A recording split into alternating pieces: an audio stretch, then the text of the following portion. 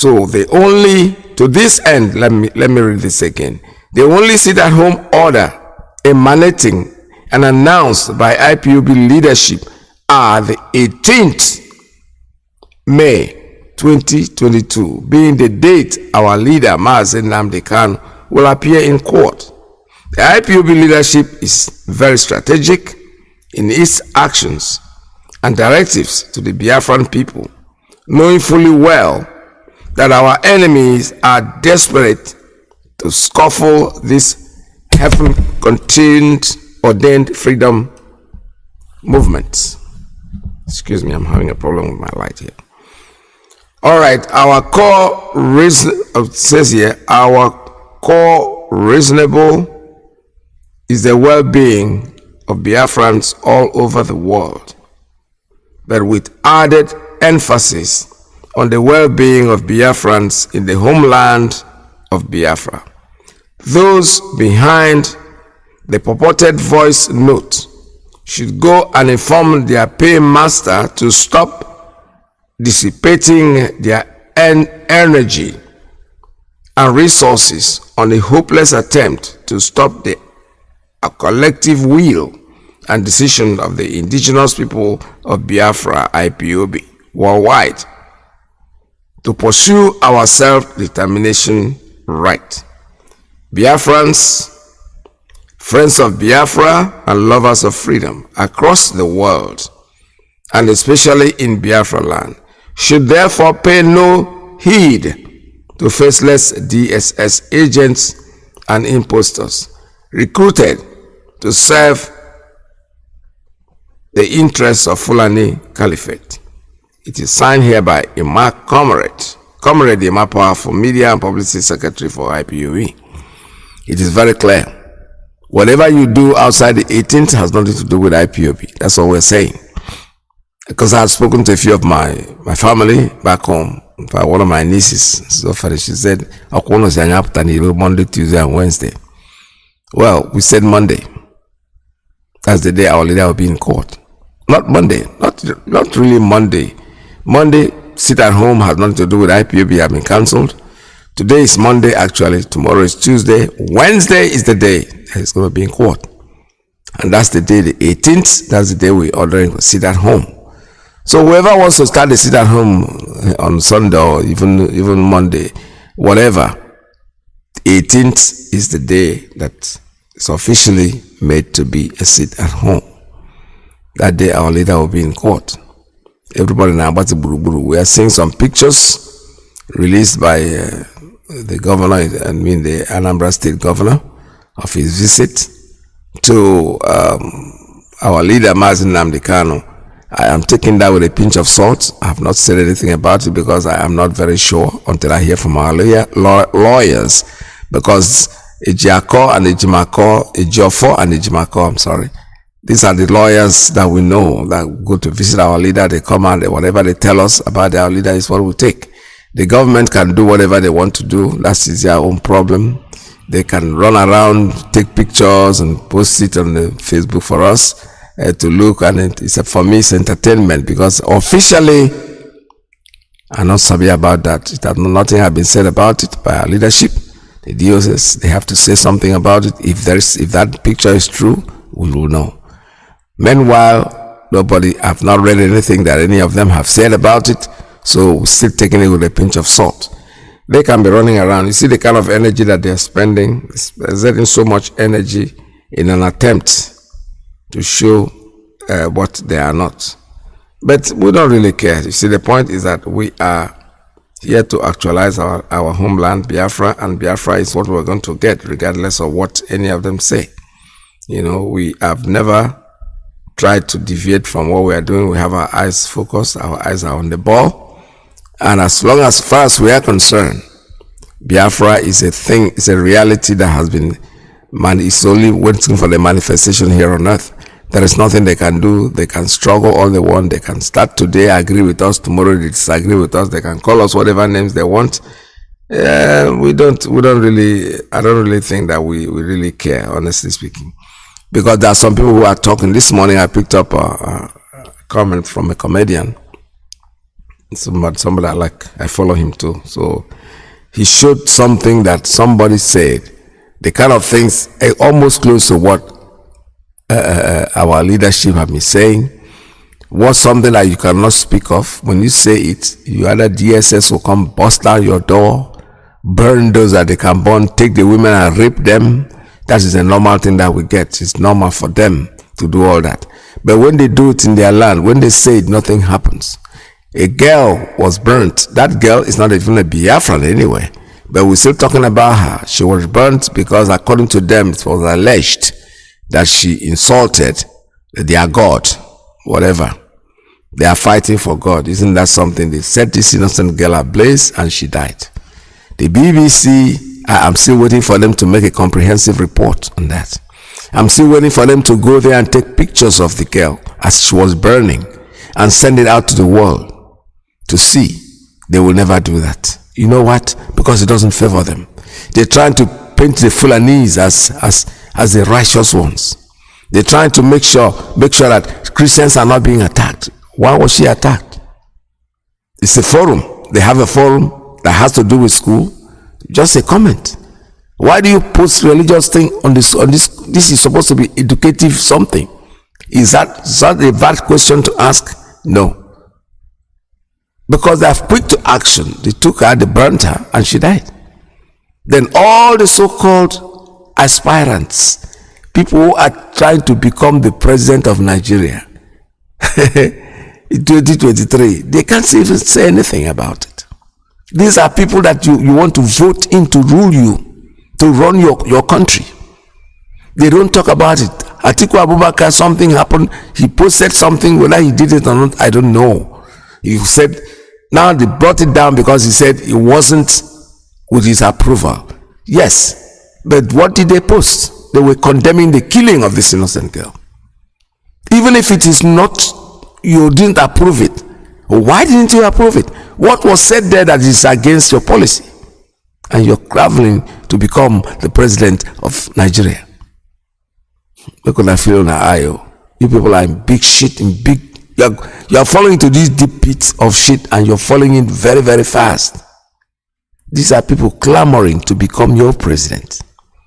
They can't even condemn the innocent killing, the senseless killing of a human being. Talk less whether she's a Christian or not. That has nothing to do with us. In fact, somebody passed it. I read comments a lot. Somebody said something about Christians in the north, and another person challenged them. Oh, why now you remember them? Does it matter when you remember them or not? I even heard a woman, a female saying, not even condemning, but supporting. He said, enough is enough. This is the time that people should know. You know, a woman. And she looked beautiful too. Just like the one that is slaughtered. She's going to be next. What is good for the goose is good for the gender. There's no way what goes around does what it comes around. What you wish somebody else, you're going to get it. Honestly, you will. So you are in a dysfunctional country, a place that nothing happens, but you still want to hold on to it. You want to hold it tight. But this one happened now because everybody's panicking now. the so-called leaders, because our only leader, the only leader we have, as far as I am concerned, is the man they are holding in that prison, DSS dungeon, Mazi Nnamdi Kanu. He's the only one that says every other person you're wasting your time. We have no time for you. We have no respect for any of you. You can stay there, become the governor, become the president, become whatever you want to become. That is your problem. It has nothing to do with us. We are not looking for president. We are not looking for politicians. We are not looking for somebody who will represent us, because we already have somebody representing us. And that man, his name is Mazi Nnamdi Kanu.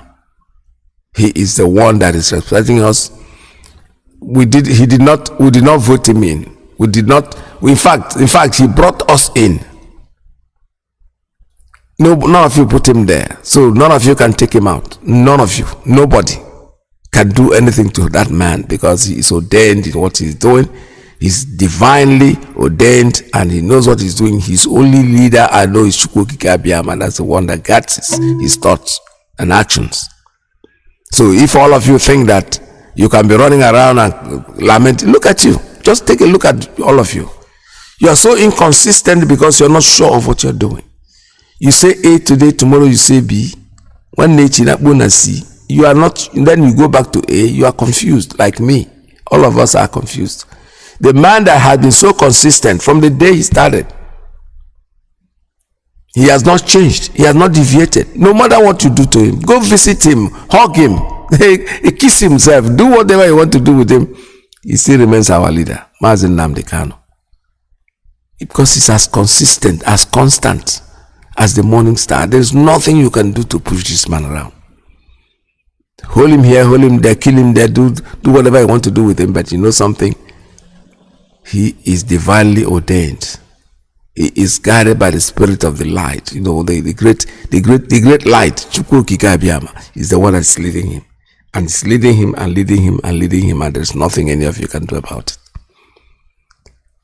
This clip that I'm just about to play, you know, the guy introduced the clip, the comedian. He introduced the clip and he allowed the man to speak. So what I want you to listen to is what this man is saying, because these people are so confused. They are more confused than anything. That is the cause for the inconsistency. Because if you are speaking the truth today and they wake you up in 4 years, it's going to remain the truth. There's no but about it. There is no of course about it. There are no two ways about it. The truth remains the truth. No matter how you do it, no matter how you twist it, it will remain the same. Let's listen to this. And hear what this man is saying. This Northerner, hear what he's saying. If now somebody like Nnamdi cannot talk this thing, or Sunday Igbo, therefore that arrest and says, hear them. Are the economic heart of Nigeria, and nobody can address us as parasite. We are the economic heart of Nigeria. The oil that is so being busted on today was discovered, harnessed, and the refineries were constructed with the northern Nigerian sweat, with the northern Nigerian economy, with the northern Nigerian money. The money of granite, pyramid, and cotton was the one that was used to research, discover, and build the refineries that are some other parts of Nigeria are claimed to be their own personal property. Yeah. If that is the case, we also deserve, just like NNDC and Niger Delta Ministry, that should be a northern development ministry that should also be given the same amount of money that is given to NNDC, because our money was the money that was used to develop the oil. Yeah. That's number one. Number two, those that got education, early education from the south, southwest, and southeast, got those education from the northern economy, from our own money, from the northern sweat.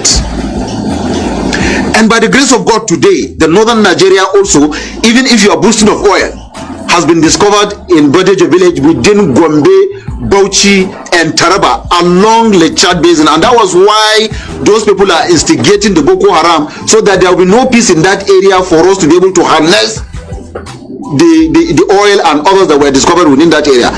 We have a deposit of gold in Birnungwari that is more than the deposit of gold in South Africa and Ghana. And that was why we are having the banditry also in Birnungwari axis, so that we will not be allowed to harness it. Same goes to Zamfara, and that's why we're having the banditry within that axis. So we are saying enough is enough. If we will continue to coexist in Nigeria as Nigerians, the northerners are ready to do that. That was why we have been accommodating. Today, the number of our people that are being killed and the property being destroyed in the south, southwest, and southeast, in Kanu and Kaduna alone, the number of Igbos and Yorubas that are resident in Kanu and Kaduna alone are far greater than the number of northerners that reside in the entire south, southwest, and southeast. Also, the billions of investment of Yorubas and Igbos that is in Kaduna and Kanu alone is far greater than the investment of the entire northerners in the south, southwest, and southeast. If you remove Bua and Dangote, those are international businessmen. So If you think you will continue to destroy the life and properties of our people resident in your area, what if we decide to retaliate what you are doing? Who is going to be the loser? How much of investment do we have in the East? All our people that are in the East are either tomato sellers, wheelbarrow pushers, that's right, Okada riders, yes, suya makers, shoe shiner, fingernail cutter. Those are the northerners, mostly resident in the south, southwest, and southeast. But if you go to Kaduna and Kanu and other part of northern Nigeria, an Igbo man owns a personal house with CFO. He owns a skyrocketed building that he's even renting out to even northerners themselves. You go to the remotest village, you find him having a farm of his own, his personal farmland. You don't have any northerner that owns a house in the south, southwest, or southeast. So we are saying we are ready to coexist as Nigerians. But if you think you don't want it that way, then the north is ready to be separated from the south. In fact, we have more than enough to take care of ourselves and to make northern Nigeria greater. And while you are calling for Oduwa Republic and calling for Biafra, we in the north will remain as Nigerians. Northern Nigeria will remain as Nigeria because we are true Nigerians. So with this, we are passing this message to the federal government, to the eastern and western state governors, that every northerner that has been killed, every property of any northerner that has been destroyed, we are saying that the government of those states, that those incidents happen, must pay our people. You must pay compensation. We will no longer tolerate the killing of our people. We will no longer tolerate the destruction of properties of our people anymore. If not, we have done it in the past, we will do it again. We don't want to do it. So we are passing a word of warning. They said a word is enough for the wise. I repeat, compensation must be paid for every penny, for every dime that has been lost by a northerner. Be him a Fulani man, be him a Hausa man, be him a TV man, be him an Arabo man, or any other tribe that's in the north, that any of his property or life has been destroyed. The state governors will be responsible and they must pay us. If they don't, they should not blame us for whatever action we will take. We are passing a word of warning and we are giving a 30 days ultimatum from today. Now, if you settle down and watch that video, you'll find out that this man took his time to lie so many lies. They threaten government, say government not pay them. Say they could do what they do before. Yeah. You understand? Yeah. On national TV. Right. But nothing will happen to them now. It's from the north. And the Bible says, fear not. You understand? Yes, it's funny. The comedian, he's trying, but listen to what that man said. We have done it before, we're going to do it again. They are threatening the government. They give him 30 days to do whatever they want to do. Over here, the Biafrans, we are not doing anything wrong to anybody. We don't even use these words. Even Facebook will stop this if it was being done by a Biafran. Where is this coming at? Facebook. They don't see anything wrong with this. This is not hate speech for them. No. When our leader wants to broadcast, they cut him down. They cut him off because it's hate speech. Oh, he's cursing people. Listen to what this man is saying. This is life-threatening. Somebody's threatening the government, the sitting government of a country is threatening with these kind of words. We have done it before and we're going to do it again. In other words, we've committed this genocide before and it won't stop us from, go ahead, come down with it. This time you're going to see something that you've never seen before. I wish you would do what you are threatening to do, because that would mean the end of your race. We're not mixing words about it. We live in your backyard. We live in your front door. Why are you bringing Al-Shabaab to come help you?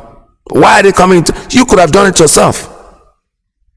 Why are you bringing these people from foreign land to come in here and help you out do what you're doing? The killings is not being done by you. You don't have the balls to do it. You don't have the balls. You're bringing the foreign terrorists to come in and help you out, do what you're threatening you're going to do. If they don't do this, what are you going to do? Nothing. We have done it before, we're going to do it again. Fine. You did it before, but this time you're going to really regret doing anything. And for those of them, those of us, or those of people, the Biafrans that are living there in the north, you have had enough time to have relocated. Because it's going to happen. There is no way you are going to escape these people. They're going to do what they know how to do best, kill you. That's why they come over to our area, the Biafra land, to create a disability. So it will look like there's war going on in Biafra land. They are the same people that are doing it. They're bringing them in to come and destabilize our home. But you know something? In the end, they will regret it. We are going to be victorious. Stay fast, put your eyes on the ball. Biafrans, stay where you are. Do what you know how to do best. Be focused. Don't be distracted by anybody. Because there's no way they're going to succeed. Forget about those who are struggling to become president of the zoo. They are more confused than those of them struggling, because they are looking at it now. For them, there's no more time. Don't forget, there was a broadcast that was, I don't know who's that broadcast, I think it was our leader, who said that in 2022 was when they wanted to start a civil war. Don't forget, 2022 is not over. We are about the 5th month in 2022. It's still there. Because the way the things are going now, watch it closely. It is leading there. They are beginning to say things that don't make any sense. Look at this man sitting down to tell us that the money that we use in going to school, I never got a scholarship in my entire life.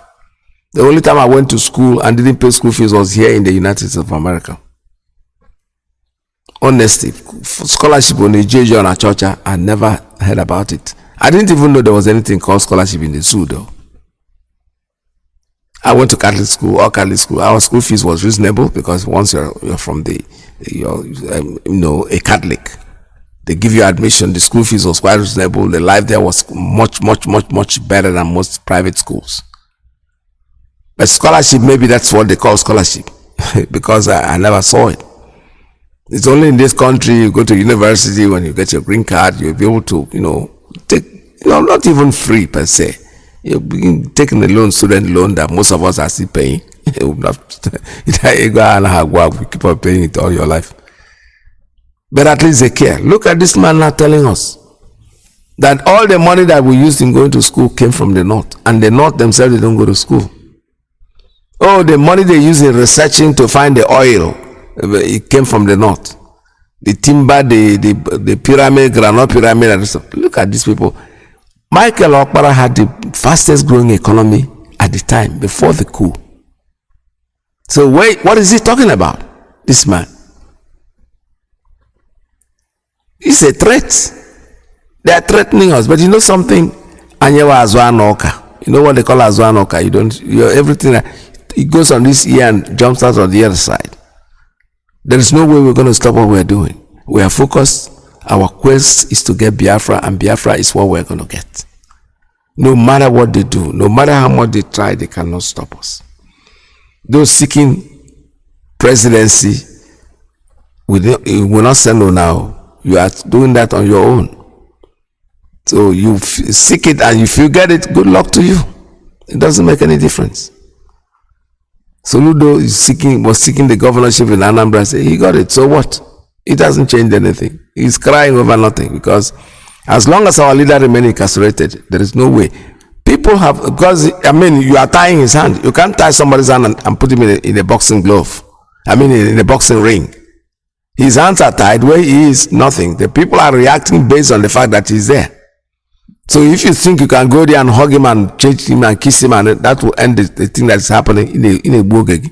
Because there are many people doing it. Most of them are not even members of IPOB. There are people that see the evil that you guys are striving and say, okay, we're going to do it in our own way. Their own way is what they are doing. You are wasting your time. You want to, you find out so that you do not go through the leg.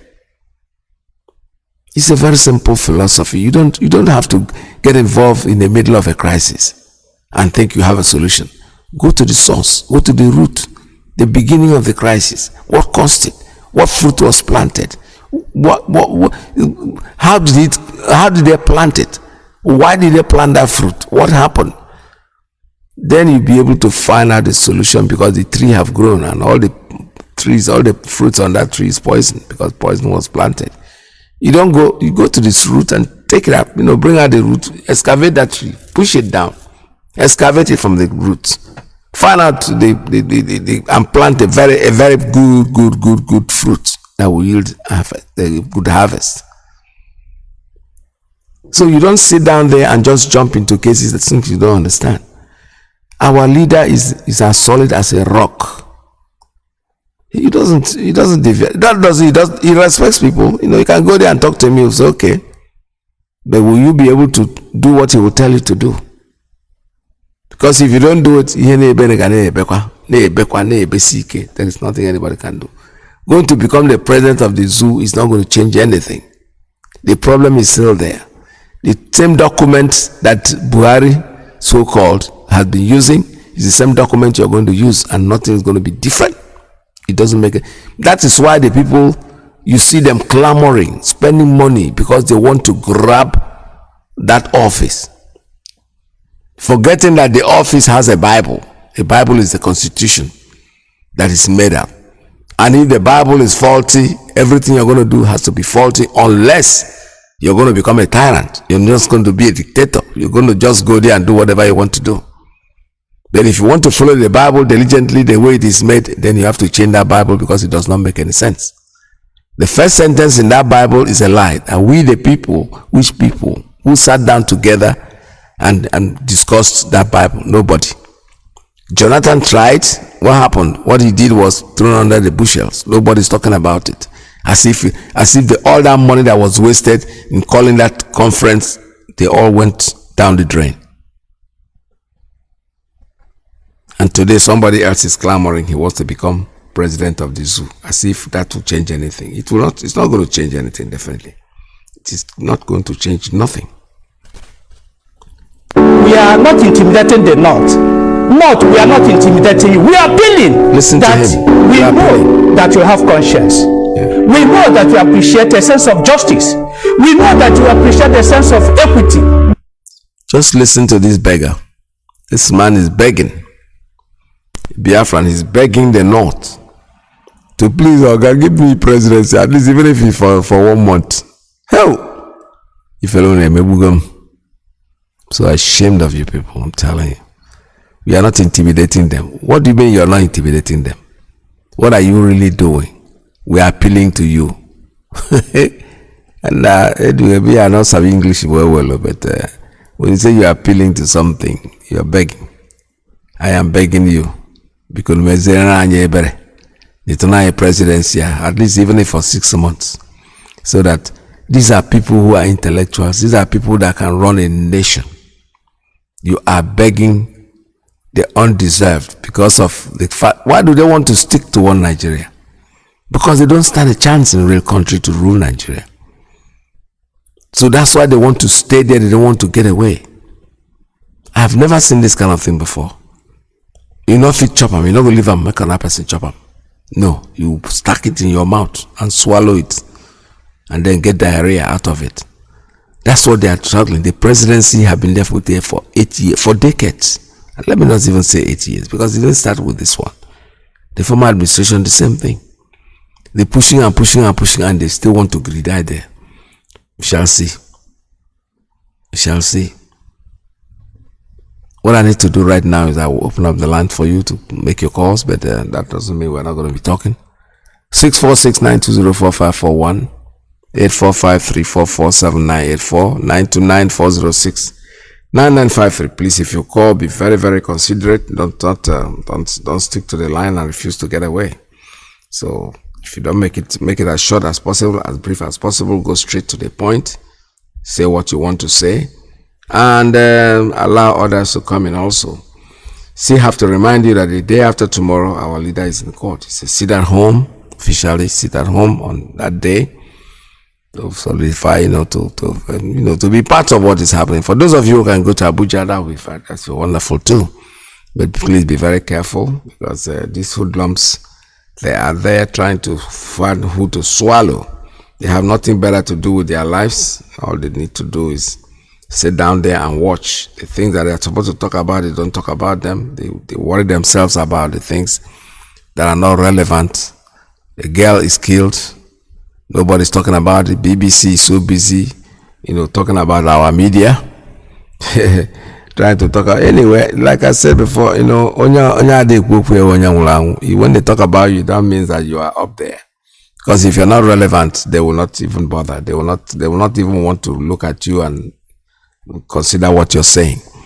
But the fact that you are becoming a thorn in their flesh, indirectly, this is all they can do to make sure that they try to, do what? To make you, soften out in what you're looking. But the quest that you're looking for is honorable.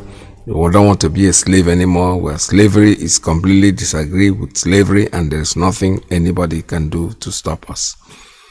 This is Radio Biafra. Like I said before, the lines are open for you. Make your calls. If you have anything to say, please do, but make it very brief.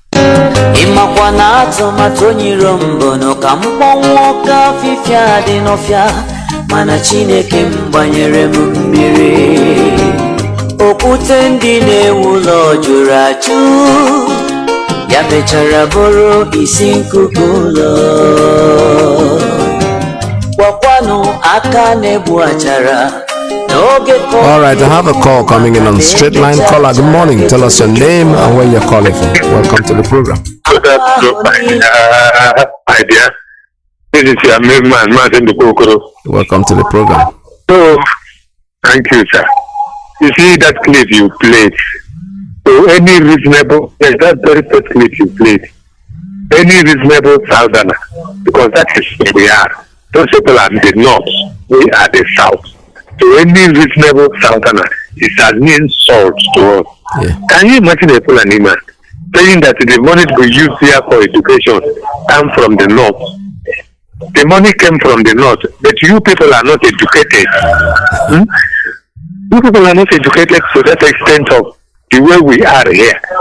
Now, saying again that Igbo people have buildings, even admitting that we have skyscrapers in the north, and no Hausa-man have a single hut in the east, including Dangote himself, who he has claimed is the richest man in Africa, has no building in the whole of the south, and he's taking our oil.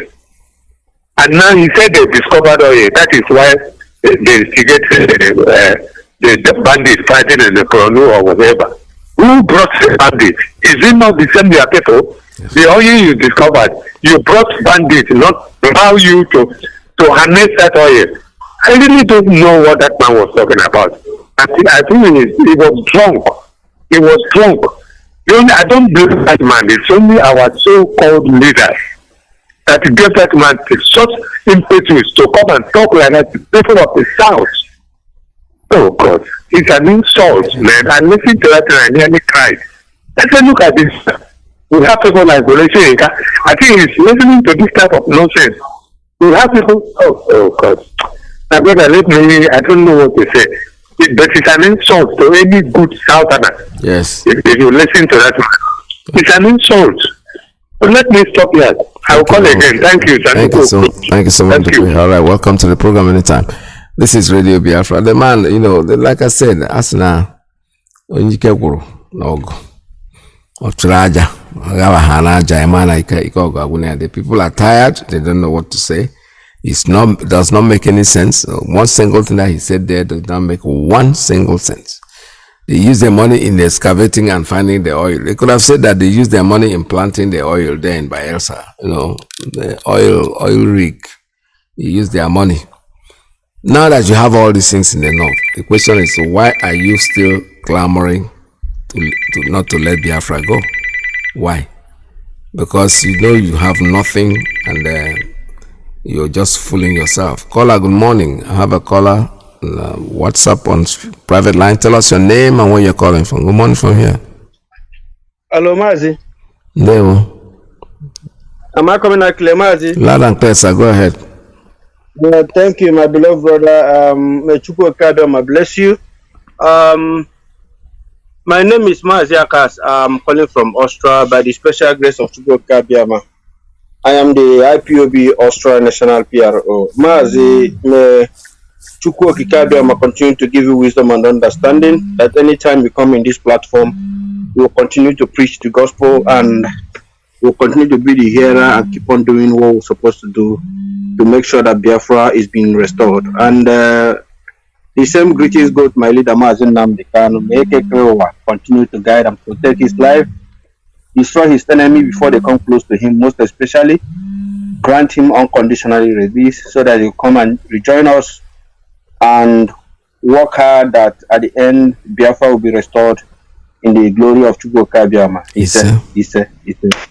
Mazi Iyke, please, in a very fast, allow me to make this important announcement. Fellow Biafrans, lovers of freedom, IPOB Austria is also want to remind us concerning our Heroes Day, 30th of May. All IPOBians here in Austria, please, we want to remind every zonal coordinator to make sure we inform our people that we are also celebrating the 30th of May here in Austria in Graz. Graz family, which is Steiermark, is going to host the 30th of May Heroes and Heroes Day this time around. Please, all road is leading to Graz. And the address of where we are going to host it is Lazareth Gasse number 5. I repeat, Lazareth Gasse number 5, 8020 Graz, Austria. And time is 12 noon. We also have a telephone number. You can contact us if you want to call, make a call. The telephone number is +43 664 493 2781. For the last time, +43 664 493 2781. Please call us and we will direct you exactly how we are going to commemorate that blessed day, which we are going to remain those who died for us that we may have life today.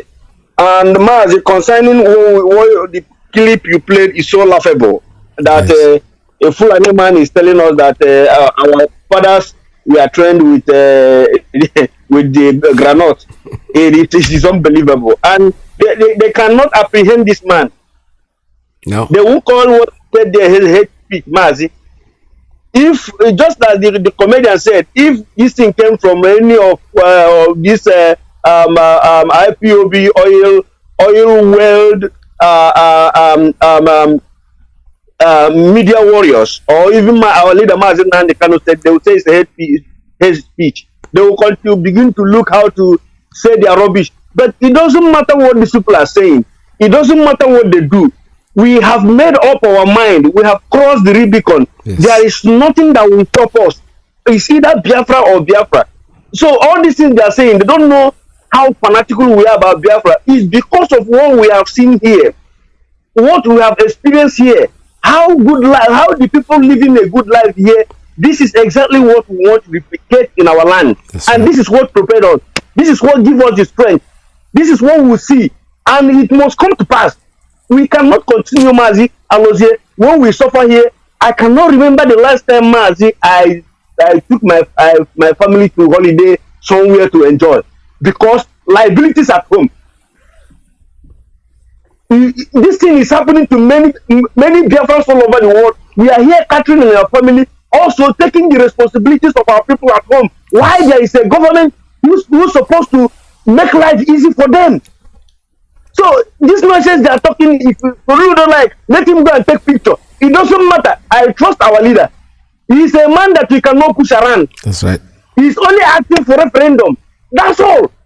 Give my people a referendum. If they say they want to continue to stay in this animal kingdom called Nigeria, it's left for them. If they say they want to go, also let us go.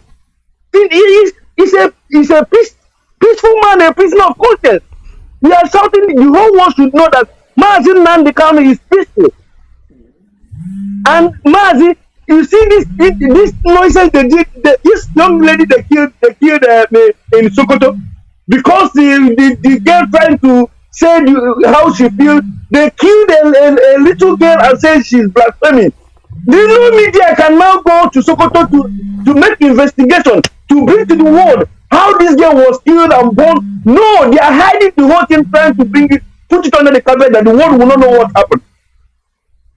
Nigeria is evil. Yeah, Nigeria is evil. It's a country that destroyed the destiny of our own people. These are the reason that, as I used to say, anybody that said that he loves Nigeria and what is happening in Nigeria is good, may those that visited the border visit that person and his family, so that they will know how painful it is for this family now that are mourning their children, their daughter that they born alive because of what she believes. It's terrible.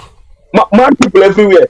Mazi, thank you, Mechko Kabema, bless you. Bless you. Thank you, Mazi. Thank you so much, Ara. This is Radio Biafra USA 2. Our leaders' action, whatever is asking for, whatever we are asking for, is referendum. That's it. Give it to us and it will settle everything. If we want to remain there and die with everybody, that's fine. If we win the referendum, want to go, let's go. There are no two ways about it. I have a call. Good morning. Caller on Principal Officer's line. Good morning. What's your name and where you're calling from? Yeah, good morning, Mazi Peters. Am I coming out clear? Loud and clear, sir. Welcome to the program. Oh, thank you very much. God bless you. God bless you, my brother. Thank you for picking my call.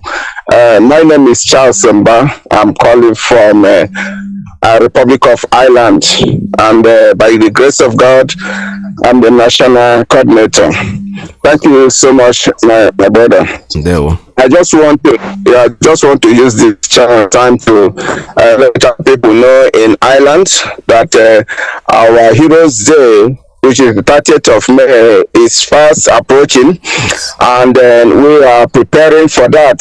I just want to give them the update that it's not going to be as usual. As usual, it's going to be indoor this year, so we're going to do it differently. It's going to be meeting, national meeting and fundraising. So I'm inviting all lovers of freedom in Ireland, whether you are an IPOB member or not, to come over to Dublin. Everything is going to happen in Dublin. Unfortunately, the venue will be coming up later, but not today. So everybody should prepare for that. None of us will say that he didn't lose anybody during the war, or even till now that the killing is still going on. So we have lost so many people. Either close friends or relatives or brother or sister, father or mother.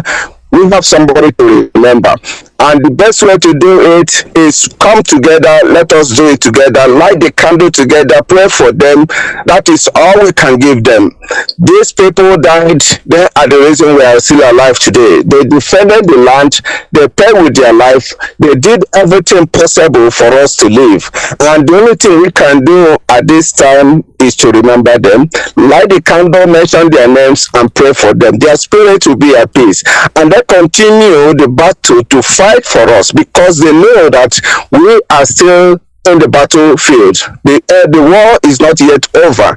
They know that, and we are still fighting. So it is very important for all of us, whether you're an IPOB member or not, come and join us in Dublin. Let us light the candle and pray for our heroes, those that died during the war, those that are still dying even till date.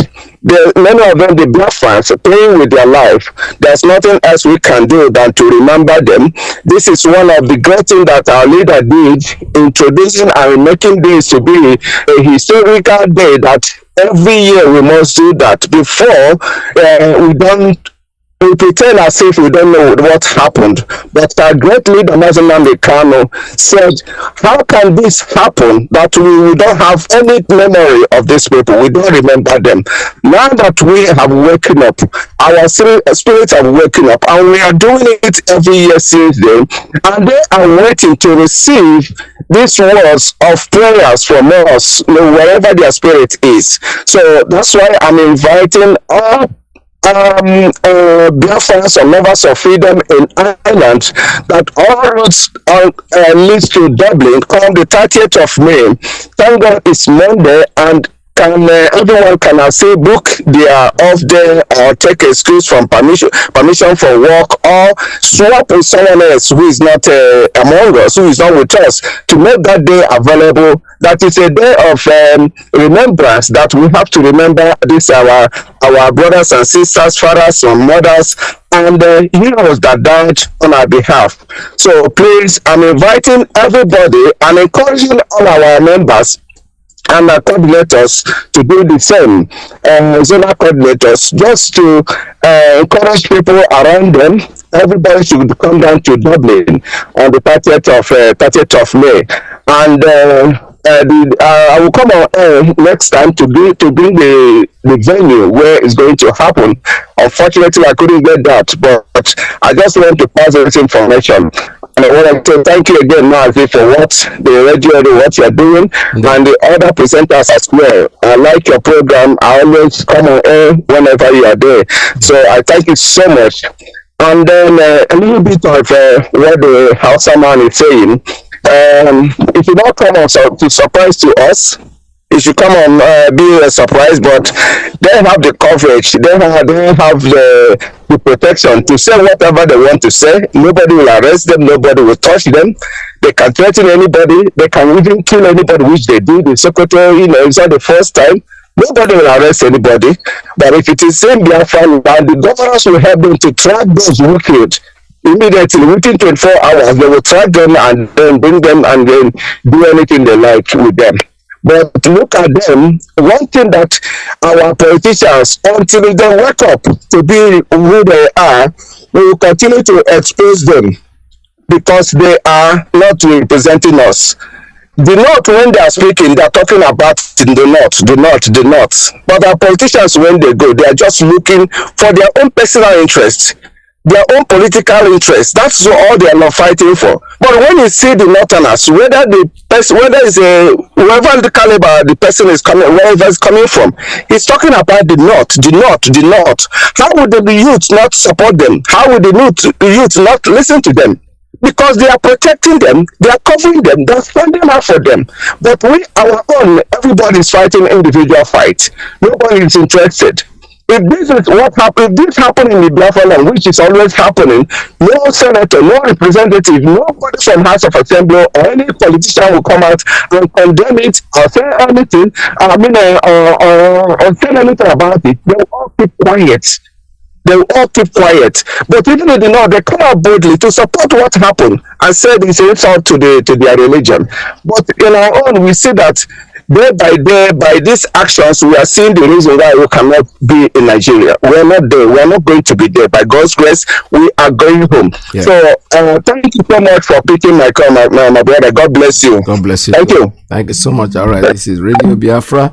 I have another call coming in on WhatsApp. Call on WhatsApp. Tell us your name and where you're calling from. Hello? Yeah, good morning. Welcome to the program. Good afternoon, Mazi Iyke from here. There we my name is Mazi Iyke, and I'm calling from Biafra land. Welcome to the program. Thank you, sir. How are you and your family, sir? We are all fine, thank you. Thank you, sir. I want to speak based on the youth pledge. Okay. I am not really happy. I am very, very upset. I am angry. My anger is not because that man said that. My anger goes to our people here, our politicians, our leaders, so-called reform. I want to ask, how many of them have ever came out on media and said what that man said, or a thing like that looks like or sounds the way that man sounds? None of them. Now that man saying that the fund they got from the North is what they are using to finance both the West and the East. I want to ask that man, what are the things are they getting in the North that they are using to fund Nigeria as a whole? Because when he make mention of the West and the East, which means the North is also included, which is their own side. Now, if that should be the truth, according to him, why are they so afraid of separating the nation called Nigeria? At least they have gotten the access to maintain themselves. According to him, he said they have the resources to, if Nigeria break, they have the resources to fund themselves. He should, if they are not so afraid, they should allow the referendum to be conducted. They should release Mazi Nnamdi at least. Then the referendum date to be announced. Let's know who is who. Whatever we get in our side, we use it to manage ourselves. Whatever they get in our, he said, if the Odua Republic goes and the Biafran goes, that they remain Nigeria, that they are true Nigeria. I want to ask him, how are they the true Nigeria? He said that his people who are living both in the west and in the east are lesser than our own people, the Odua Republic and the Biafran nation. If we should count it that our own is more bigger than theirs, that they are true Nigerians. Then he also said that they don't have any investment in the eastern, that they only sell their granite, onion, akiawusa, all those things, tomato, cotton of nails and all that. Then which investment is he talking about? Where are they investing? Which means, come to think of it, we are the people practicing one Nigeria than them. So I'm not really happy about what is happening, and my anger focus on our people. Yeah. How many of our people has ever come out in the media and make such statements? Because they are afraid of their slave masters. They don't want to be persecuted. What I'm just saying is that we should join hands together and fight for this, our freedom. Yep. There is nothing on earth like being free. There is nothing on earth like being free. We have to be free. No. So that is my own contribution for now, sir. No. Thank you. Right, God bless you. All right, this is Radio Biafra USA 2. We're still taking calls at 646-920-4541, 845-344-7984, 929-406-9953. I have another one coming in on WhatsApp. Caller, good morning. Tell us your name and where you're calling from.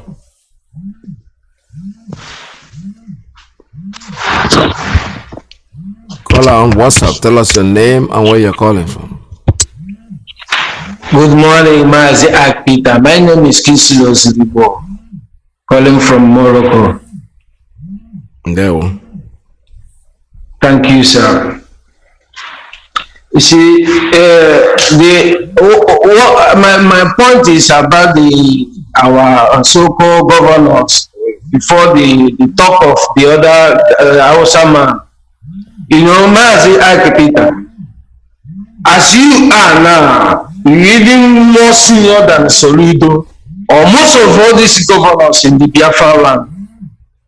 Mazi, I and you take oath to restore Biafra. These governors take oath to defend the Nigerian constitution.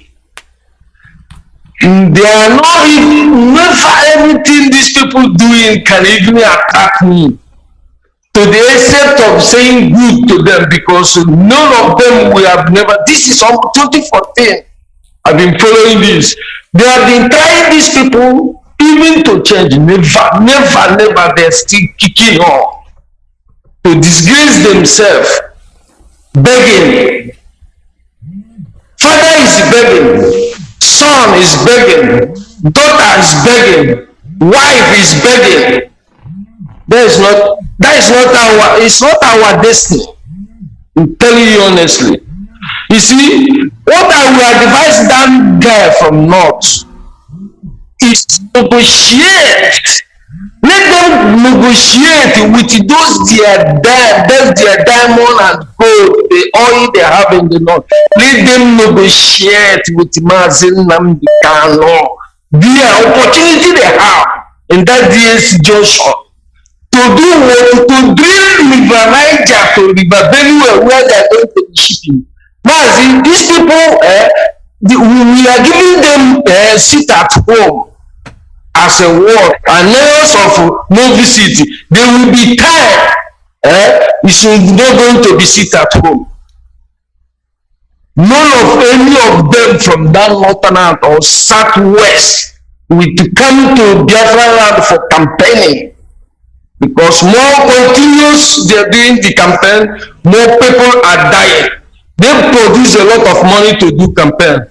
Mazi, you see these people where they call British, Mazi, with America, what they are doing in Biafra land, they have already taken it to outsiders.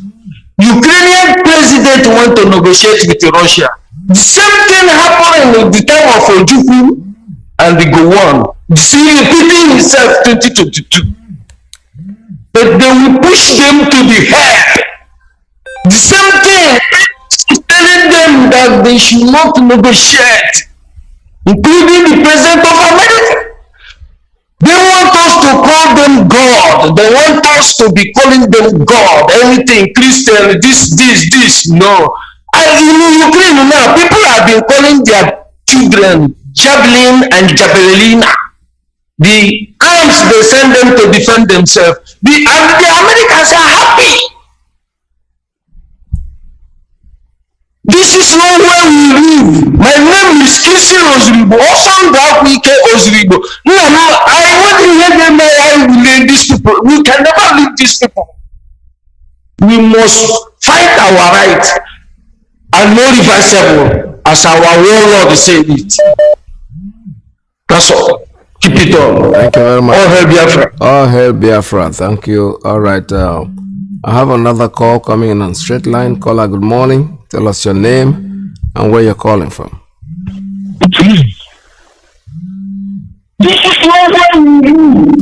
Turn down your listening device, please. Tell us your name and where you're calling from. Okay, sir. That is the all car. I'm calling from Aba province, Biafra land. And I'm from Omawa, Olu province, Biafra land. That is it. In 1967, I am witnessing you are witnessing it again now. That's it. When I go up to Ghana, you see, Fulani, they will understand that this generation of Biafra, that is not a man that have the right.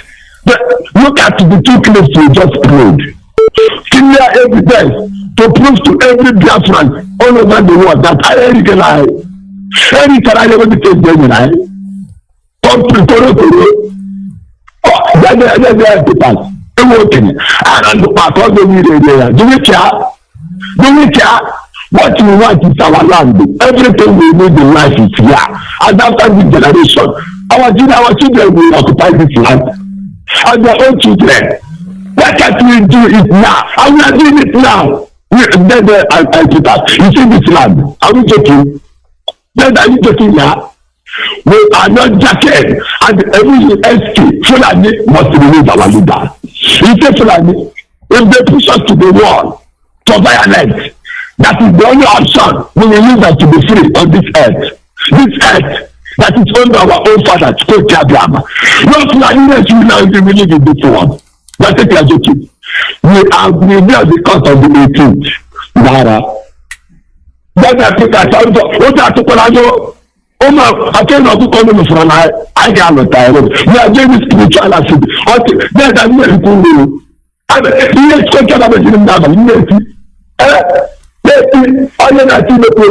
I like Ghana side, when I went at Japan, when I went at America. When we get our land back, it is only Biafra that we save their property. When we get Biafra, oh I know what. Now we get this one. Happy and desire. I see to the baby. Look about the second Samuel chapter 15. That Absalom, devil against his father. This how he shot this sort of witch. He shot. They baby. But it's all of them. They not find very so foolish. They don't go. Yeah. Thank you. No. They will.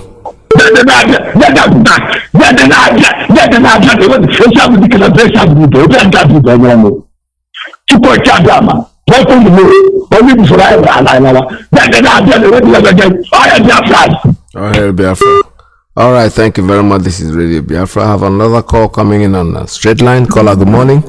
Tell us your name and where you're calling from. Good afternoon. Welcome to the program.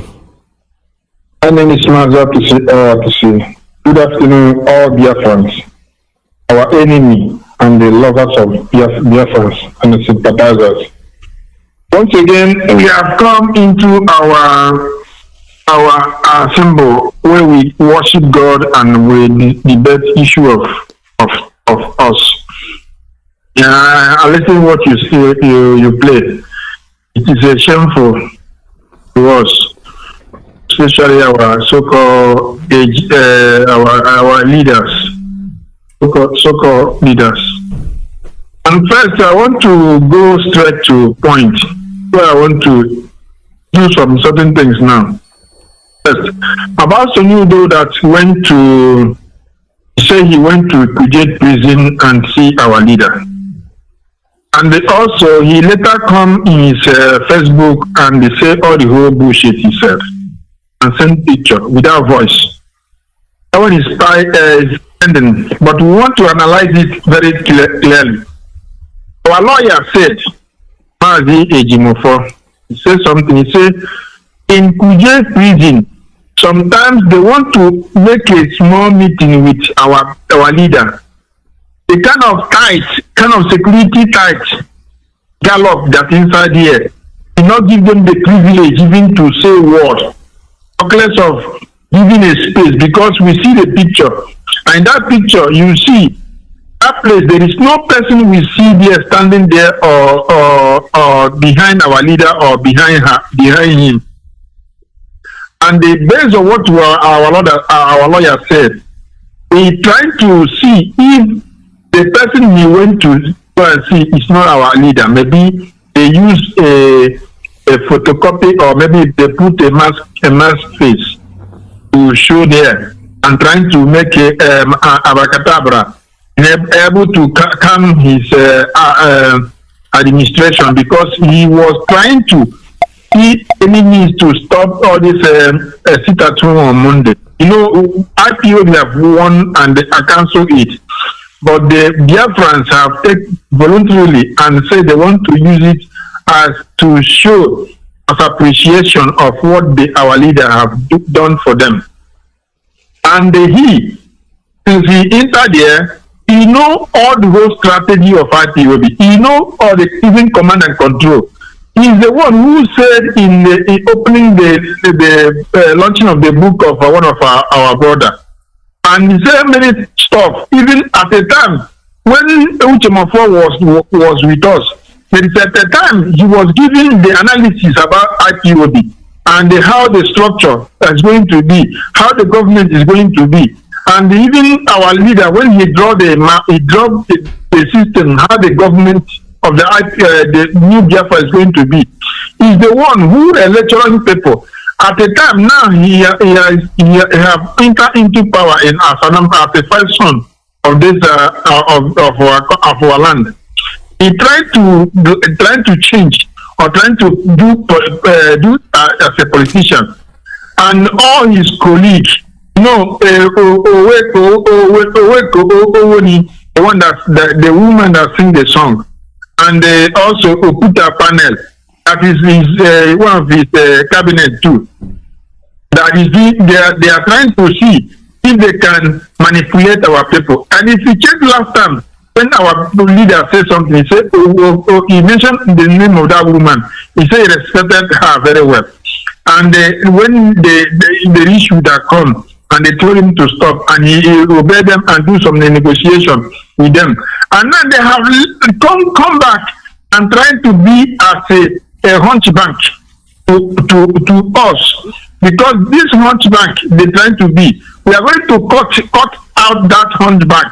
That person can able to be a straight man, because we cannot bear that hunchback in our struggle, because as he's trying to cause havoc, and at the same time, I'm not talking about the Fulani and the Hausa people, because if you listen that audio, he said that the Arabo people own the house and they destroy it, which is to say they know that all these people they are bringing inside, these foreign criminals, they are Yibo people. from the northern side of Africa. They are coming to kill our people and Pakistani and Bangladesh. Not to worry. We will teach them how to respect the Biafrans. They think that the Biafrans are like other blacks. No, we know the Fulani people.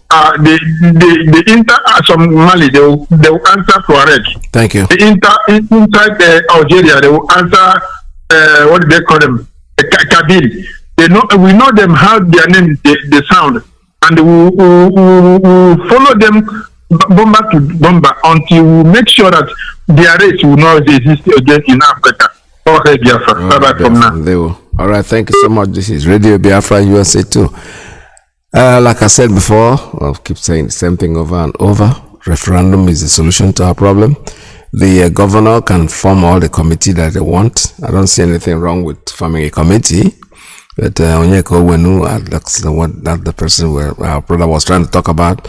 Onyeko Wenu, Charles Obuta, Charlie Boy, and some host of others. These are the people that I'm interested in because they are the people that I respect very much. Two of them, both of them, Charlie Boy, my friend, personal friend. Onyeko Wenu used to be my clutch when I was a musician. I know she doesn't know that, but to be honest with you, she was my secret crutch. I was always wanting to be like her. I liked her so much. So that notwithstanding, it doesn't stop what we're doing. They can form all the committee they want. These are people that I respect, like I say, but they are not members of IPOB, definitely. So we know ourselves, we know who we are. He can run around and try to create something that looks like he is very much interested in what we're doing, but whatever happens. Welcome to the program. Tell us your name and where you're calling from. Mazi Iyke. My name is Simon.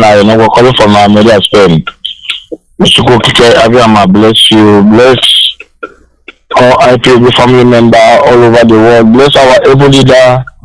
Kokike, guide and protect him. Give him more courage. But those who wish him good follow them. But those who wish him bad, back to sender. He will be back soon. Mazi, like the topic, some of your topic and what you're saying about Sunni, they're going to visit our leader. Yeah, we need to go and see our leader because our leader now is the mouthpiece of every one of us that will make us listen to anything they are saying because we let them know Nigeria, we don't have anything in Nigeria anymore. I had one of our sisters talking about the book launch. That was the book launch of Chida Fodile. Some of us was there that day. But I want him to remember what he said in that place. That if you think that he will come and use IPOB and climb and let her do away with us, don't think that we are fool. Don't think that we don't know what we are doing. I just want to respect every one of you. If you want to go and see our leader, let it be the agenda of the people. We have suffered enough. We have taken the bleed, the death of 1,000 courts Nigeria have given to us. We are all over the world scavenging. Why it's supposed not to be like that? It is because they change who we are that make us to be scavengers. That is what we are fighting for. Don't come and derail our project. Don't come and bring anything bad. It will go and make Nnamdi Kanu. Okay, so we're back. But maybe I'm come again. So, Mazi, thank you for giving me this opportunity. All right, thank you very much. We will pay very, very attention with every one of them. And the only day anybody going to see Nnamdi Kanu, make us know we don't hire. Thank you. Thank you so much. Like I said before, I don't want to dwell on the visit because I have no information on it. Whatever happens, whether he went to visit or not,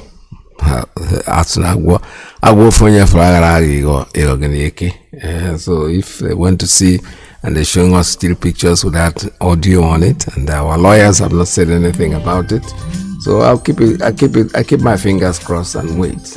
Maybe one day we will know the truth. All right, this is Radio Biafra USA 2. I have a call coming in, and let's take this one on WhatsApp. Caller on WhatsApp, good morning. Tell us your name and where you're calling from. Hello. Good morning. Welcome to the program. Good morning. Hi, Peters. Yeah, my name is Chukwu Manuel. I'm speaking from my location. I greet you once again for your effort on this journey towards restoration of Biafra. I listened to the clip you played about the Fulani man and the statement he made all round. He made a comment that they have oil from the Lake Chad, and he mentioned many places, and gold. What he says is truth. But they don't want to open that channel.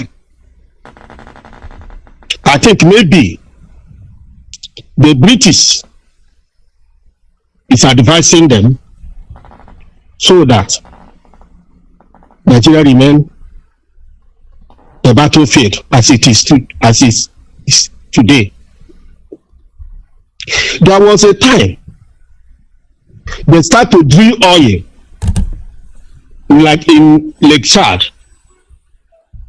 At a time, over 60 engineers was killed. So many things happened to that place.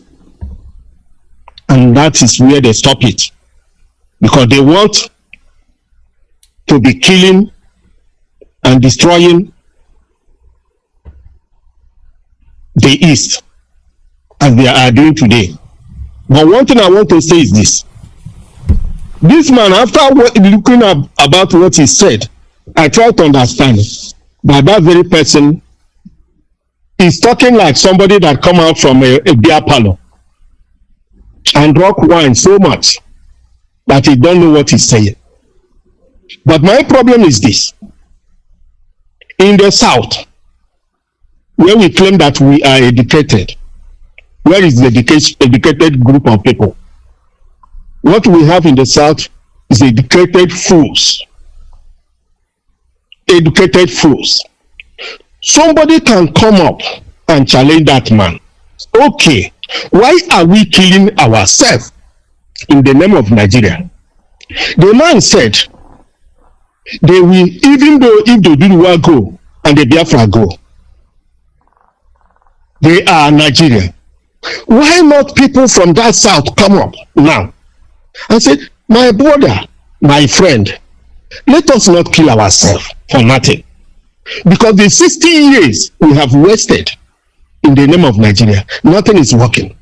Let everybody go to his own way. Let us think about future of unborn generation. Why are we killing ourselves? But nobody will talk about that in the South because all of them are slaves. None of them can speak, they can come up and speak. All of them are afraid.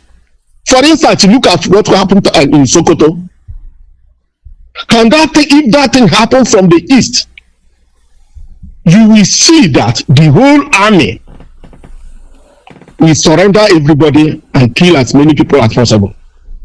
But people in Sokoto are crying out for help. There's no army, there's no police.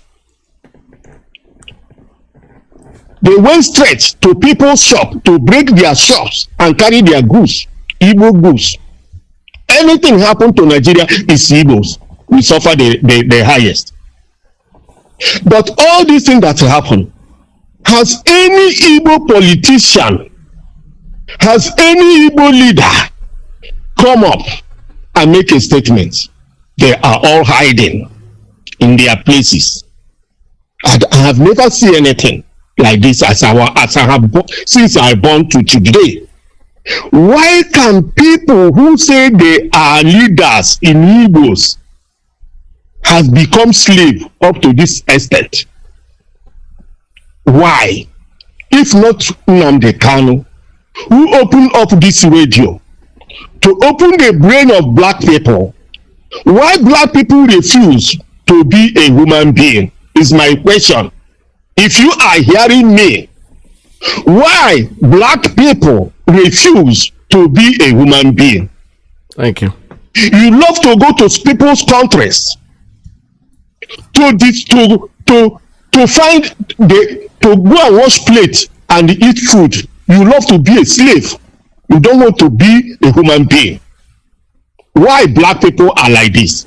After our leader have teach on this radio for many years, and still you can see somebody trying to pull down his life.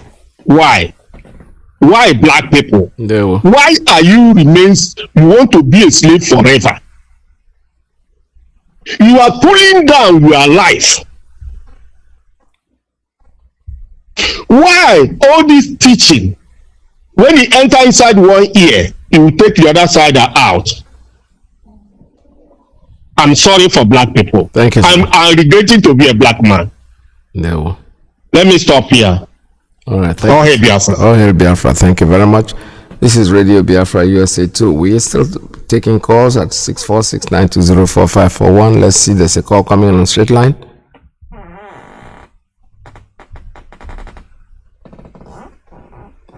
Yeah, call on straight line. Are you there?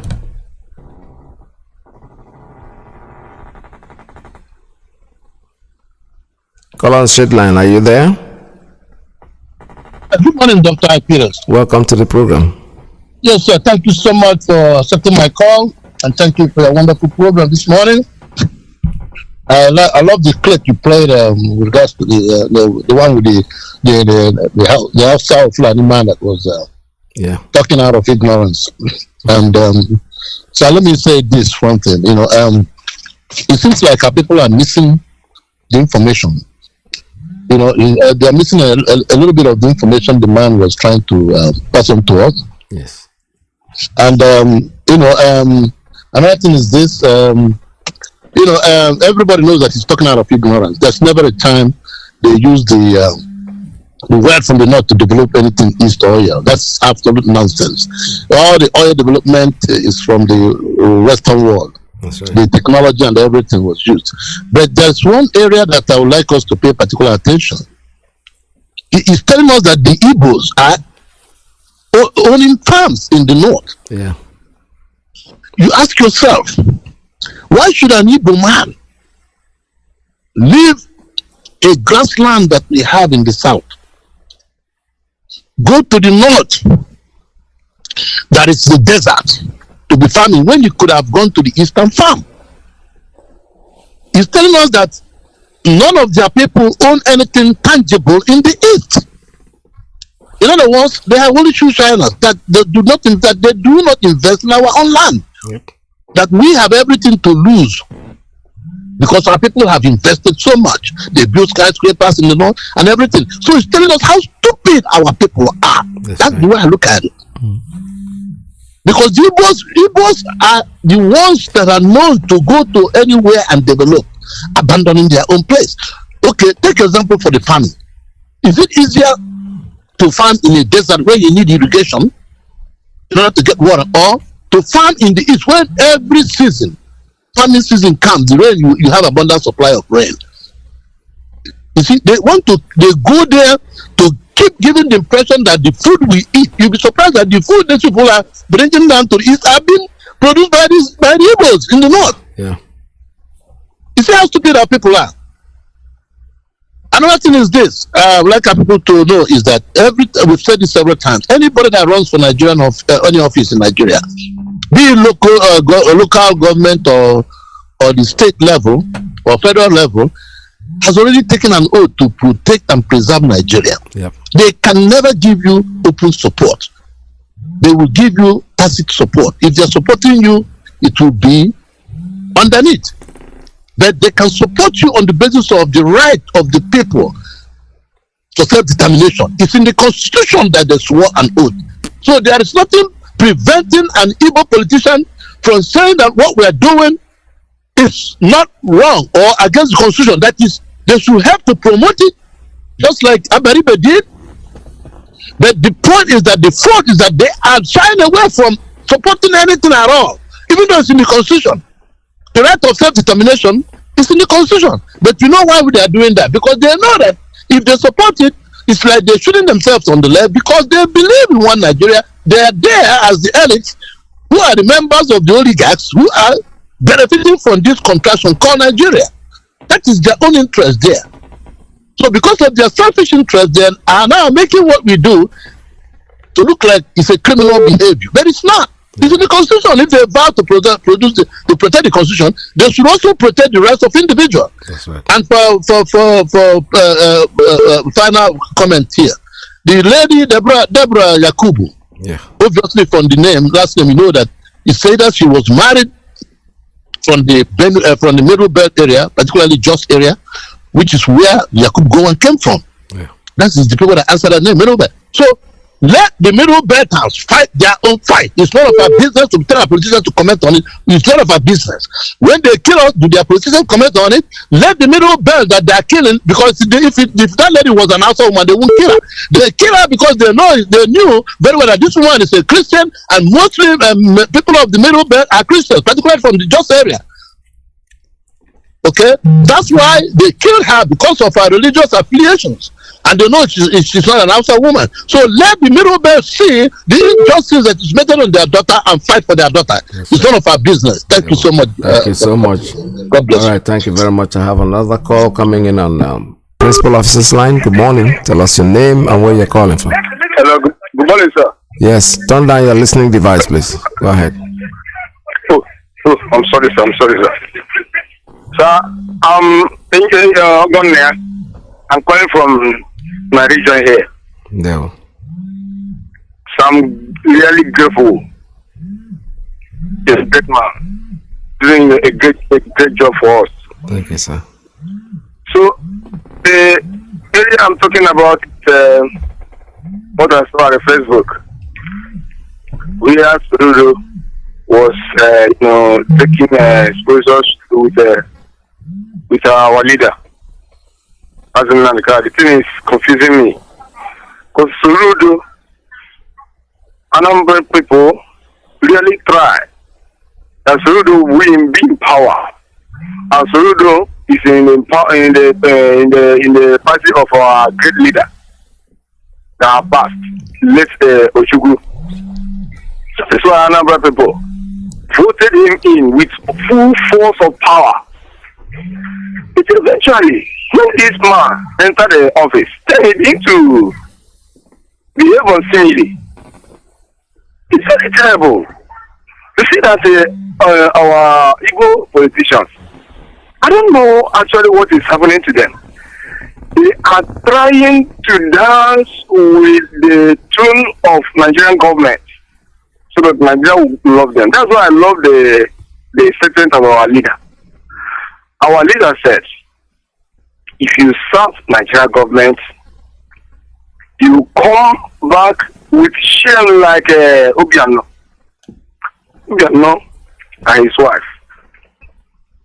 Try to please Nigerian government. As soon as they are about to go out, they plunge themselves into shame. Even going to the extent in challenging our wife leader. That's why I like the woman, what the woman did. Giving her a deeply suitable slap for other people to learn their lesson. So I'm really confused why that man, Surudu, was taking exposure with our leader. Another thing is that you see that the sit at home something. The sit at home, whether it's coming from the US, whether it's coming from a non-government, whether it's coming from ESN, whether it's coming from IPOB, it doesn't make any sense as someone coming out by trying to stop the sit at home. You are holding somebody that's so much loved. Then you are expecting that the people will keep silent, keep their hands, their fingers across, watching you. If not because of one thing, sincerely speaking, these people are beating the drum of war. The Nigerian army, the Nigerian government cannot. They killed us before. They will not attempt to kill us again. We will defeat them. We will defeat them definitely, because they doesn't know the type of Biafrans that are existing now. Yes, thank you. Biafrans are wonderful people. Biafrans are special species. Wonderful people of this generation. Engineers are everywhere. Scientists are everywhere. They doesn't know that most of us are hiding. We are. Hello? All right. Looks like I don't know what happened to your line. Your line is still open anyway. You're not talking. All right. Let's take another one as the very last call today. Let me go to a WhatsApp line. Try this one. Caller, good morning. Tell us your name and where you're calling from. Caller on WhatsApp. Are you there? Caller on WhatsApp one more time. Are you there? All right, the lines are closed now, and I don't think I can take any more calls at this time. Caller, are you there? Caller on WhatsApp, are you still there? Yep, I'm here, Mazi Peter. Can you hear me? Yes. Tell us your name and where you're calling from. Yeah, thank you, Peter. I'm sorry. You said this guy, you always call late hour. I know call late only because the line is really busy today. Yeah, thank you for having me. My name is Mazi Iyke. Mazi, I will go straight to the point. Mazi, what I want to say here, you mentioned it on your program that you see, people, I'm getting much this thing that people says that we have sit at home on 17th. Please, I want to correct it. There's no sit at home on 17th. Sit at home is 18th, which is Wednesday.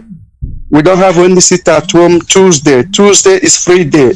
You have right to go anywhere you want to go. There's no sit at home.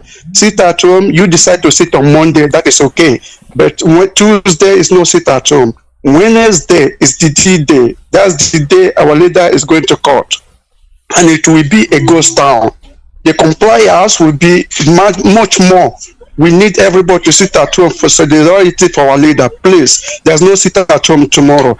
Now, Mazi, let me take this opportunity also to thank our brothers IPOB in South Africa for their inauguration of new zone in South Africa. It's very wonderful. We appreciate what they did yesterday. And also, let me take this opportunity also to thank our people in Germany who make a fundraising for our ESN. It was also marvelous. People contributed, and I salute their courage. Thank you for what they have did. Mazi, let me go straight to the point. You know, we are talking about Soludo going to this thing to see our leader making photo and all these things, and people don't know reason why this man go there. There's a time Soludo make a comment. He says that he is now working with IPOB leadership, that they have agreed to work with him, and our HOD came out and said, who do you meet? Do you meet IPOB leadership? Who do you meet? Do you meet our leader? Do you meet us? You don't meet anybody. Those people that you meet, they are not IPOB leadership. This is the reason why Soludo go to meet our leader. This is really the reason why, because our DOS told him that he did not meet any our leadership. That's why he went there to meet our leader. What did he go there to meet? To tell our leader what is going on. Now, let me tell you, Soludo, we are not interested if you meet our leader or did not meet our leader. It's in your own interest, and I will tell you why. Our interest is make Nnamdi come out from the prison. Release Nnamdi, as you people gang up as a politician to put him there. Let you people also gang up again and bring him out. That's our own interest. Your own interest is to see you go there. You go there to meet him. It's your own cup of tea. It didn't concern us. You can go there and meet him 10, 12, 15, 20 times. It's your own problem. Our own concern is let Nnamdi free. Free him because he did not do anything. That's our own concern. And that's where our interest lies. And also, Just gather your friends and well-wishers and talk about our referendum. We need Biafra. We are not listening to what you are doing. Even if you says you meet in Nnamdi Kanu today, we don't believe or we believe you. We don't have no interest on that. What we are looking for is Nnamdi Kanu to be free. It's going to court tomorrow. Next tomorrow. Make sure that Nnamdi Kanu comes out. That is the time we will believe what you are doing. That is the time we know that you have something to do or you have something to offer. For now, you don't have nothing to offer. The same way this guy, what is his name again? John Wood. One of Preston Python dance comment on Nnamdi Kanu say he said he just called a conference, the press. He said I bring the rule of engagement of the army and the army man bring his own out, everything is this. After that, what goes on? Did they make inquiry? Did they call a panel of inquiry for what happened on that 14th of this thing in Afariku? Nothing, just yapping. The same thing Soludo is yapping now, making people to believe that they have got seen Nnamdi Kanu that is now working with IPOB leadership. That is power. What we need Nnamdi Kanu to come up from that place and set a date of referendum. That's all. That's what we are looking for. Stop beating inside bush. We are not interested how many times we meet him. Release Nnamdi Kanu and give us the date of referendum. That is all. Mazi, thank you for your time. Thank you for having me. God bless you. Thank you, sir. God bless you. All right. Thank you so much. This is Radio Biafra USA 2. We'll come to the end of today's program. But like I said before, this visit, for me, I'm not going to comment on it for now because I'm not even sure there was a visit. Until I hear from our leadership, that for me, it's a no thing. However, like my last caller just said, the important thing is our leader coming out of there, that dungeon where they put him. He didn't do anything. There is nothing that he did. They just put him there out of power, exercising their right to power. We can hold whoever we want, we can do whatever we want to do, and nobody will do anything. Oh well, we shall see. I still want to remind you that listening to Radio Biafra is the best thing that will ever happen to you. Listen to Radio Biafra and make sure that because that's what will disseminate our information. Any other person coming in there, sending out their voice recording to tell you that IPOB this, IPOB that. No. We are IPOB, we use our radio, we use our media channel to do our publications, and the leadership. Chika Duziem is the head of the Directorate of State. These are the people that tell us what to do, anything that they tell us. And then for the visitors that go to see our leader, our lawyers, when they come out, whatever they say, we put a tip to it because they are Isiafro, they are the ones that go there. I don't think I have to believe any other person except when they come in, whatever they tell us is what goes. With this, I'm come to the end of today's program. Tomorrow is another day, but please stay tuned because Mazi Iyke is next. It's coming in. Tomorrow, by His grace, we shall all be together again. Bye-bye. In Biafra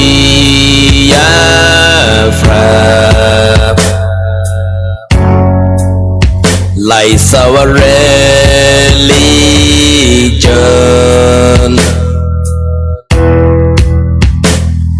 the last hope we have is in Biafran restoration.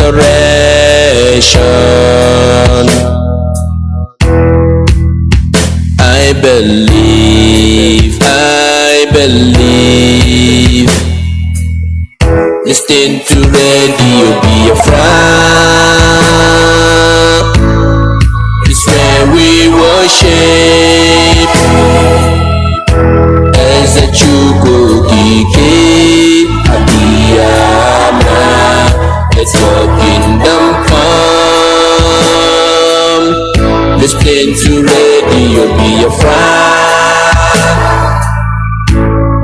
It's where we worship as a Chukukike. Good evening, wonderful people, great Biafrans, wherever you are on this planet we call Earth. This is radio. Please, if you're speaking to me, you will turn it down. On Skype, is that correct? Yeah. Go ahead, please. Turn your system down. Go ahead and say what you want to say. Your name and where you are, please. Turn your system down. Turn it down, please. If you're speaking to me, you will turn it down. Oh, dear Lord in heaven. Give us your name and where you are. The caller on the phone. This is Radio Biafra.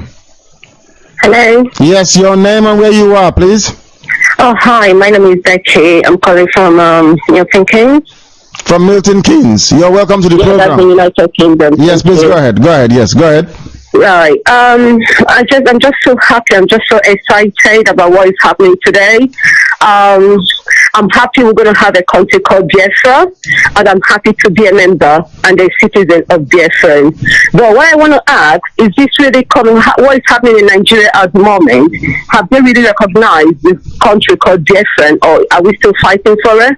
We are still fighting for it. They have not recognized us, and we are not seeking for them to recognize us. It is for us to enforce every instrument that will lead us towards the safe establishment of the sovereignty of the Republic of Biafra. Okay. So we are still fighting for it.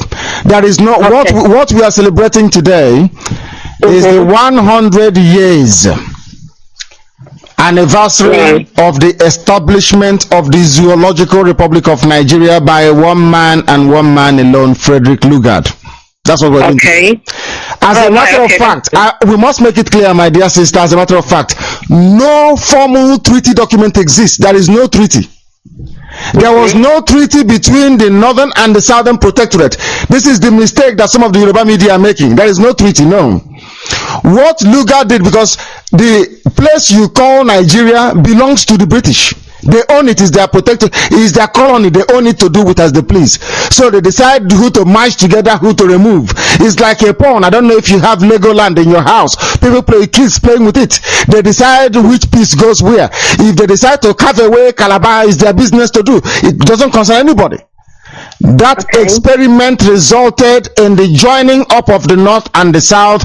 People at that time protested, but Mrs. Lugard loved the fact that Fulani people are conquerors. Her father was a general. She married a general in the shape of Lugard. Then she loves war. She loves people killing people. She loves war.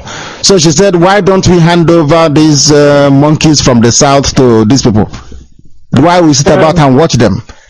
Today we celebrate the end of that nonsense called Nigeria. We are still fighting, of course. We're fighting until we get our full sovereignty. And we'll definitely get there one day. My dear Lord, of course we will. We will.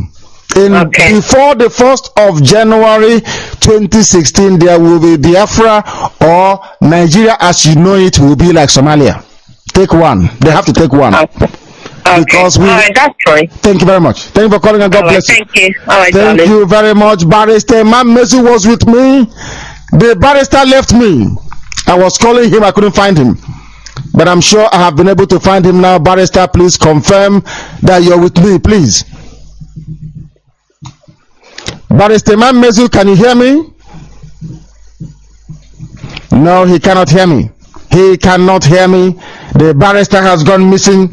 The barrister is sleeping on duty on a day like this. Give us your name and where you are. The caller on the phone. This is Radio Biafra. Hello? Yes, your name and where you are, please. My name is Paul Ilagote. I am calling from Dakar, Senegal. Dakar in Senegal. We have strong people there. Please go ahead. Yeah, Minister, I just want to thank you for the job that you did an exam for coordinating our people and the way that they treated you. I've been following the program. I see how you people do your things and the way they treat you. I'm very, very grateful, and I want to thank you for work. I feel that the Almighty God continue to bless you. Amen and amen and amen. Thank you very much. Yeah. Thank you. Yeah, but I don't have much to say. Whether I will say something is maybe tomorrow or next tomorrow, which is 1st of September, when we will be celebrating when we will be celebrating the amalgamation of that country which we call Nigeria. Thank you, Coordinator. I said may the Almighty God bless you in Jesus' name. Amen and amen and amen. Thank you very much. We have a caller on Skype. Your name and where you are, please. This is Radio Biafra. Good Monday. One day walk in Indonesia. No, please go ahead. You can speak. He's off the line. You can speak. Please go ahead. We are listening to your voice. Go ahead. This is Radio Biafra.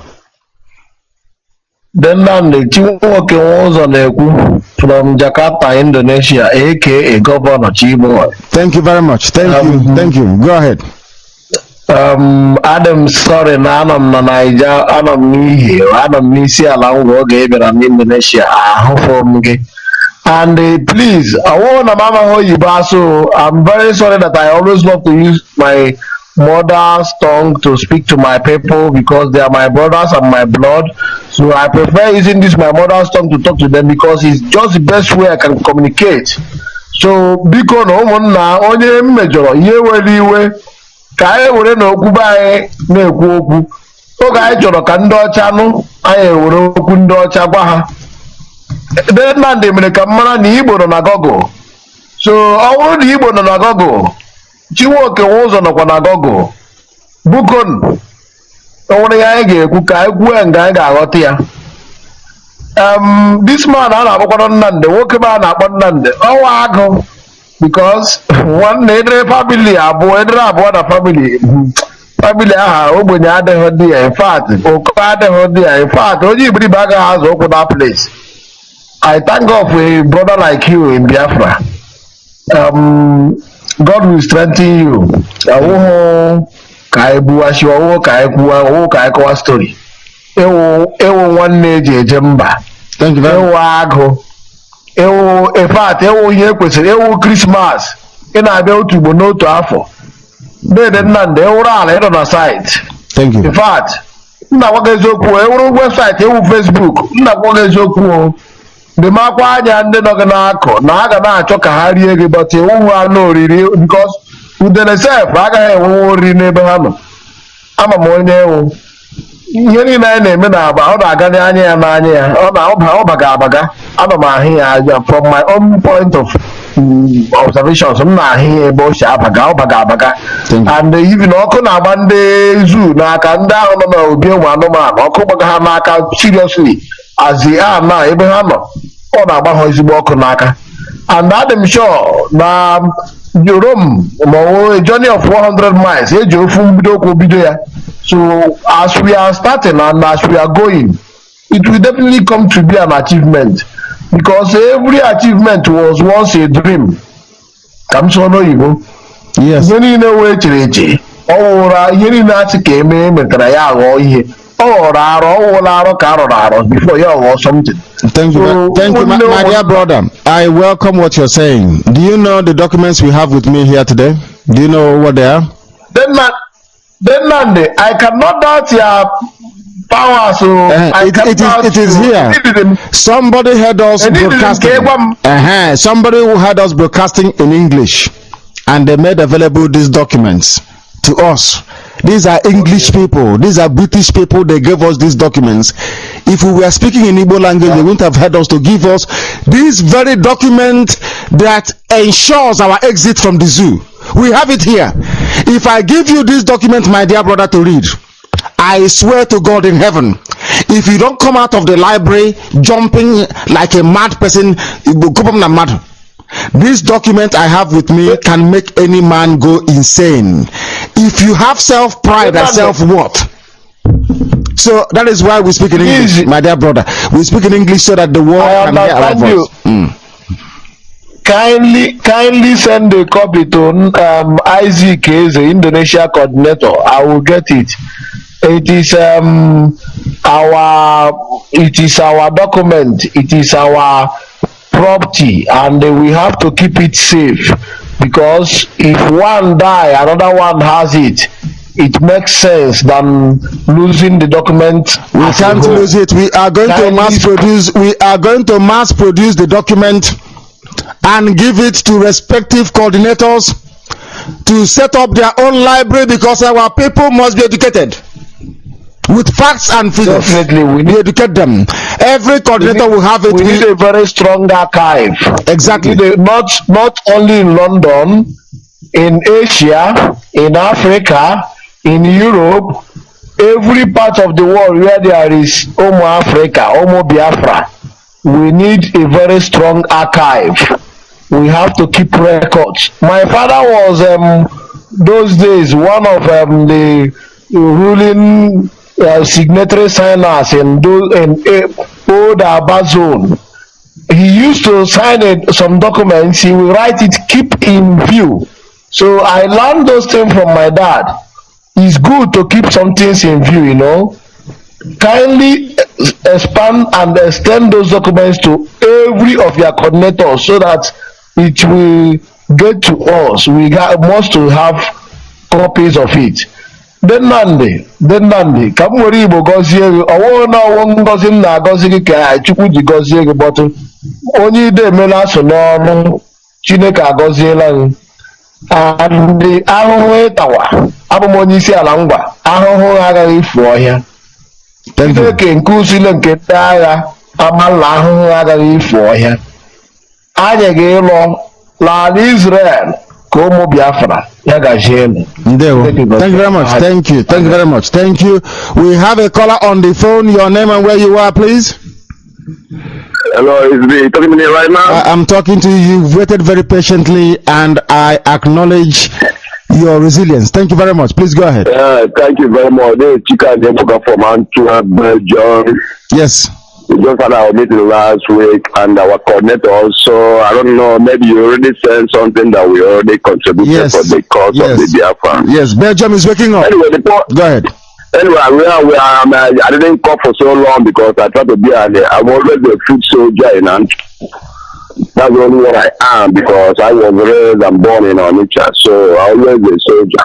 Anyway, the point is that I've already heard about everything that's going on about Nigeria migration, how the crazy ass white woman from Lugard was very high and stuff, and made how Nigeria have to be together with the Hausa and the Fulanis to rule the Biafrans. So anyway, we already did a long time ago, but this time around, like we, Biafrans of today, we are not buying that anymore. In fact, Director, thank you so much for all the days I was listening. I don't try to call, but I was listening all the days it was in Germany. It was very good that people in Germany are coming out.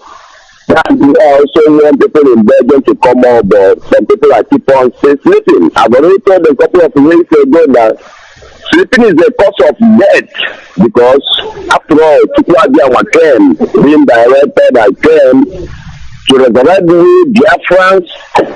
There are a lot of fools who didn't understand it, asking questions like they don't know what time it is. This is coming 2014. We are going home. In fact, Director, I had I had something, I had a machine I want to give to my coordinator here in Belgium. I want to give it to my coordinator to put it down for our cause. It's like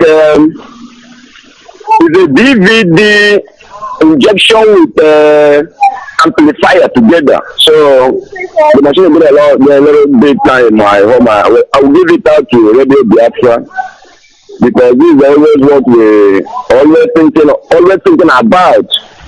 I don't know if our contribution for Belgium is already I don't know, maybe already to Radio Biafra. We have received instructions from Belgium, and we are happy with what you people are doing. And, thank you very much. So we have tried to work more harder. We work more harder because people stay doubting us. We're working also hard, fighting too. That's why I didn't call for some weeks now, because I tried to put down my foot down, because I said them I would die in my 2 feet as a Biafran. And also director, register my name as a front soldier. My name is Chika Neboka from Regional North KPT. Put it down as a front soldier. I want to be a contributor in terms of money, because that's the food that make all of us happy. To some people too. Also put my name down as a real soldier, that whenever you call me, I have fought you in Europe. Whenever you call me, I will go to anywhere the court of Biafra will send me, even to the point of death. I will. I'm Chika Neboka, living in Belgium from Regina, North KPT. Thank you very much. If there's a place they will put in names of people that already put them. Yes. Speak to your. We are going to the coordinators. Put your name down. We coordinator will come for you. My daughter knows everything about my number, everything. Wonderful. Just Wonderful. put my name registered to Chukwuabiama that I will fight for Biafra as a front soldier. After all, I have a Dutch passport. Before they gave me a Dutch passport, I went to Dienst, what they call Dienst, in Holland and Amsterdam. They have to start 18 months before they give you the Dutch passport of 1990. So I'm trained as a soldier. No problem about that. Put my name down. Thank everybody that listen to Radio Biafra, and thank directors, everybody, Imam Mezu, Uchemefo, Karumonde, and the blog in Nigeria. Just thank everybody, and they hear too that we are coming. Forget about people that always think about how can an Igbo man living in Nigeria, we have no different for ourselves. But now, 2014, tomorrow morning, I will hang my Biafran flag in my window. From the window? It's a very good idea. Everybody from your window, wherever you live. If any person cross anywhere I am, I live in Amsterdam for 20 years, I'm only Belgium for 2 years. If any person cross my mind or telling me anything about hanging that flag, in fact, I will cut off the leg just to take the necklace. I will cut off the leg just to take the necklace. Anyway, director, I do tell them the Chukwuabiama bless every Biafra all over the world. And you too. All of you. And Thanks very much. Thank you, and may God bless you. This is Radio Biafra. Not many people know this, but today is a night of education, so we must educate our people. How many of you knew that Onitsha was a big trading port before? We have the photos. Onitsha was a big trading port. Ships will come and dock in Onitsha. Do you know that? Do you know that Onitsha was a big trade? We have the pictures. I said we have something that will turn the whole world upside down. Our thinking, our mentality is changing. Thanks to Radio Biafra. Now you know. Everybody who has contributed a dime to Radio Biafra, now you see what you have done. You must hold your head up very high. We told you that we are whiter than white. We told you we are righteous people. We told you that we love our country, that we will die for Biafra. And that's what we are doing. We will serve this country. God knows we will serve Biafra. With every sinew, with every strength, with every ounce of blood in our body, we will serve this country, because we know we are not serving man. We are serving God's creation. The same people that Lugard said they are a great people. We are Biafrans. And Chukwuabiama has heard our cry.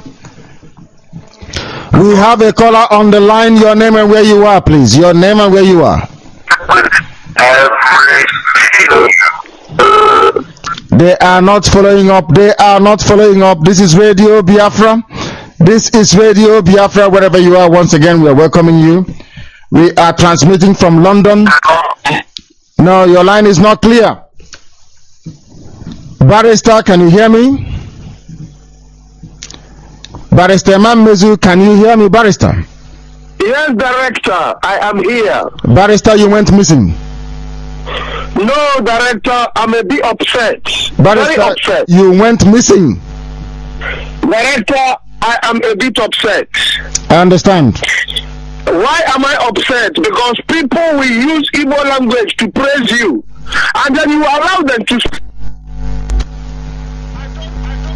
comfortable at all. At the end, the guy started speaking Igbo. We are not playing here, Director. You have to be more disciplined. When people come here with Igbo language, stop them. We are on international forum. This is not a private business or where we drink beer and wine. We are here to restore Biafra. You have already made it clear. Without English language, we would have obtained the documents we have. Why do we go up and then we go down? Director, you are the director, you have to control events. I don't like anybody creeping in. If I start speaking, Barrister, we sometimes we have to make an exception. Our language. No, don't make exception. Or to get Biafra. Barrister, we're not making an exception when somebody delves into isn't the way we handle it better? We cannot come after reading what Lugard did to us. We cannot then appear to be clamping down on our own language as well. We educate them. We say from speaking English we attract more listeners. Other people are listening, they understand. But if we are brutal about it and say forward and say no to Igbo language, it sounds like what they did to us when we were in primary school. If you speak Igbo language, they flog you. If you speak Igbo, you pay fine. Even when I went to boarding school, at government college, if you speak Igbo language, you pay fine. People laugh at you. So we can't allow that to continue. We do it in such a way to explain to them and say to them, please, this is why we speak English. And most of them say yes to it. You know that very well. If we don't become heavy-handed, we are not different from Lord Lugard or from Frederick Lugard. Oh God, I keep calling him Lord. Director, hang on. In the book of Ecclesiastes 3:1. Oh dear Lord, I don't know. Barrister, please get back to me. There is a very massive static on the line, very big static on the line. We must get the barrister back. Speaking Igbo language is key. It is key, I accept, but please, we must do it. Yes, please, barrister, go ahead. Barrister, can you hear me? Yes, I can hear you, Director. Because there is a static on your line. Yeah, it's all right. Go ahead. In the book of Excelency, the Bible says there is time for everything. You have already explained it. That once we get Biafra, there will be non-stop broadcasting in Igbo, in Efik, in every language, in Anioma, in Igbo, whatever language there is. First, seek ye the kingdom of God. You are talking in English, all of a sudden you go in Igbo. The people listening to you will be distorted. Don't allow anybody to praise you. And let me tell you the reason for that Igbo speaking. People who do not want to be recognized, people who don't want their name to be heard, they go on the Igbo speaking business. Don't allow it, Director. We are at a critical position where we should be seriously disciplined. Don't allow any downgrading of information. Let's carry on as we have gone too far. We are not downgrading. We cannot. I was traumatized personally as a child. People telling me don't speak Igbo. It brings back very bad memories to me. You educate them. You say to them, after you allow people, they say next time you won't call again and speak Igbo language again. I told him, you don't. These are the things we have achieved. If we keep clamping down, there is no difference between me and Mrs. Lugard. That's what I'm trying to say. For me, personally speaking, if they speak barrister, you can clamp down on them. For me, it gives me nightmares. When I was growing up, I tried to speak Igbo, they wouldn't let me speak my language. I had to study it. I had to study Igbo language to be able to be proficient in my own language as well. So when I can understand the need of people saying, I want to speak Igbo, but when you correct them, they take corrections. The same thing happened in Germany last night. In Stuttgart, we corrected and they took correction. So a lot of people calling Radio Biafra. One person speaks Igbo, and at the end of the day, we corrected him. That is not the end of the world, barrister. You are very tolerant. Director, I understand. You might as well read all those documents in Igbo so that we know we are moving forward. Barrister, you're not going extreme. No, you're not going. Extreme. No, let's come back. No. I said to you before, and I'll repeat what I said. Out of thousands of people calling Radio Biafra, one person says he wants to start or finish in Igbo or whatever. Barrister, we cannot be hung up about it because it's our language anyway. But what I'm trying to say to you is that what we need to do is to keep educating them as we are doing, and they will keep learning as we go along. If we come down very harsh, once they start open their mouth and Igbo starts coming out, and we clamp down very hard on them, I'm telling you, me personally, it happened to me as a child, and it gives me nightmares. I'm telling you this. Director, that was then. We have a mission now. Please don't make comparison with when you're growing and what we are trying to restore. Don't make comparison. You are too much big man for you to compare what happened when you were a baby and now. We are on the mission. And do you know what happened? At the end, the guy started speaking English. Because I told him. I explained to him. They know. Director, they know. director, they know English is spoken. Wherever he is, does he speak Igbo to them? When he's going to go to somebody's country, do they speak Igbo? Let me make my comments, because I get fed up with all this Igbo speaking business. We are Igbo people. Barrister, we are Igbo. Barrister, we are Igbo people, please. We are Igbo people. I know that. No, Barrister, we are Igbo people. No, we are Igbo people. We are. Yes, and Igbo. So what, director? So what? We have a mission. Our mission is very clear. People speak to us in English. One or two people delving in and wanting to express themselves better in their language is not going to kill us. To who? To who are they expressing to? To the man in Alabama or in Oklahoma. They should speak English. If they don't want to, let them not call. Let them ask the next door neighbor. No. We are not here for a joke. No, it's not a barrister. It's our language, for goodness sake. What are you talking about? I know, director. I know. You know I speak Igbo very well. I speak It's our language. So if somebody doesn't speak their language, are you going to kill them? Because the devil. No, you don't let them. You don't let them. No. I've told you. No, barrister, I've explained to you, please. People delve into Igbo language, we don't assassinate them. We explain to them and say to them, these are the reasons why we speak English. They understand. Okay, let me speak Igbo then. You can. Okay. If I speak it, how many people will hear me? I'll translate for you. Anyway, director, let's not digress. We are not. Seriously maintain the policy, English speaks. English. It is English, but barrister, we cannot be too rigorous on it. We cannot be. If we remain too rigorous on it, it will drive our people away. That is where they come from. That is who they are. We can't stop them from once in a while dabbling into. Oh, you've had a glass of wine today, barrister, haven't you? Huh? You've had a glass of wine or two today, haven't you? No, I haven't. You haven't. All I've been drinking today is water. Water. Because director, don't forget we will be on air for 8-10 hours. So today is a celebration that bloody issue is gone. So we don't want any joke on this line. There is no joke. Igbo language is not a joke. Barrister, you will proceed to give me your comments, please, if you may. Thank you.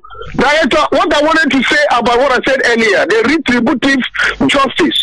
Do you know that this Flora Lugard was born in Woolwich in 1852? Do you know where the Yoruba Hausa Boko Haram killed this soldier? In Woolwich. Woolwich. So when I say what goes around comes around, that is a practical example of it. Did they ever know that the creation and the mocking of the Biafrans will come back to haunt them?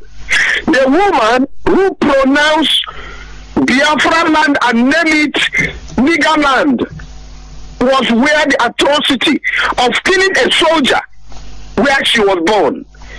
Whatever goes around will definitely come around, director. What Lugard has committed will definitely come back to haunt them. We are in our own peace. Somebody came from somewhere to come and distort, knowing that we are very capable of anything but just to destroy us for no apparent reason. And since then, we've been destroyed. We've been ruined. Our men and women have been raped. Children beheaded. Women womb cut open. And this was brought about by amalgamation, which was refuted, completely refused. But they still carried on. What the British people did to us was still yet to be told in the years to come. But what we are saying now is that my fellow Biafran lady, although you didn't ask her second name, she says her name is Becky. She escaped her second name. She was asking you, is this carrying on or are we still searching? You told her we are searching. But the fact is, Nigeria will not recognize Biafra because that was their own existence. Biafra to die for that zoo to exist. Now that the zoo is dead, Biafra will exist. We don't need any sanction. We don't need any permission.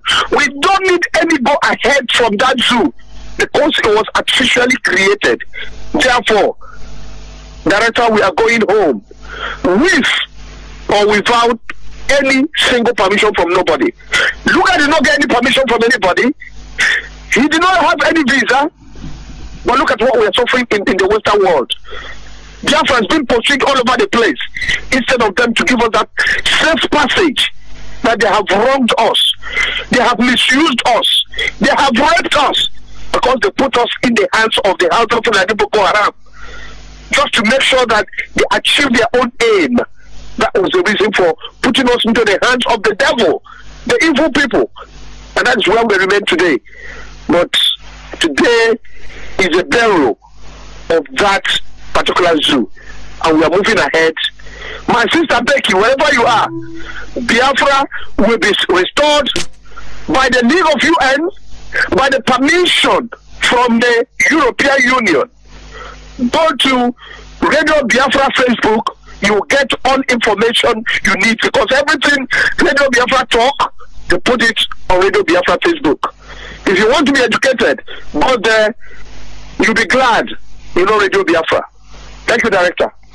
Thank you very much, Barrister. Thank you very, very much. You will remain with me. I hate looking for you. You will stay with me. Ike Chukwenyagu is with us. You will proceed to introduce yourself to the wider Biafran community listening this very moment, and then you continue. Please go ahead. Thank you very much, Director. Good morning from here, and happy demise of Nigeria from here, because here it is the 1st of January 2014, and for those of us who are yet to come to the 1st of January 2014, we are here with you, and together we will bring down that abomination called Nigeria. This is just the beginning. Before I speak on the book we are dealing with tonight, I want to beg our barrister to bear with me. I think that his aggressive insistence against Igbo language speakers on the radio, even with the credible evidences and reasons he is brought forward, is becoming somehow to us, and we wouldn't want to delve in to personal matters and begin to wonder why he's so personal about it. We can't, if it's not because of our brothers and sisters in the so-called South today, we can as well begin to speak Igbo language and translate it to whoever wants to listen to us, because we've spoken for so long. BBC have not said anything, CNN has not said anything, Al Jazeera has not said anything. None of those people who are bending to us have said anything, including the so-called Britain will be trying to be so kind with. If I'm not so kind in saying the truth about the wickedness of Ohanese and our governors, why would I be so kind in saying the truth about the person who caused the problem in the first place? Britain is evil as long as we are concerned, until they come out and set us free, quote unquote, from what they have done against us. Otherwise, we will keep on hammering to them that they can't keep their place at peace and want us to die. If they continue what they've done in the past, in this time, they may have to initiate the Third World War, because I believe there are a lot of people out there who cannot sit by and watch a repeat of what had happened before. A lot of people will not allow that nonsense to go on again. Even if the world chooses to allow it, I better die than continue living like this. A British man, a British woman thinks she's better or is better than Biafrans, whereas they are sitting on our access and on our resources and on our willingness to move forward. And we are trying to protect them. That is, if I can't protect my people, if I can't protect my fathers from the truth, there is no need protecting anybody. This is an open place. We have to say it the way it is. British government, even those born now, they are still complacent, because the documents are there. They are people that are well read. They have been hearing us. They should have searched out to find out exactly what we are talking about, and we should have heard from one or two from that place saying that we are saying the truth, but they kept quiet, because people who were born in evil, people who grew up in evil, people who got fattened with evil, it takes only God to take them out of that evil. That is why we have been struggling with Nigeria, with the politicians. They want to maintain evil. They don't know that eventually evil will swallow everybody up. So I beg you, barrister, please some of our people might from time to time delve into Igbo language, we should not bent on them speaking solely English language. If you continue to begin to wonder why is there somebody there hating Igbo language so much, it gives you worry. Please, if that, we don't want that again. We can't say we want our people, we want Biafra, and we say no, Igbo. If you are not, if an Igbo man does not come out, how can we pursue this Biafra? Those of them in the south will be calling. They have not come out yet. A few of them are coming out because they understand the truth, and they do not just understand it. They want to come out. So please, let nobody stop our people from speaking Igbo. We can translate it. If somebody wants to speak Igbo, he believes that is the better way to speak it. Let him speak it. Let's not just continue this as if there is somebody there trying to whip Igbo from us. It's impossible. I've been Igbo. I've been uncorrupted to this moment. So there are millions of Igbos out there who understand what we are doing better than we do and can even contribute better in Igbo language. For those of us who are proficient in the two of them, you are a barrister, please, all you can do, because you've seen that you can't take Igbo away from some people, is to try to translate what they say into English language. But for most of us who understand the importance of speaking Igbo language, in English language, for others to understand, we go on speaking. I think I've made my point, Director. Let's not cut out Igbo language as if it's a taboo. If there is any taboo in this, it should be English language. People in the European Union, they speak their different languages. Malaysia here spoke their language. They hated English so much that they banned it in this place until they grew up and they said, now we can now begin to speak English language. Many of them don't know English language, but they are far better than all the countries in Africa. So why would we be so hard on Igbo language, as if there is something deeper than what we are talking about? Thank you very much. Thank you very, very much. Ike, you people celebrated the death of the zoo. We are very grateful. And because you are our coordinator of coordinators and doing a very fantastic job, I must say, we all Biafrans are grateful to you for the wonderful work that you are doing together with our secretary, who is Emmanuel Okafor. We must therefore, I will leave you with this paragraph. You will stay where you are. We are now reading from the Nigerian press and the amalgamation what they made of it in 1919. This is from the Lagos Weekly Record. This is a publication of February the 1st, 1919. We have the ammunition to destroy the zoo, and that's what we're going to do. This was how the news of the retirement of Frederick Lugard was greeted by people. The news, I'm now reading, please, verbatim. I won't analyze until I finish.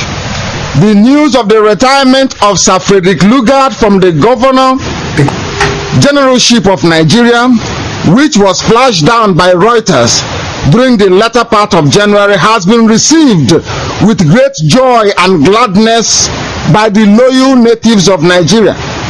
So overwhelming is the people's emotion that almost in every nook and corner, but chiefly in the inmost recesses of their hearts, they have offered and continue to offer day by day some silent prayer to the God of the Negro for his tender mercies in delivering his dusky children from the baneful effects of an inglorious administration which constitutes not only a standing disgrace to the cherished traditions of British colonial policy in West Africa, but is also a positive libel upon the accepted principles of British culture.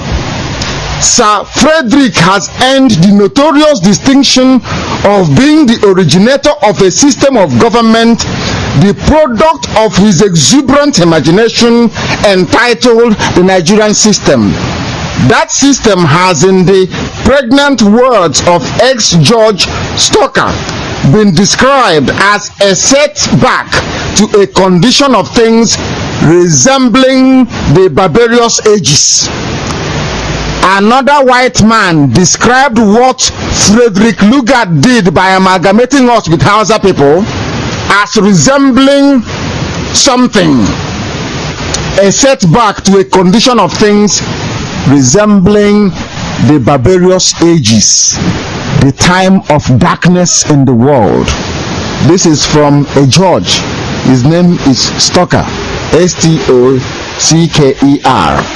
What Lugard brought us was what Lugard called the Nigerian system. That system was described by another white man as being, in his words, verbatim, a setback to a condition of things resembling the barbarous ages. Let's take this call. This is Radio Biafra. We are in London. Give us your name and where you're calling us from. Hello, Mr. Nnamdi. This is Christopher. I'm calling from Hamburg. From Hamburg. Thank you very much. Please proceed. Mr. Nnamdi, I'm boiling where I am now, and I hope the whole world is listening to me. They are. Someone from Hamburg called you and claimed he was there on your visit to Hamburg. He was a liar. If he was there, what's up to him saying his name? We cannot achieve our victory like this. We cannot have liars calling on Radio Biafra to tell us don't come. We cannot allow what happened in the years back to happen again. And once again, I want to contribute to what you just argued with Mr.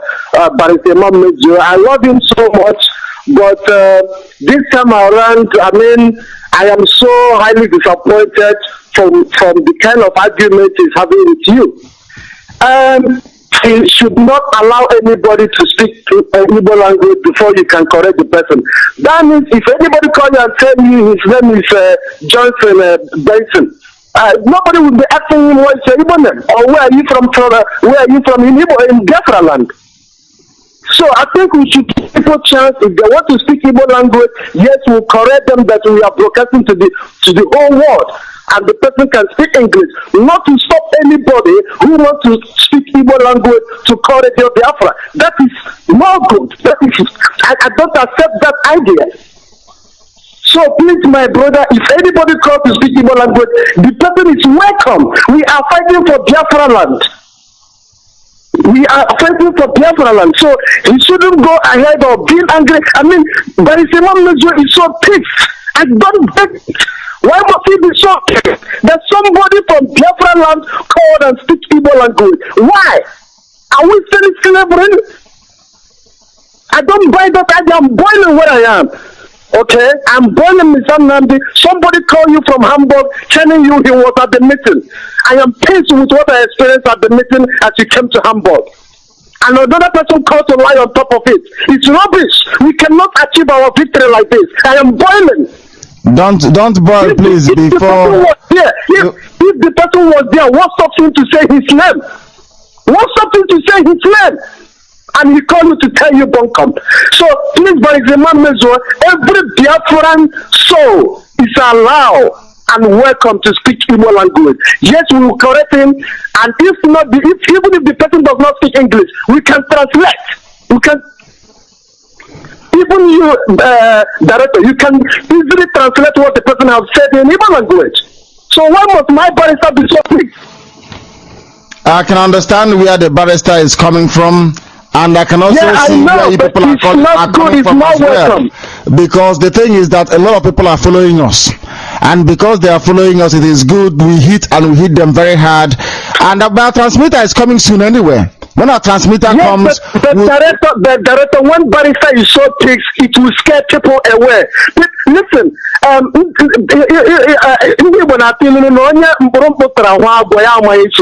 we have been duped before. Okay? Watrika has duped us before. So many people have duped us before. So people need to be careful. You mentioned Igbos are scared, Igbos are scared. Yes, they were scared because if I remember what my father told me in the history of Biafra war, you cannot test to go war again. I'm not a senior brother in Biafra war. My father lost his brother in Biafra war. So many of my family lost their beloved ones in Biafra war. So everybody is scared of going to war. Hello? We are listening to you. We are listening very attentively. So this is the problem. If you become in Brussels, June 14 and 15. Don't be left out. They were on the air yesterday. You had them make direct contact with you.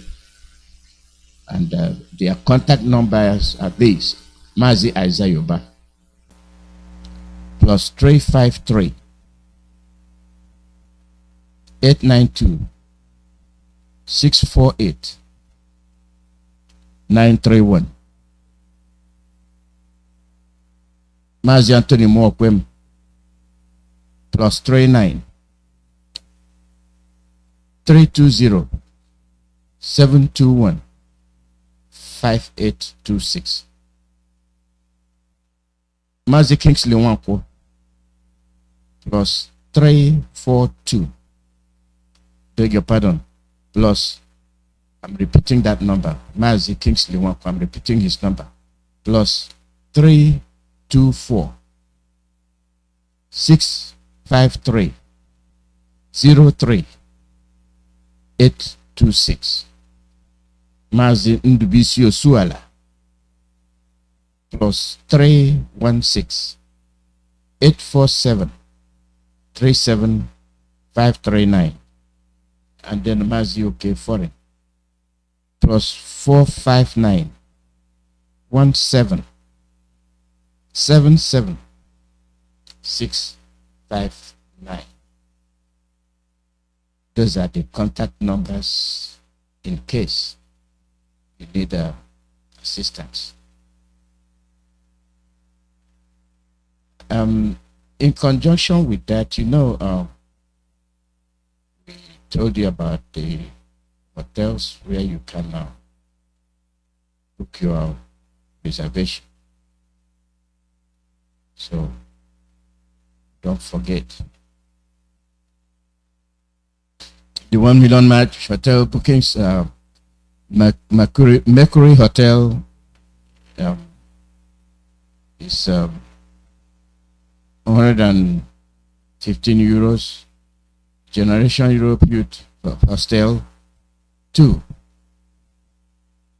bed for 60 euro. That is 30 euro each. If we got 2 people, it's 60 euro. So each person is paying 30. Hotel de France 60 per day. 60 euro. You are all invited. So that's that. And then the other one is our leaders trial on the 18th.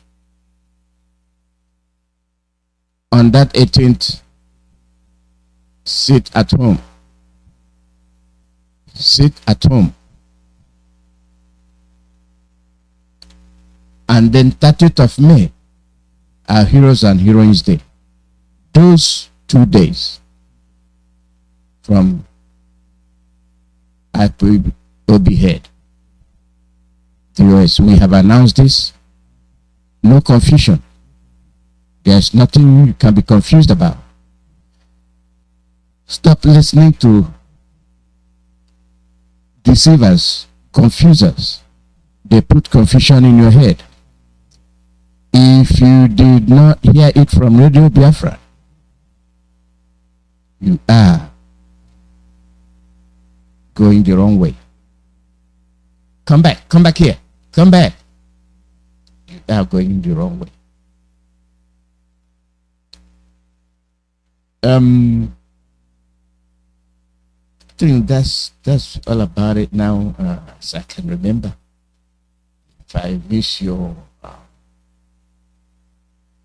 information, give me a buzz. On Mondays and Tuesdays, I'll be having guests. One is AOI, our Dudua brother. The time difference do affect his appearance. The time difference. So if he fails to appear today, it's because of the time difference. Sometimes he'll be fast asleep. Deep asleep by now. So you can't cheat nature. he might set his alarm to wake up. So in case he fails to appear, you know why. And tomorrow, our Amazonian will be with us. On Wednesday, Ndengwa. On Thursday, now waiting to happen. So our program is loaded. And I might find something for Friday too. It's not just listening to us. It's not just listening. Yeah.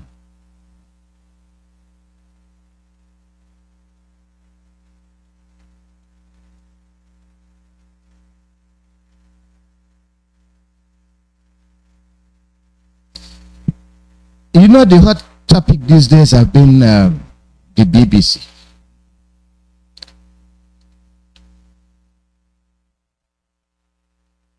What is the motive behind their propaganda? What is the motive behind their hatred for Biafrans? Their government has the same policy towards Biafrans. When we talk about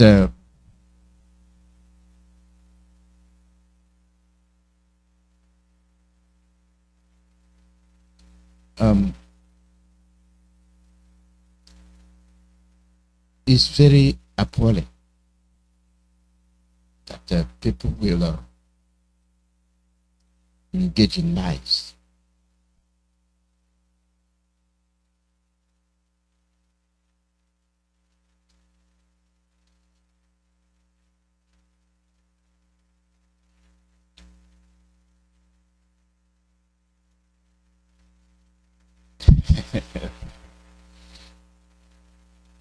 Okay.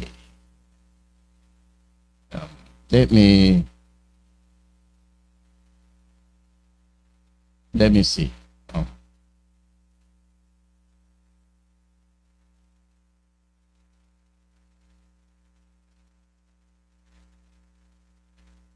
Give me a second.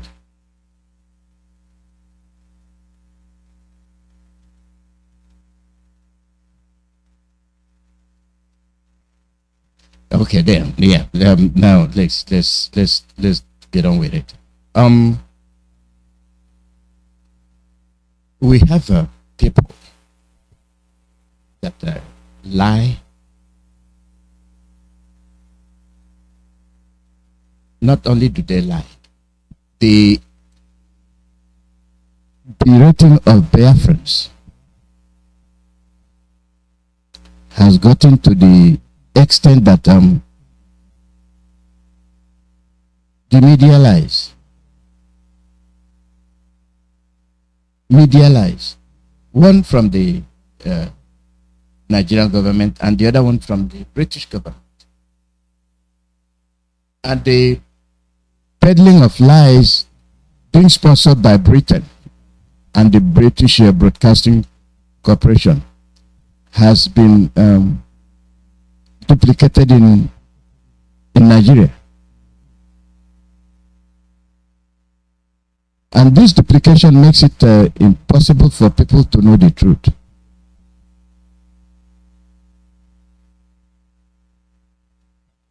I will play something to you. It will not be shocking. It will not be shocking. Even something that is obvious. Something that is quite obvious. Something even the government acknowledged that happened. This is what Tinubu media is reporting. This is how they distort information. This is how they keep you in the dark. Bless the soul of that young lady that was killed because of religion. Tinubu's TVC is spreading this information.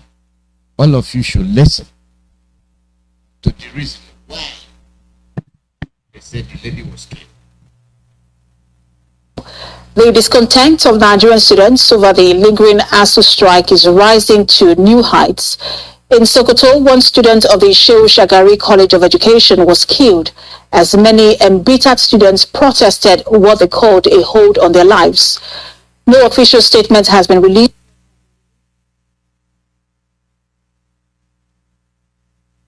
by school authorities, but the school has been shut down indefinitely to curtail escalation of the crisis as the school authority beefed up security personnel on the campus.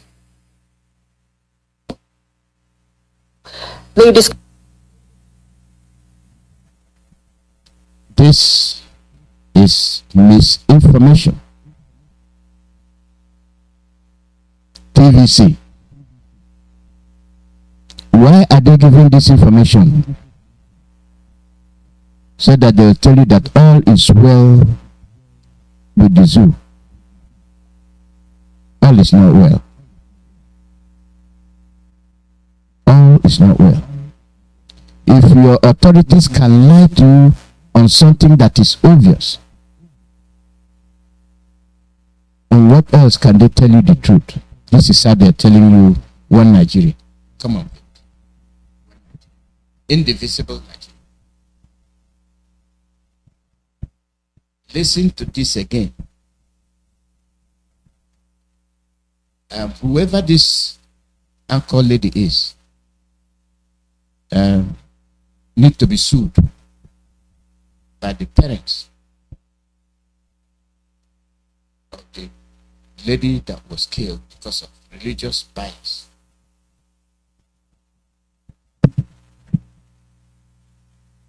Religious intolerance, religious hatred. The newscaster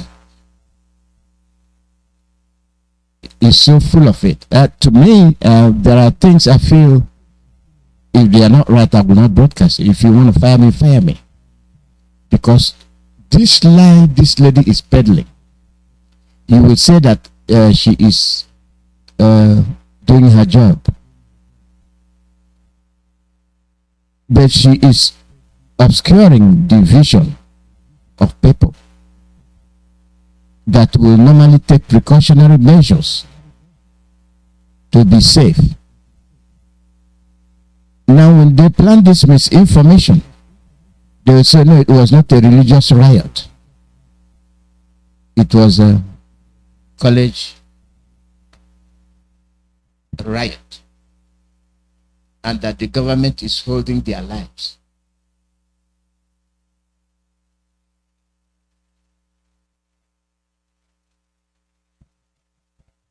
Now, look at it again. This discontent of Nigerian students over the lingering ASU strike is rising to new heights. In Sokoto, ASU strike that resulted in the death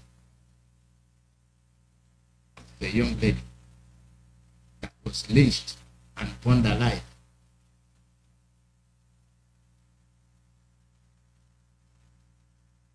So one student of the Shehu Shagari College of Education was killed as many embittered students protested what they called a hold on their lives.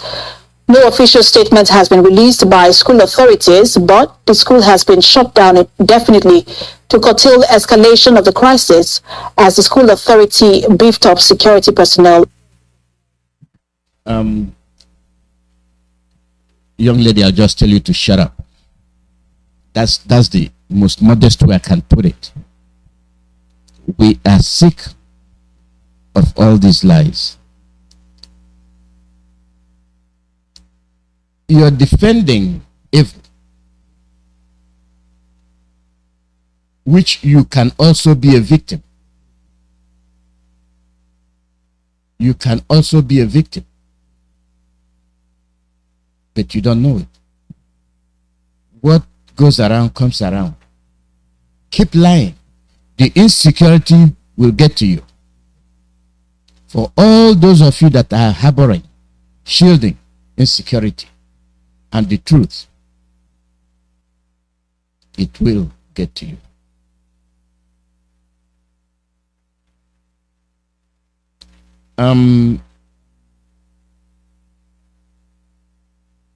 Let me tell you.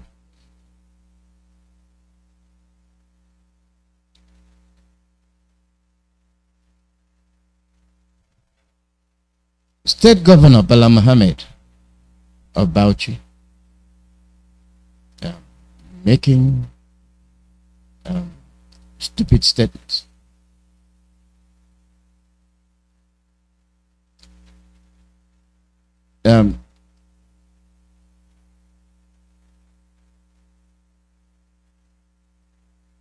He said that IPOB cannot be able to achieve Biafra. My question to him is, if IPOB cannot be able to achieve Biafra, who can? And what's his business?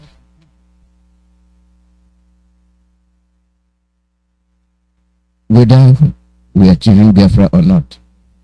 Biafrans will understand, and Biafrans should understand that the world is feeding from them.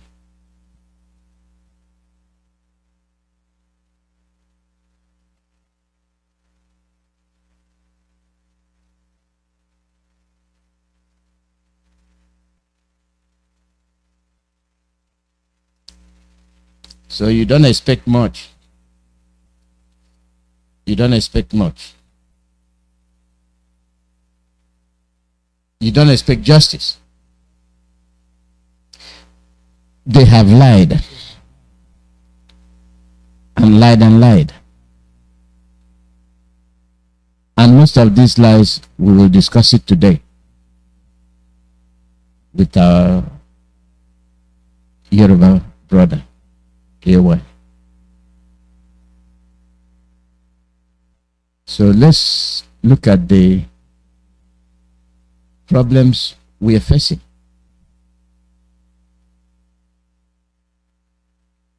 All the forces they are sending to Biafra land is to threaten you. Can any of you ask why they did not send them security forces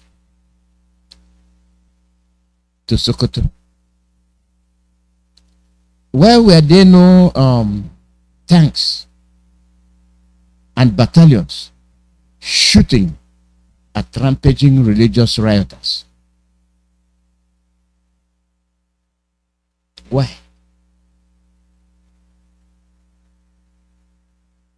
But if it's you, this is a direct challenge to our Biafrans.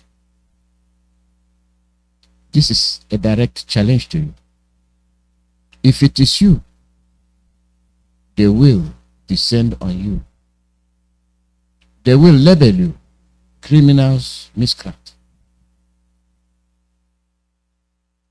Let me tell you this, then I'll get our guest. In these four regions. Now, I want to tell you the essence of this military exercise. Soldiers, like we are, will be sent into towns and villages, and they will be going house to house to conduct searching. What are they searching for? They will be searching for weapons. They will be searching for arms and ammunitions in the houses and the homes of people. And as they are searching, especially in the southeast, if they find any gun, whether it is 10 gun, whether it is Oka made, whatever type of gun they found in your house, they will take it. And when they take it, if there is any young man in your house, that young man is going with them. because automatically that young man will become a member of the unknown gunmen that they claim to be looking for. That is a task that all those LGAs, the thieves, the Igwes should resist. Their inability to protect their children is a crime against humanity.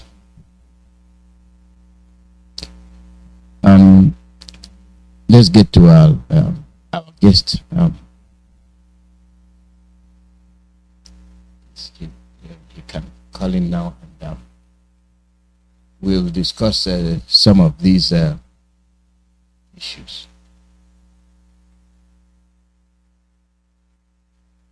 We will discuss it. Then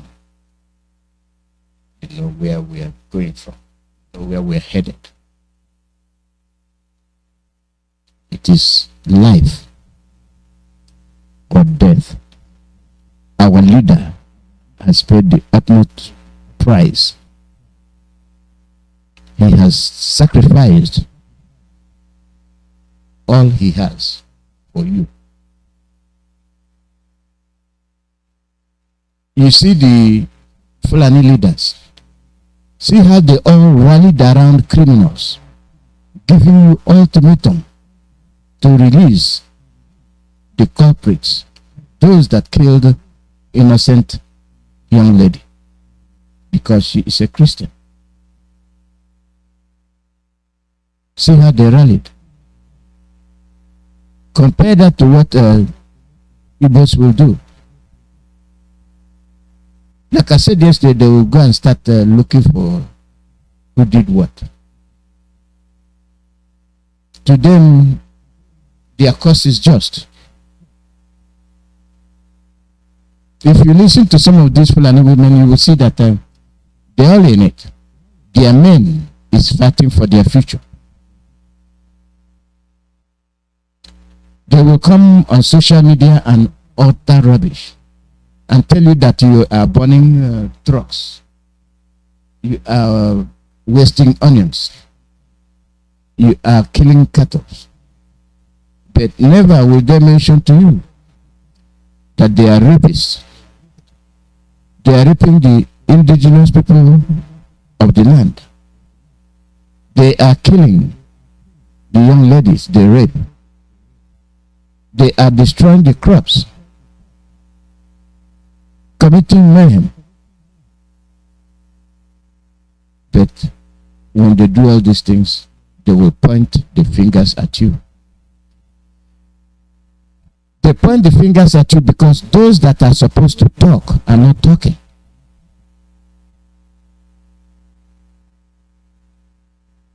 Those that are talking are not supposed to talk.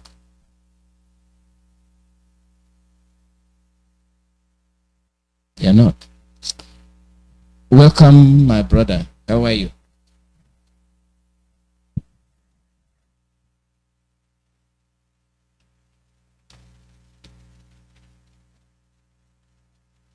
Okay, my brother, you're muted. Unmute yourself. Yeah, I can hear you now. Welcome. Good afternoon to you. Good morning from here. Okay. Oh, I have to take that one later. Good afternoon. How are you, my brother? How's it going? I'm good. Yeah. Let me just, I'll do that later. So yes. Good afternoon. We're ready to go. Yes. Your line is a bit funny. Can you hear me? Yeah, I can hear you. Yeah, I can. Are you hearing me now? Let me just.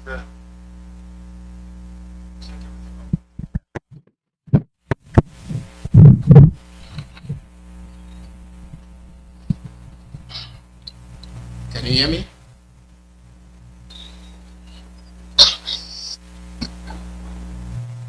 Okay. Let's just do. No, we're not gonna do this one. We're gonna do the other one. So. Yeah. Can you hear me now?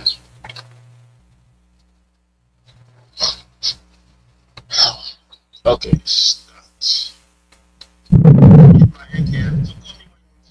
Yeah, I'm ready. Are you hearing me?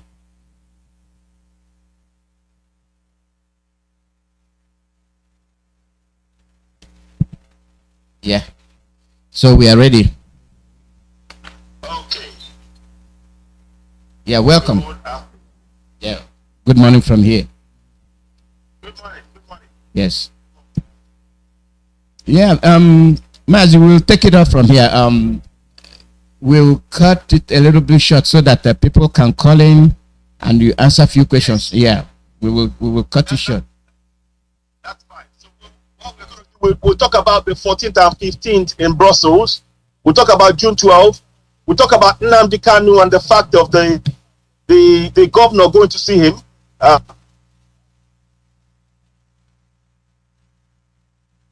So the killings going on in the north of Christians.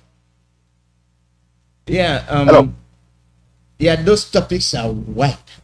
Let's select a few and talk it in detail. It's especially I don't know if you saw the truckload of Fulanis that was intercepted in Benin. I didn't. Send me a video of that so I can talk about. I heard something, but I've been following so much that I might have missed one or two. So just send me. We can talk about that. It's something that we should talk about as well. Yeah. So there's a truckload in Benin. Let me just write that down. Okay. So Fulani caught in Benin. Yeah, let's talk about that one. Okay. Let's deal with. We will talk about BBC. And yes, yes, I agree. The BBC Nigeria, the Igbo pidgin. Yes, and then yes, the House of Lies in London. Oh yes, yes, yes, yes. Mazi. So just ask me questions, and I'm happy to answer. I'll give my own insight. Thank you very much. Yes, Mazi. Let's look at the killing of Deborah. Oh my goodness! I spoke about it minutes ago. Now, Deborah, may her soul rest in peace. It's very important that we speak about this and we are not silent about this. This is so unjust, and it exposes the agenda of the Fulani Caliphate in using religion to take over our land. Because guess what? In the religion, there was a guy that spoke. He's from UK here. He's an Islamic man. He said that the religion does not say you should kill anybody for blasphemy. Are you hearing me? Yes. The religion said that nobody is allowed to kill anybody based on the religion. He actually he quoted that. He said that even Muhammad, when somebody was trying to say he's bigger than Muhammad, and then the son was so upset, the son of that person was upset, and he said to Muhammad, "Let me kill my father as an, as an apology." Muhammad said no, and in fact, when the dad of that boy died, he went there and he was he did the sermon on the guy. So there is nowhere. You see, what they are doing with this religion is twisting reality, fact, and making it lie. And all of the Almajiri, all of the Malams who are spewing that blasphemy is if you carry out blasphemy that you are killed, it's a lie. It's a blatant lie. Let me see if I can get a video and play that. People can hear it alone at least. So, but I will come back to that point later on. But I want to emphatically say they killed that girl for no reason other than to make us all as indigenous people to panic, to run from our land. It is nothing to do with religion. It's about taking our land. I hope we all understand that. This is nothing to do with religion. They're using the religion as cover for what they want to do. That is what we need to understand. The same thing as they're using this fraudulent constitution. You see, this the girl they killed, and they tried to kill another girl in Borno. They put out a claim against her that she abused prophet. So she's had to run. And a guy wrote to the governor of Governor Zulum saying that they should arrest her. Now, I stand on this fact. Islam does not tell anybody to kill anybody for blasphemy. Islam does not say that. So I want to reiterate that. I don't know if you want to come back on that point. Thank you very much. Yeah. Just deal with it in detail because people are daft. People don't listen. Okay, like you are telling them. You see, the reason I'm bringing this up is for the Odudu ones to understand that what is happening there will also happen to them. Absolutely. Yes. It's definitely going to happen. Yeah, go ahead. Yes, you see, the lady they killed and the response from the governors and the chief imam from Abuja and Sokoto, they endorsed the atrocities committed against this young lady. Absolutely. Absolutely. Let's be very, very clear.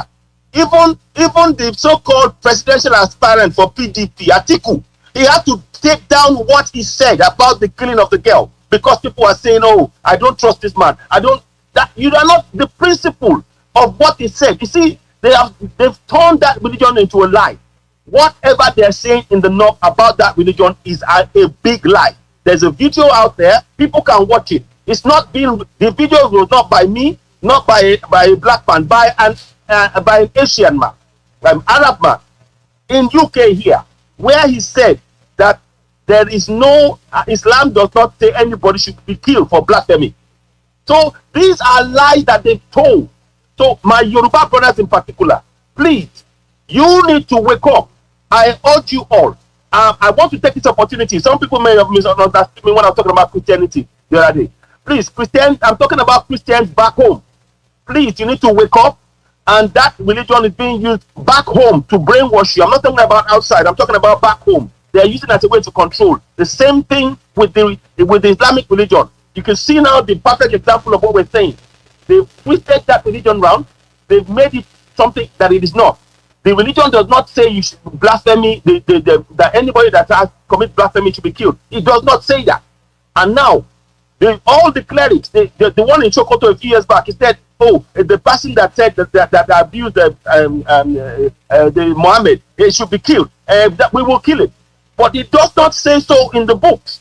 And this is a message for all Yoruba people. If you are a Muslim and you are hearing them say this, it is a lie. You need to wake up. They are using it as an excuse to take your land, just like what Mandam Ojo did in 1807 when he took Sokoto, took land from the Hausas. This is the same plan, and it is time we woke up. It's the same plan that they're using. So my people, please, I'm urging you of the utmost urgency. You need to wake up, stop believing the lie. All of this is a plan to take our land. And if you notice, the time when they put this Sharia law back in place was exactly after, as soon as they put in the fraudulent 1999 constitution, they brought in the Sharia law in 12 states. Now, none of us know how come they didn't ask the remaining states if we wanted to be a Sharia nation or not. They didn't. This was an imposition, and it confirms to you that that is the decree. The constitution that we have is not the constitution, but the military decree, and they are now using that as a basis to implement Sharia law, which they wrote within that fraudulent constitution without our consent. We do not. There is no seal of approval from us, the people, for that fraudulent constitution to be in place. So it's a wider subject. It's not just about the killings of our people alone under the falsehood of saying blasphemy, the sin of blasphemy is death. No way. It's a total lie, and we need to expose that. I want my Yoruba brothers, my Biafra brothers, my Middle Belt, wake up, speak up. We need to defend ourselves. Do not wait for any religion to defend you. You must take the steps to defend yourself, because as you see now, they are trying to kill us. That is their agenda. Again, I state, the idea that a religion tells them that you should go and kill somebody for blasphemy, i.e. Islam, is a falsehood, it's a lie. It's an excuse they want to use to frighten the indigenous people away from our own land so they can take it and kill us. This young girl, may her soul rest in peace, she did not deserve to die. She only said, please, we should not be having discussions about religion in the WhatsApp group for our study. And next minute, this young man, you know, that young man, he said, I burnt her. I killed her. I burnt her. I have the matches in my hand. There's a picture of this man holding that. That is a clear sign of brainwashing by the Malams who have twisted that religion to their own benefit to achieve this very same goal of going for taking our land. It is time we all wake up. Yes, it is time we all wake up. Let me show you. Let me play this clip for you. Yes, please. It is about misinformation from Tinubu's media. Yes. Please go ahead. Let me play it for you. It's very, very. This is how you expect people to know what is happening, but they can never know because they are being lied to. They're being lied to all the time. The discontent of Nigerian students over the lingering ASU strike is rising to new heights. In Sokoto, one student of the Shehu Shagari College of Education was killed as many embittered students protested what they called a hold on their lives. No official statement has been released by school authorities, but the school has been shut down indefinitely to curtail the escalation of the crisis as the school authority beefed up security personnel on the campus. No, I can't hear it. I can't hear this end. No, I can't hear it. The discontent of Nigerian students over the lingering ASU strike is rising to new heights. In Sokoto, one student of the Shehu Shagari College of Education was... Rapture. I'm going to have a look at there. Okay. So I don't know if I can... 1 second, please. Let me just go. I need to just go in there. I'm trying to bring that up as you're talking. So 1 second, please. Because I cannot hear this end at all. It's only you and me that I can hear. Oh, Rapture. So is it Ipob Rapture Media? Yeah? Okay. 1 second, please, my brother. Yes, I'm with you. Okay, I think I've got it now. 1 second. Okay. Now. She's misinforming people that the riot was as a result of student unrest, not religious, not religious issue. And I was wondering why she should, come and say such a thing. I think most of them don't have any moral, as I say, to be on the broadcast. Yes. And it's informing people. And when we have this kind of thing, you know that it will be very difficult for people to know the truth. It will be very, very difficult. Yes, to know very difficult. So look, let me talk about that. I've not heard it, but I know what you're saying now. They are trying to twist the facts. Yes. There is no way that girl did anything wrong whatsoever. You do not end up blaming the victim for what happened to the victim. You just don't. This girl is a victim of an orchestrated plan to kill using the lie of a blasphemy. So whatever anybody else is saying to us to try and spin the fact, to try and make us to even, you know what secret me about what Tinubu has done? £500 to Katsina for some sort of terrorist damage. £500 to Kaduna for another terrorist damage, and then another to Niger, £500 for fire damage or something like that. 500 million naira he gives to 3 states, whereas his own people, his Oduduwa people, how many villages, how many towns, how many markets have been damaged? It's like he doesn't know. So that tells you when they talk about Tinubu coming to us, supporting Yoruba people, where is the evidence? Where is the evidence? Where is the evidence is what I'm asking our people. So it's very important when we're doing this, like we are very clear that the likes of Tinubu and others, they are after their own agenda. So whatever you hear from the news is to try and get you to still believe in one Nigeria. And like we said to you, one Nigeria is a fraud. It's time we break it up. It's time we break it up. And this time around, we make sure that the Middle Belt, the Yorubas, Biafrans, that we stand in unity. Please, I urge all my Middle Belt brothers, my Biafrans, my Oduduwa brothers. Now is not the time for squabble among yourselves. The Fulanis want to take your land. They will take your life in the process if you stand there, if you're still there just praying to God. You need to get up, mobilize, carry out vigilante in your instead of vigilante group. Defend your land, defend your farm, defend everything you have. With everything you have, because the coming generation are depending on you. So we are urging you. Now is the time for us as Middle Belt, as Oduduwa people, as Biafrans, that we unite in the face of this oppression and aggression by the people who are non-indigenous. Let me state, they are non-indigenous. And get this, they are trying to impose a religion that has nothing, no bearing on our way of life. And they are telling us we must comply with the laws that they see fit in our land, forgetting that they come from Fudajalo. So I want to reiterate that again. And please, my people, wake up. The time now is for us as Middle Belt, as Biafrans, as Oduduwa, to unite, to push out these invaders from our land. Forget the UN, forget the US, forget UK, forget the world and all of these bodies. It is down to you and me to protect ourselves. This is for our coming generation.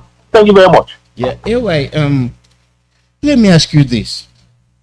We see the Yorubas and we see the Biafrans and we see the Middle Belt. Yes. Is there any missing link where something that should be in place that's not in place? Is there anything you think that we need to put in place binding all the miscreants from Oduduwa, from Biafra and Middle Belt? Do you know why I use the word miscreant?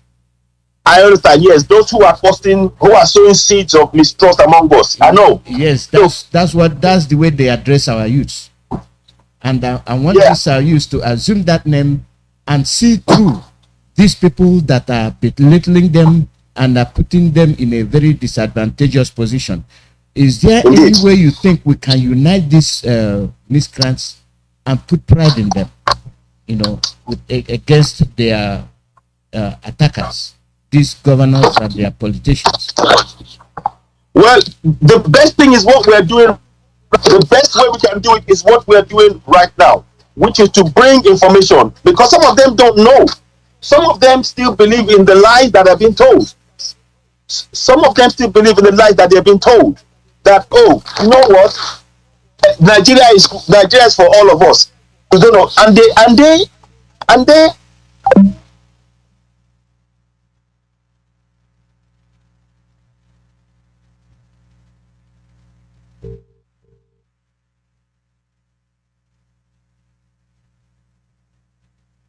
your line. Yeah, you're back. Sorry about that. The line just went. Yeah, no problem. You there? Yeah, I'm here. Are you there? Yeah, I'm here. Yeah, so like we're saying, the miscreants among us, best thing that we can do is to make our people be aware of all of the lies that's being told to them by those miscreants. And we make sure that the people put them where they should be. They should not be part of our struggle. They don't want, all they want to do is to actually prevent us from standing together and breaking free. They are the unity beggars. We call them the unity beggars. And it is time the youth identify them as such, because they are denying the very youth that they're giving 5,000 naira, bag of rice, piece of cloth, oil, all of this nonsense. One of them was talking this morning. He said, I've got money. He said it's not only naira. I've got dollars. I've got pounds. I've got euro. This is from the people who do, and those money, where does the money come from? Please, I want our youth, our Yoruba youth, our Biafran youth, our Middle Belgian youth, please, they need to think about something. Where is that money coming from? Where is that money? Where is that money that they got, that they're getting? Where is it coming from? Is it not our money? So these guys are taking your money and they're telling you, I have money. Ask them, what job did they do to make that money? So we need to start questioning them. But before we question, make our people know that it is our right to go for self-determination, which is what we are doing. We are not waiting because of any fraudulent constitution. That constitution is a fraud. Our people, please, we need to make sure that we expose to everybody that these people who call themselves politicians, who call themselves governors, who says they are going to work on our behalf, they are liars. They are not working for us. They are working for their pockets. And they want us to remain in bondage. But they don't realize, like Malafia said, late Obadia said, he said that the Fulani plan is to start a civil war in 2022. They want to take the whole place over, and they will start going in and killing all of these Efulefus, those Ojelus, one by one in their property. And it's already started happening. It is started happening. People are, how come a man is in APC and the next minute they have a fight and they jump the fence and go and kill him in his house? That is enough warning for all of us to know that these guys, they don't know what they're playing with. Now, you see, the Fulanis call this strategy. Now use and dump. When I hear waiting at the top, then they say, then use them, dump her. How they take dump her? Now they say, then go set the assassin, go make them clear. Get up. So that is what is happening. So I hope my people are awake. We need to continue to conscientize our people. We cannot be silent. This kind of program is very important to wake up our people, to make us realize that the time has come for us to really wake up and actually confront this injustice and make them aware that they have the right to go for self-determination. We have been imprisoned illegally in our own land by a fraudulent constitution. Now they are trying to use religion to frighten our people, and we must not accept this. So I hope that makes sense to those of you listening, and I hope that answered your question in a way. If it doesn't, if you feel I need to add something more, please do let me know. Thank you very much, my brother. You're on it. You answered it very well, because based on what you said, I just listened, and it struck me that when we are talking about religion and misinformation, we just came up. These politicians are liars, and then you have the British government, British Broadcasting Corporation, crystallizing their lies through our own media, through medias in the zoo, and there are some of them that when they come on the studio, they sound like they're oblivious that nothing is happening, and some of these are Yoruba newscasters. Absolutely. And some Igbo newscasters. Is there any way, I've thought about this so many times, that is there any way we can see what's wrong with their brain, as to why they are playing dirty? I know it's brown envelope journalism. I know that's what it is. But at whose expense? Yes. Well, sadly, it's at our collective expense. Now, one of the things that I keep talking about, when I'm talking about unity now, a lot of people will take offense when I use the word unity. And when I say unity, people think, oh, I'm just talking, I'm wishing away. But that is the only way we can achieve this. And the unity has to come from the people who are working for the struggle together in the various groups, the regions, the Middle Belters, the Oduduwas, and the Biafrans, and Ipob, whatever we want to call ourselves. Yeah, what you're saying, unite together. We must unite at all costs. Yes, that's what you're saying. Yes, and that means that we take all of the steps that is necessary together, so that when those people who are still eating from these cooks, when they see that we are united, they will start panicking. You see, our unity will send a message to them that, you know what, the people, the Middle Belt, the Igbos and Biafrans, the Oduduwa and Yoruba, that they are ready to go and they are working together. The time is now. You notice what Tinubu is trying to tell us, that Tinubu said if he will vie for this post of as an aspirant. If he loses, in our language, he said, if I lose, I will go home. The question I want to ask is, you people who are home, who are suffering, you see this man, he's not giving you a penny when something goes wrong. When your market is burned down, he's not sending you money. When you are killed, he's not coming to visit you. But anything that happens in the north, Tinubu will be there. He was in Kanu, he was in Niger State, he was in Zamfara, giving 500 million naira each time to the communities. And these people now, they want to say, oh, I'm coming home. Which home is he coming to? It's the one where the people who he's supposed to represent, he has impoverished. The money of the people has been taken over by this bunch of miscreants. So our unity will send a message to them if we unite. That is why I'm asking all of the organizations in Yoruba Nation, in Biafra, in Middle Belt, and all of the organizations, we need to be having discussions. I don't want to go too much. discussions that is going to make this message go far, clear to everybody else, all these Efulefus, all these Ojelu, all these groups who are trying to reap from our misery, that the people are united. And when we unite and we see that they are part of the very reason why we are suffering, people will, point them out, and they will have to face the consequences of our of rule of law within those regions at that time. I'm not making a threat, but the thing is, you cannot just watch our people be killed, dying, and you step over. They are literally stepping over our dead bodies and collecting blood money. This is what these guys are doing. They are stepping over the bodies of their own people, their own indigenous people. The Yoruba crooks are stepping over Yoruba bodies. The Ipob crooks are stepping over Ipob bodies. The Middle Beltern crooks are stepping over Middle Beltern bodies as they go and collect blood money from those who are imprisoning us in our own land. So our unity is the best way forward. So if we can find a way to make that crystal clear in certain ways, that alone will send a message, a powerful message to those people who think that they can profit from our misery and they are part of us. So that is what I think the best way forward. Now, of course, it means a lot of more things than what we can discuss on air. But you know what I'm saying here, because it's a clear message. When they get that message, then they will start, changing their tune. Because now, Tinubu said, "Oh, by the way, I'll come back home," and so it's taking us for granted that we will always accept him. But how can you accept somebody that has watched you bleed to death on your street? Somebody that has ignored your health care? Somebody that's not made sure that does not even blink when you have no road, no water, no light, no school, no bridges, no health, nothing, no safety, no security. They look the other way. Now they want you to come and vote for them in this first election. They're going to throw money in your face. That's the 4 years of misery that you're going to support. By the way, I'm saying you must say no to 2022 elections because it is a fraud. That constitution is a fraud. That nation is a fraud. We need to break it up. So I hope that answers the question somewhat. Yes. Yes.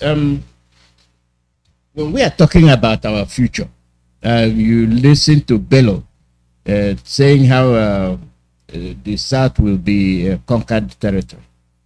Yes. And then you had the same Bello talking about employing expats, employing expats instead of us. And he was referring, he was referring to Igbos, and ironically, he was referring to the whole South. And let me give you an example of what I'm saying. My friend, you listen to Thunder Balogun. I don't know if you know about Thunder Balogun. Thunder Balogun, it was a footballer, wasn't it? Oh, there you go. There you go. Yeah. Yes. You had all the stars from the West. Yes. All the football stars from the West. Right after the war. You had all the football stars from Biafra land after the war. You had the Bentel. You had all of them. And then you had some from the North. And to show you about the federal character. Yeah. Federal character is full of Fulanis. 99.9% Fulanis and a token of Yorubas to shut them up.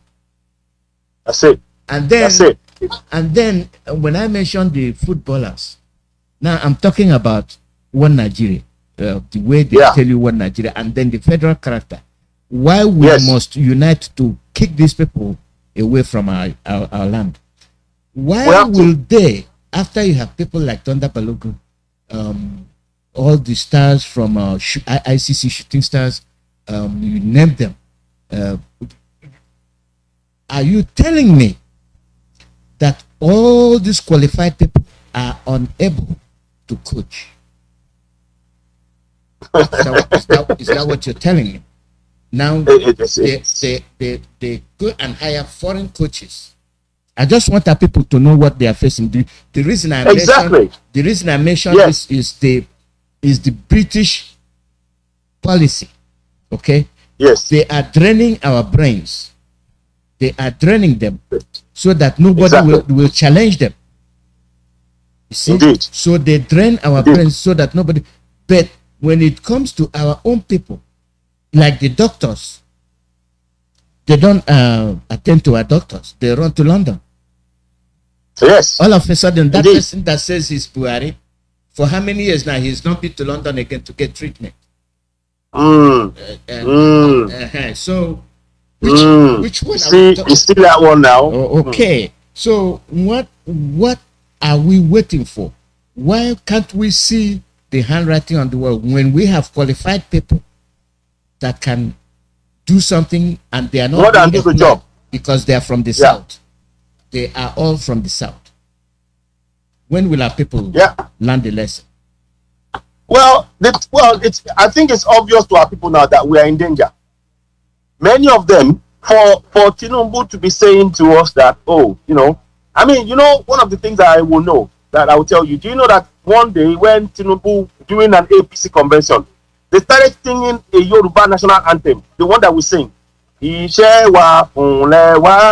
started singing it at an APC convention in our land.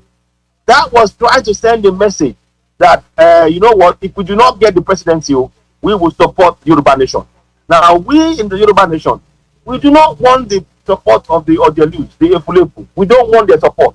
We don't trust them. What if they want to say that they are part of this thing? Demonstrate it by saying no. You go and bring down that constitution. Tell them you want no part of it. Then we will see. Then we can discuss them. But if you are going to tell us, support you in 2023 election, it's a fraud. We cannot trust you in any way. We are standing on our own. If you are going to join us, it's going to be on our own time, if at all. Because what you are doing, your antecedents are shown to us that you are only there to support this illegal imposition that is on us, and you are not speaking up. Like you said, Ahmad Bello said, Northern Force Agenda. That was what he called it, Northern Force Agenda. I think you recall that statement. I said, agenda. And now that is now being reflected in, like you said, the colonial powers are draining our best brains away from the nation. So all of us now, many of us who are in diaspora, I hope we all realize it. What we've gone through a process that they forced us out of our oasis, because our oasis is Biafra land is an oasis, Oduduwa land is an oasis, Middle Belt is an oasis, but they have made it unlivable for us to such an extent that many of us have left a land of milk and honey to come and work for the very people that colonized us and are benefiting from our resources. I'm not saying this out of hatred. I'm trying to make us to understand what we need to do. And we must at all costs take this step for the coming generation. In Europe, for example, let me tell you how bad this is. In Europe right now, Ukraine, they have allowed Ukraine, any Ukrainian, because of the war going on now, they can go to any part of Europe and they will allow them to come in. That's good in one sense. But guess what? If you are a Yoruba man, a Igbo man, a Middle Belter, and you're saying there's war in your place and you let them let you in any part of Europe, you come and see this. No, you can't. They send you back. But yet it is your resources that they are using to build those places. Isn't it better that we now get those resources ourselves, build our own place, build it so that our people don't have to leave? I think this is what I think you got what I was trying. You got where I was headed. You have landed where I wanted you to land, and that's what I was trying to ask you next, because you would think what they are doing is for you. No, it's for them. Because it's for them. Yes, they'll take your resources, they'll take everything you have to make themselves feel comfortable, and then they will make you uncomfortable and tell you that they are working for you, they are caring for you. It's a lie. Yeah. It's a lie. It's the time has come. Please, I cannot overstate it enough. Every time that the Fulanis see that there is division between Middle Belt, between Biafrans and Middle Belt, between Yorubas and Igbos and Middle Belt and Biafran, they laugh. Bangida said something. He said when he hears that the Yorubas want to fight or they want to stand up, and he says he will just go back to his bed, lie down and sleep. That they are so sure of themselves that we will never unite. Let me just say that again. They are so sure, they are 1000% sure that we will never unite, because they know that there are some efulefu, some ojelus, some crooks among us that they can give some money to divide us. It is left to everybody listening. Please, again, I've stated it before. Each and every one of us who are watching this, listen to this broadcast. You are a leader. You are a leader. You are a leader. You are a leader. You are a leader. You are a leader. You are a leader. You are a leader. You are a leader. You are a leader. You know why? Those of us in diaspora have said that before. You take care of at least 2 to 10 people in your community, and they will listen to you. Now, I want to now go into even within our community. There are people in our community who are still helping themselves and people around them as much as they can. But now, you are a leader because you need to understand that your voice, your vote counts. You see, a referendum is the best expression of the power that you have. And we need our people to understand that they've been made to feel powerless because the government has denied them the right to carry out a referendum in that fraudulent nation. Now, when they carry out a referendum in our individual nation, in Biafra, in Middle Belt, in Ojua, that is where you will see your real power. Your voice will count because you will, with your own voice, decide, do I want to support this new constitution or no? That is real power. That is what they have taken away from us and imposed this fraud on us. So please, I want our people to start waking up. We've been brainwashed to believe that we are powerless, and we are not. We are not powerless. And I want our people to please wake up. It is very, very important that we wake up and understand that what is going on right now is for us as a people to wake our people up to know that we have the power to make the change. Nobody else will do this change for us. We must take that step collectively. That is why I say you are a leader. Each and every one of us that's in this struggle, we are a leader. Because we understand what is at stake. The future of the coming generation of Middle Beltans, Biafrans, and Oduduwa, their future is at stake. Are they going to be enslaved for another 1,000 years? Is that what we want for them, for the coming generation? Or are we going to make sure that we provide a future for them that is, in fact, is future-proof? That whatever happens in the coming, from here on, their life and their coming generations are secure, and nobody on this planet will stop them from reaching their true potentials within their own land. That is the magnitude of what we're talking about. That is the magnitude of what we're talking about. So when I say you're a leader, believe you me, you may not feel it when you're standing, but your voice, that is why that referendum is important in each of the regions. The minute you cast a vote, that you are demonstrating your power. The minute you cast your referendum, what they are giving you now, when they say it's for you to vote, it's a lie, it's a fraud. Your vote doesn't count. What they do is they have already selected who is going to be the next president. All of this is a charade. But a real referendum where your voice will count. Do you support this? Do you support that? The vote comes out. That is what they did in the UK. 23rd of June 2016. They decided on a referendum to leave EU or stay. The majority who voted to leave, that is what the government followed. And that is where the power of the people lies. So please, my people, I want you to know we have the power. All of this religion and all of this stuff that is used to brainwash us, particularly in Nigeria, I'm talking about, is a way to close our mind to not see that the real power that we possess. Now we are making you up, we are sensitizing you to know that you have the power. If you decide that your community is going to stand on its own as Middle Belt, that is what will happen within your community, because it's the power that you possess by way of your referendum, your voice. That referendum is your voice, and it cannot be ignored by anybody on this planet.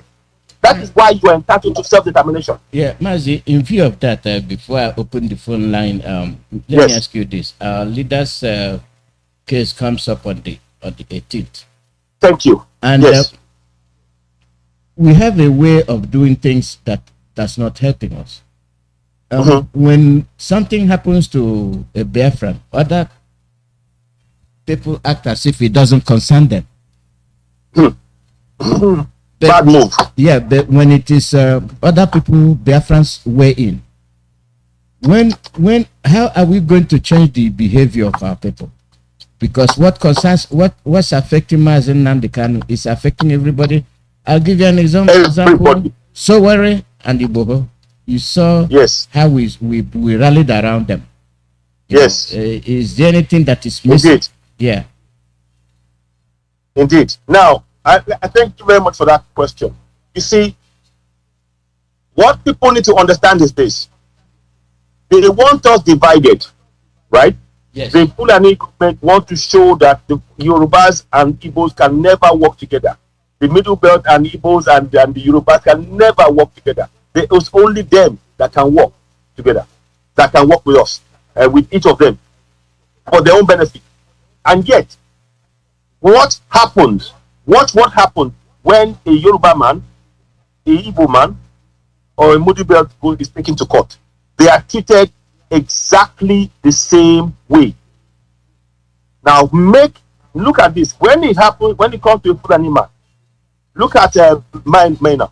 Maina stole public money, pension money, billions. Do you know that when he was in the court, the policemen were treating him like a rock star? They did not put handcuff on this man as he walked into the truck where he was being jailed. And we know that he's not even going to, who knows, he may not even be in jail. That is the key difference.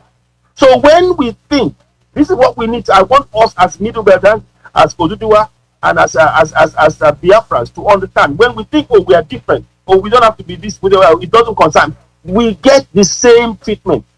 Middle Belters, Biafra, Oduduwa, we get exactly the same harsh treatment that is happening to Nnamdi Kanu.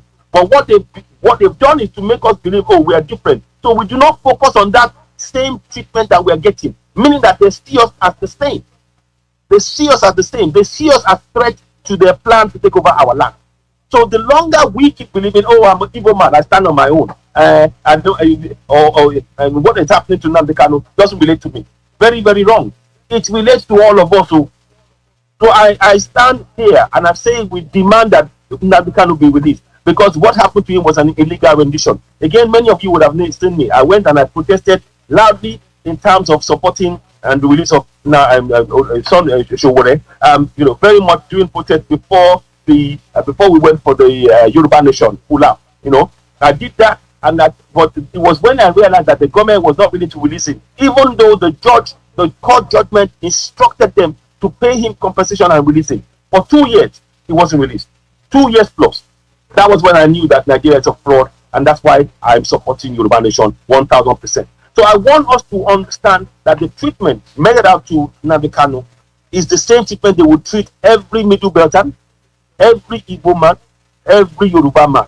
And we are the same. And we are in this struggle. That is the proof that we are in the same struggle together, and we need to unite to free ourselves. If you think that an Igbo man alone will do this and will free the Igbo people, you're wrong. If you think that it's the Yoruba man alone that will just do the Yoruba side of it alone and free, you're wrong. If you think it's just a Middle Belt man that will do it on their own and Middle Belt will go on their own and left it leave the other, you're wrong. We are all in this together and we need to free ourselves. The commonality is the oppression imposed on us and forced on us, that being fed on us by the invaders, the Fulani terrorists, the Fulani government imposing on us illegal and unfair and unjust action on people who are indigenous. The commonality that we have as Biafrans, as Oduduwa, as Middle Belt, is that we are the indigenous people. And we are the ones that are being treated the worst under this Fulani government. And that right there is something for us that we should unite right now and begin to ensure that we remove ourselves from contact with Nigeria. If the Hausas want to stay within that, that's fine. But we want no part of Nigeria. They can keep the name Nigeria in the north. We must go. But it's important that we understand that what is happening to Nnamdi Kanu now, every one of us is in Nnamdi Kanu.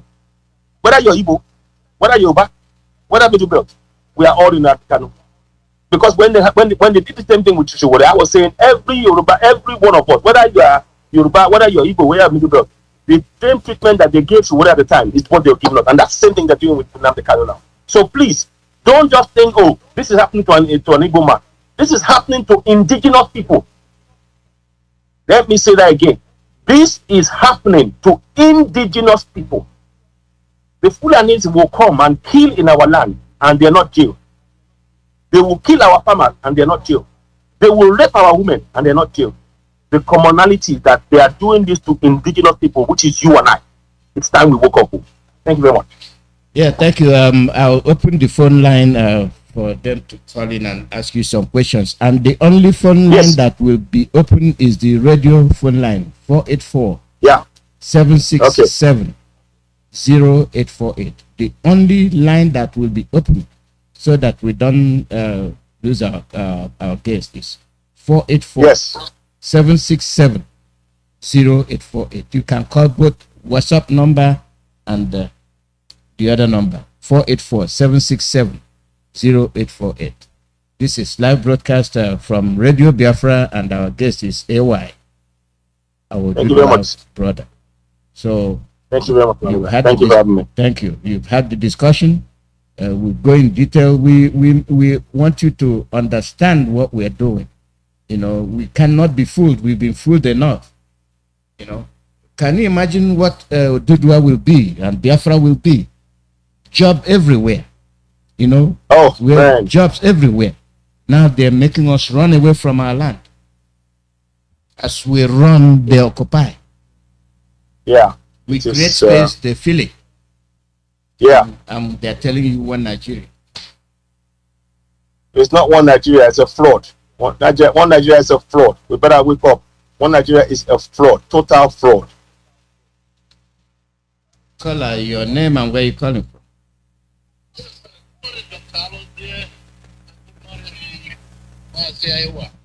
Thank you so much for coming again to our wonderful radio. I've been listening to what you've been saying, sir. And my question is this.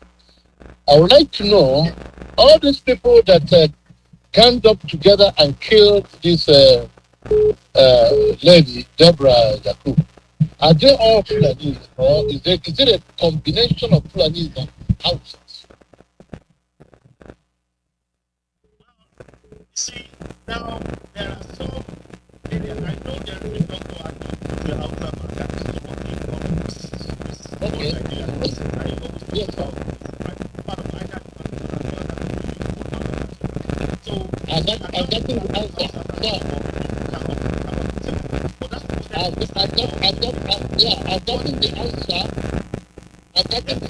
I'm looking for, because as far as thought that Hausas are yet to wake up and realize the fact that they are being slaved by Fulani, and it's a shame that they should be ganging up and killing a fellow indigenous people like themselves, not knowing what they're doing. Because you know what? I have no more sympathy for the Hausas just because of this one single incident. Because it's a shame. I don't know the population of Fulani to constitute such a mayhem. Because these people are minority. You know, another thing I have to say is this. Another thing that I would like to say is this. Thank you. Yes, sir. I like what you said about aligning ourselves together. We have to form alliance. Yes. Alliance is what we need to form. Because you know what? If we fail to form alliance, because you see, everything that's being played in Nigeria is being done by the British. It is not the brain of the Fulanis that work. Even the 1910 constitution, if you look at that constitution very well, you see that this is a well-detailed, intelligent plan that didn't come from anywhere in Africa. I'm telling you the truth. The way that constitution was written, in that short period of time before they hand over to the civilian regime, you know that this constitution was well crafted by an intelligent body like the British MI6. I'm telling you the truth. It is a well crafted document to continue to subjugate us and give power to the North. Because everything we own is been taken over by the federal government, and they kept the Fulanese at the top. Until we wake up and know that that country is never going to be good for us. Nnamdi kind of said it right when he said, you cannot bring people of divergent culture and form a country with them. There will continue to be tension. And that divergent culture, the worst mix of it is religion. You cannot see people that see religion as everything in their life. They sleep, they wake up, they sleep religion. You don't want people like that, and then you have to deal with people like Southerners and folks have middle belt that is more egalitarian and more, upward go with people who are ready to accommodate everybody. There is no place in Nigeria that has public program except in the north. How much? There is no place in Nigeria that you go to Yoruba land, you can live in Yoruba land, make all the money you want, live there, die there, you never see anybody abuse you other than the normal misunderstanding that is between every human being on this earth. But you see the northerners, we will continue to prolong our agony as long as we stay in that nonsense called Nigeria. Our leaders must wake up. We must wake up. We are postponing our agony. And that goes on, it becomes worse and worse. We continue to do this thing, and they are now escalating us, importing arms from everywhere, also the Nigerians northern border. What they do to allow their brothers and sisters, their kids and kin, to immigrate into Nigeria, illegal aliens, to migrate in a country, so-called a sovereign nation. And then allow them to come with all kinds of sophisticated weapons. And they're killing every indigenous people. There is no control of these people. There is no concern by the federal government. No. It's a shame. It is a shame, and it's about time we wake up before we got all killed up in one day. It's going to happen. It's only a matter of time. Thank you so much. Let me give time for other people to continue. Thank you, my brother. And thank you, Dr. Alonso. God bless you. Thank you, baby.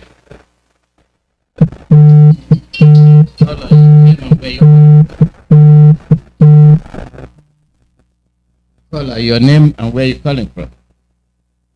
Okay. Line has dropped. Yeah, okay. Yeah. This is very, very interesting. People that have nothing in common with you, you're calling from your brother, and they are killing. Caller, your name and where you calling? Good afternoon to you, sir. Mazi Iyke. Good morning from here. Welcome. Thank you so much. Greetings to you, my beloved brother, our guest in the studio. Thank you, my brother. My name is Sugo. Thank you. My name is Sugo, and I'm calling from my location. Mazi, I want to also thank you for bringing such a wonderful person to our program. My beloved brother, I don't have any question to ask you, but I just want to encourage you, because we need people like you from Yoruba and other parts of our land, so as to come together and hold hands strong to chase this enemy that has surrounded us, because they really want to wipe out of this particular place that people can give to us. But our unity will be the best thing for us to achieve, to destroy them. Since you said, what you said is simple truth, then they are 100% sure that we are not going to come together. Then I believe that people will make it possible, because it is only the truth can set us free. At this point, we are not going to look where you come from and who you is, the tribe you belong. What we are looking for is the truth. We are being intimidated and being killed in daily basis in our land, and that is not the right thing. The whole world is watching what is going on, and they are silent. So I am saying, may the blessing of Chukwuabiama, the God that created heaven and earth, keep you people and make you people strong. You people that is coming out now to join this wonderful effort, because unity is the blessing that we have, that we can use to destroy this enemy. Thank you so much, and keep it on. Thank you. Thank you, my brother. Thank you. Thank you, Mazi. Thank you, Go. The call number is +14847670848. Unity.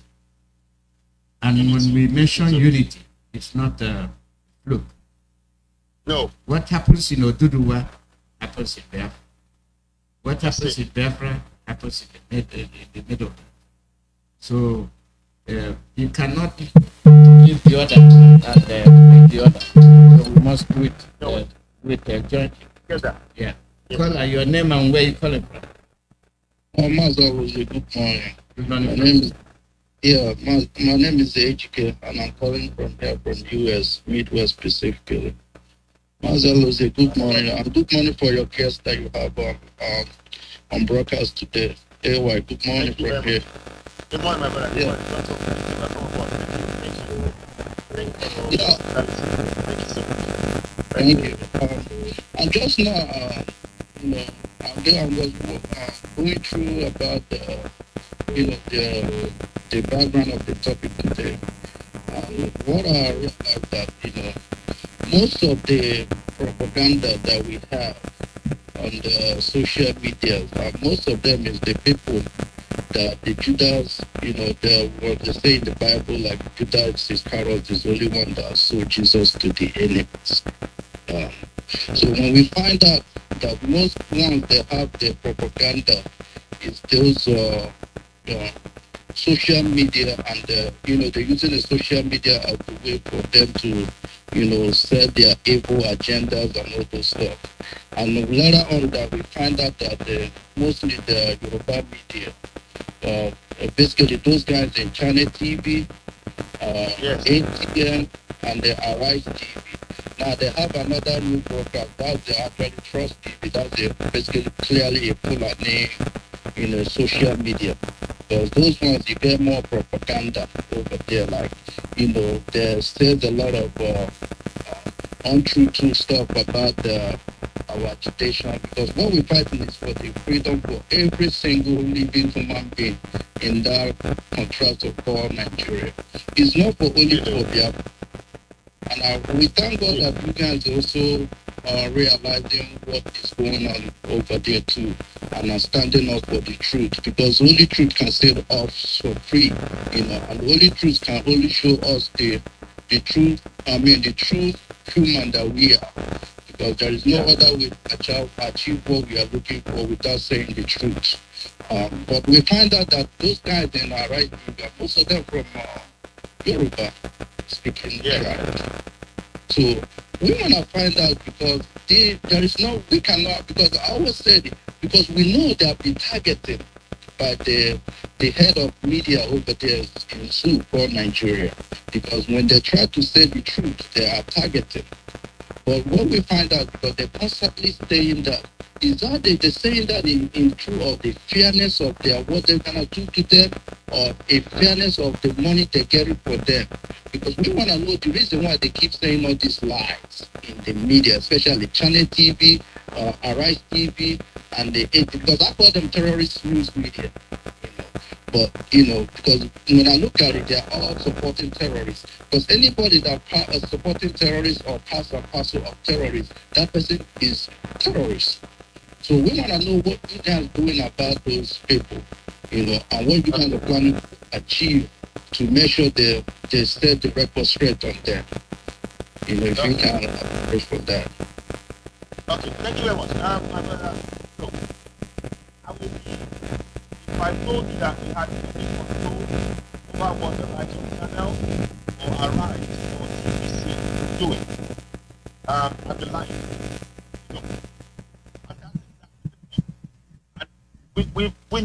We've been watching this news. One of the reasons that I got involved myself, one of the reasons I got involved in this struggle was when I realized that the entire system was designed to oppress us as Southerners, and yet some of us still believe. Whilst we are screaming one Nigeria, one Nigeria, one Nigeria, the press that you mentioned, Channel, Arise, TBC, they were trying to tell us to believe in one Nigeria. But they were not talking about the problems that we are facing. And that is why we know that the governance that is in place now, they are instructing, they are funding these media that you mentioned. They are funding it. Now, the only thing we can do is to bypass them. And that's what we're doing via social media. You see, with social, they did not count that social media was going to change the game.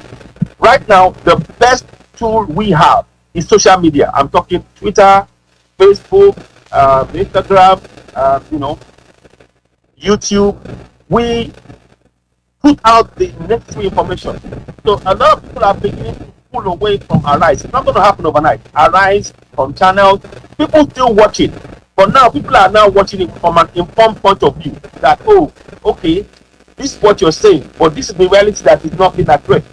So people are beginning to put. Sometimes when I go and follow what's happening in the channel, people start writing comments. Oh, you've been paid to do this because you are a spokesman for the government. You are not a true journalist. And that is what we are doing, waking up the mind of the people. So we need lots more people. That's why I keep saying it. Myself, I encourage as many Biafrans, as many Odua, as many middle belters to set up, get out there, create your own platform, i.e.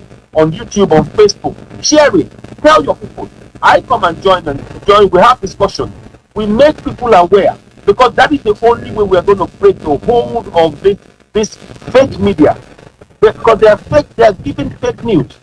No, none of them now have actually said, you know what, we demand the immediate arrest and the prosecution of this girl, Deborah, because they have been they have silenced, they have paid mouthpieces.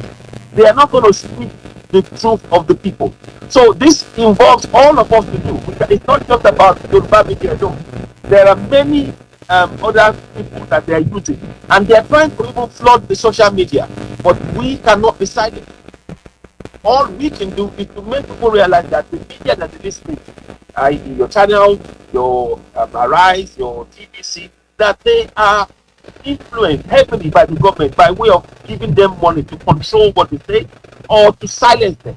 Our media is not free in Nigeria, and that is we're back in the days of in the 80s when they killed Directives and all of this stuff. That the military are still in control.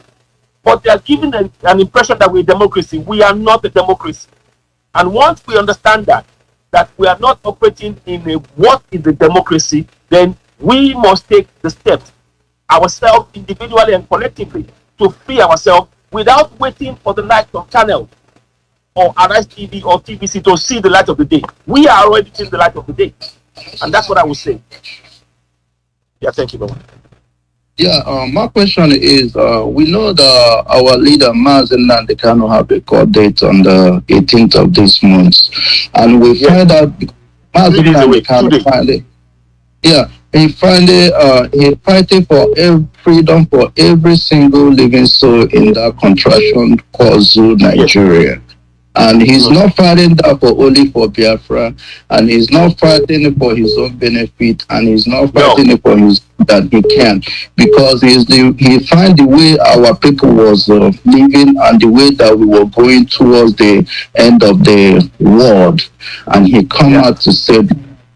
And when he have a court date, we also have a sit at home and Eastern region. Exactly. And most part of the South are not complying with that. And we find out that all these governments that we have, they're all terrorists. When you look at the armed forces and any security operative on the so-called Zoo Nigeria, every head of, for example, the head of army chief for South, Fulani, the head of a custom controller, Fulani, the IGP, Fulani. Every top security operative in that zoo is Fulani. It's not only Fulani, it's the hardest jihadists. Fulani. From example, look at the young lady they killed in Sokoto. This is my first time, because the only last time I heard the Allah Akbar was when they have a 9/11, what they said. Now we find out that we have all the terrorists surrounded the whole zoo called Zoo Nigeria, especially they're flooding them now towards the south and east, because when they have that lockdown, because our people thought to forget the locks. And through this social media I mentioned now, Arise TV and Channel TV and the 8-tier TV, whatever they call independent news or whatever, they are the one that siding all this atrocity, all this criminality and terrorists around so-called Zoo Nigeria. I call them Zoo Nigeria. I have my reason. Yes. Because that's the only country that can tell foreigners to come invade their own country. There is no place in the earth that happened. And where they have them, they decided to put them onto the military and to have them supply them to the south and east to do their Fulanization, which is the one that turned the whole country to Islamic agendas. Yes, so exactly. When we have all this solidarity to our incredible leader, which is Mazi Iyke, because he's the only person that can stand up for our own freedom. I want to know, what are you guys planning about that to show your own solidarity about those? It's not a good idea that you guys decided to do what we're doing, especially on this 18th, which we know they should be releasing him because they have not committed any crime. If they think about somebody they want to put in jail, there is a head of terrorist guy who was called Shegumi, and the main master of those terrorists is the Buhari, which is the Nigeria. He is the most master of those terrorist people, and they have all the whole cabinet, which is the cabals inside that Asuro. Now they have all the whole chief of army. The head of security. They appointed all of them a Fulanese to do all the whole this agenda. What is our plan to us to come together to make sure that we do exactly what is the EC doing to settle and to be under support of that? What are you guys also planning again? Because it also can put more speed. It also can make a lot more speed up of what we're trying to achieve. Yeah. Okay. Good question. Good question, my brother Mazi.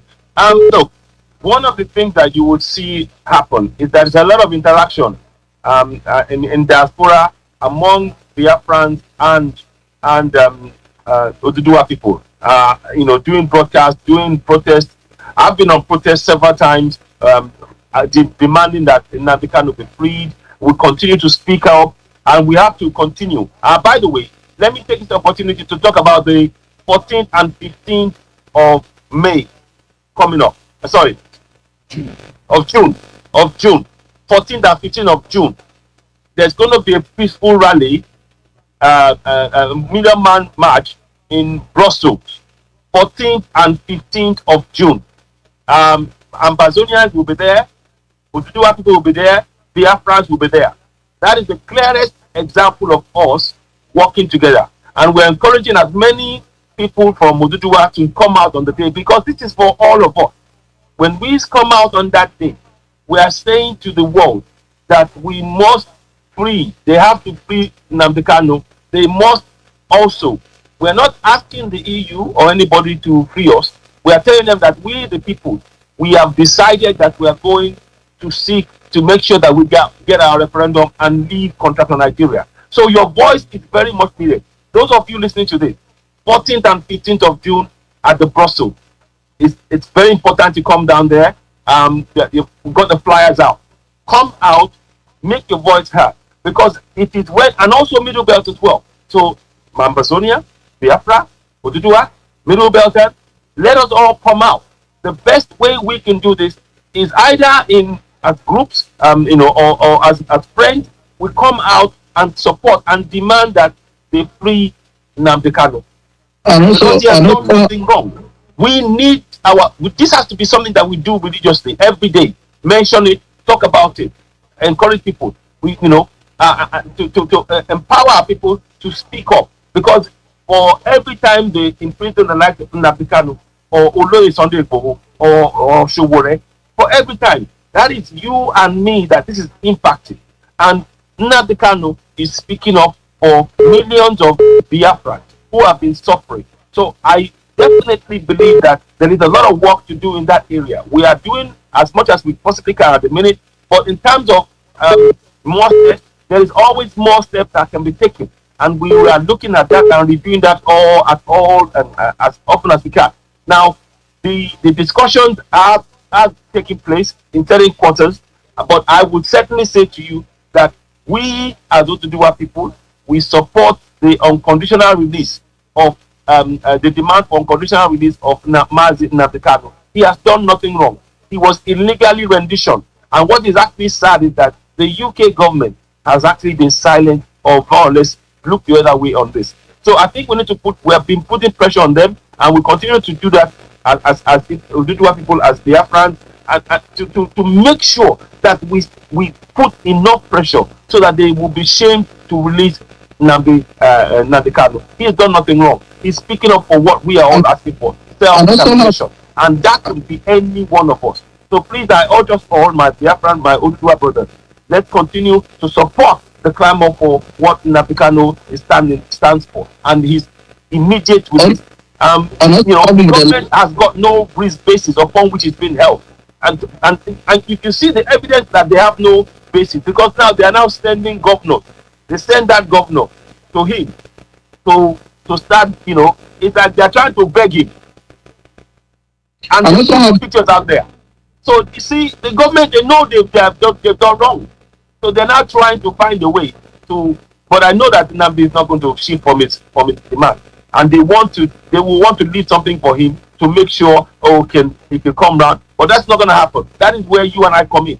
We must all continue to demand for the unconditional release of Mazi Iyke. He has done nothing wrong. He's speaking for the rights of his people, Biafran, to self-determination, the right to self-determination, the right to self-governance, the right to benefit from the resources in their own land. Because as it currently stands, the contraption called Nigeria has taken away all our collective resources as Middle Beltans, as Biafrans, and as Oduduwa people. And we want that to stop.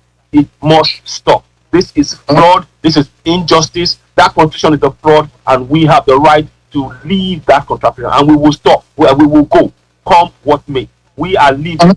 That nothing on this earth can stop us.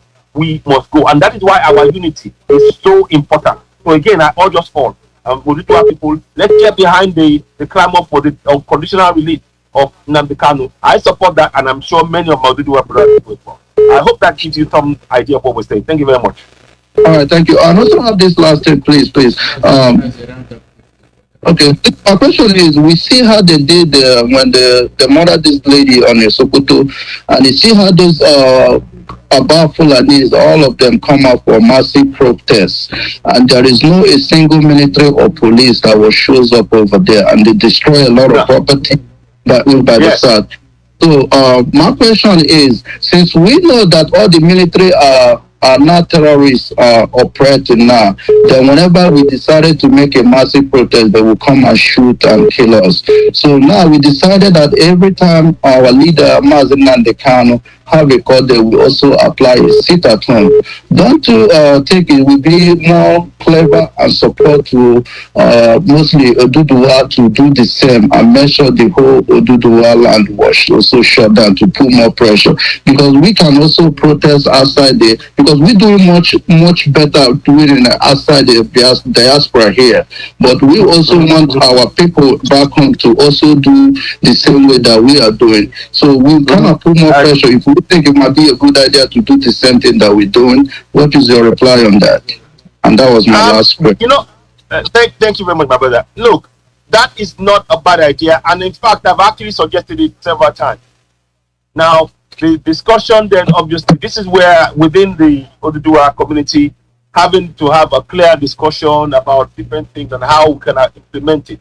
So, it is definitely what quite a few of us within Oduduwa are looking at, and we support, and we actually encourage people to do. But yes, again, I said to you before that there's always room for improvement. This is one area that I think we should look at and see how we can actually, make that have more impact. Because you're saying, this goes to the heart of having that unity. When we have that unity whereby we support the state at home, that means that they understand that, wow, this is not going anywhere. So again, it is always a way of looking at how we can carry that out within our own community as Yoruba people, as Oduduwa people, and how far people are going to build on that. It's not going to be an easy task, but it's something that we've already been doing and we've been advocating for in any case. But there needs to be more effort around that, because that would actually be a sign of our unity if that starts taking root as well. I know that when Oloye Sundaybo was arrested, there was a lot of support from the Biafran in terms of calling out, joining on protest, coming out on rally with us and being part of whatever it is we wanted to do. However, we went forward. You guys were giving us our support, so it is definitely we should reciprocate from that point of view. Again, highlighting the need for our unity. So I will be looking at, let me just make a note of this. I'll be looking at how, asking some questions and talking to people within the movement to see how we can, impact and add to what is already been achieved by the by Ipob in the state at home. It's not good. I cannot give you a guarantee now that that's what's going to happen.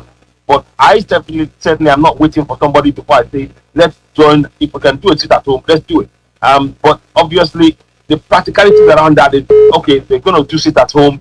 There's funds and everything else. Obviously, this issue around funding and survival and all that is what is really, I understand that it's motivating a lot of people to not necessarily, whilst they want to mentally, physically be part of it, but the financial side of it is something that we're looking at. So that it needs to be a discussion that will be had, and we will give you more update as we get that. But in terms of our moral support, no question about that. And what we would like to do is to now evidence that with a physical, on ground. But let's see how that works. And please do remind us from time to time. It's good to have reminders like this that we need to evidence what we're saying by the actions on ground and from Oduduwa people in terms of supporting Nnamdi Kanu. But yeah, there's a lot of work to do in that area. Thank you. Thank you, Mazi. All right. Well, your name and where you calling? Dr. Chukwuemeka, thank you for taking my call. Yeah, you're speaking to your brother who's the scavenger. I'm calling from Africa Sud. Africa Sud is South Africa. I greet you, my brother. Omodada.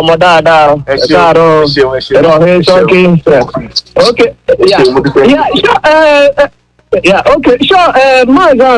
You see, I want to ask our brother AY small question before I make my comment. Then I will summarize it together. Then you answer me. What I want to ask is, I want you to give us exactly secret that Oduduwa youth have. Because the reason why I'm saying Oduduwa youth got some secret is that one of both APC and Omotoku, when they make a statement, I've never heard any Oba or governor who went after their blood, who go and say you must kill all of them. And they don't run their mouth like popcorn, like we see in our own Eastern Biafra land. So I want you to give us a little bit secret. If you can't give us now, you pass it to our leadership. Because whenever you can see even this present one called Sonudo, the first thing this man did was he wanted to look for anybody in the bush. And he know that there is no any criminal in the bush. It's the people who our leader set on to guide our forest. That is the first thing he did. And now today, I wanted to ask at the same thing. Do you think that this visit that Soludo made is a good visit? Don't you think that it's a spy? Because this is a spy visit. Because I cannot see Soludo going to visit our leader with his whole heart, without confession, even to the Biafra that because I'm sure, 100% sure that Soludo knows before they kidnap our leader. My spirit tells me that Soludo don't know. And he have not come to deny this. We have been accusing all these elders. None of them have come to deny for once and say they don't know what happened to our leader.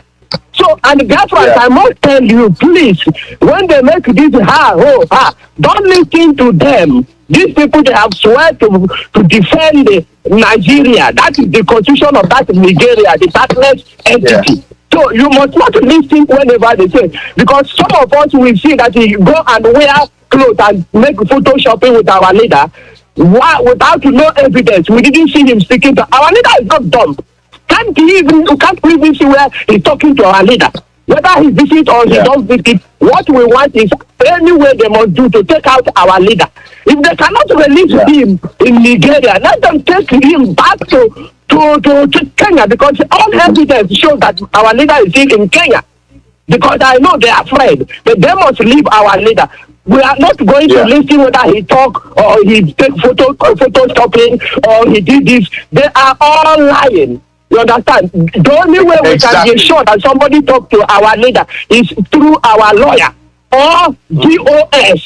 That is the only people we know that when he talk through the lawyer Ejimako and Ejimofo. That's the only people we know. Please, can you clarify me so that I will know? If there is any little secret, you can pass to us. Why? Because every time our own leaders are using our blood is like it's nothing to them anymore.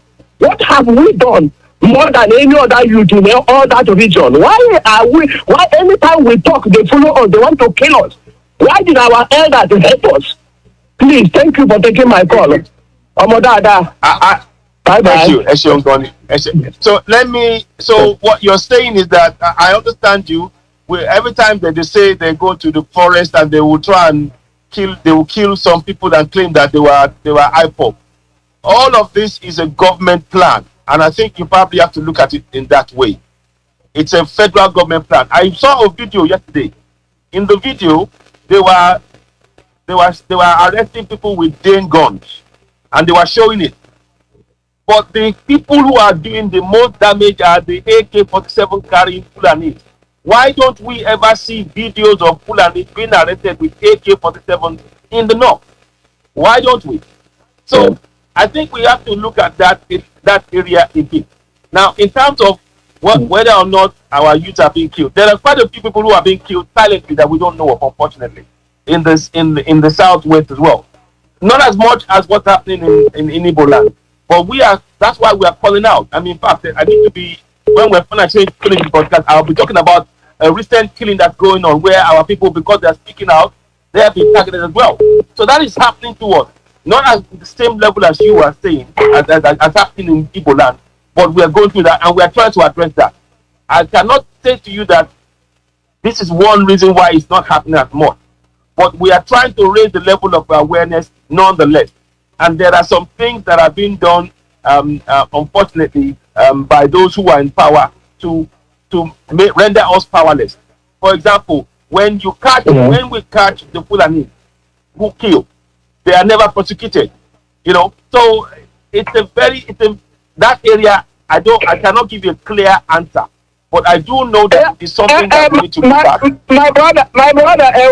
My brother, you know why I ask you this? You said in your statement when you are talking that even Jagabon sing Oduduwa national anthem.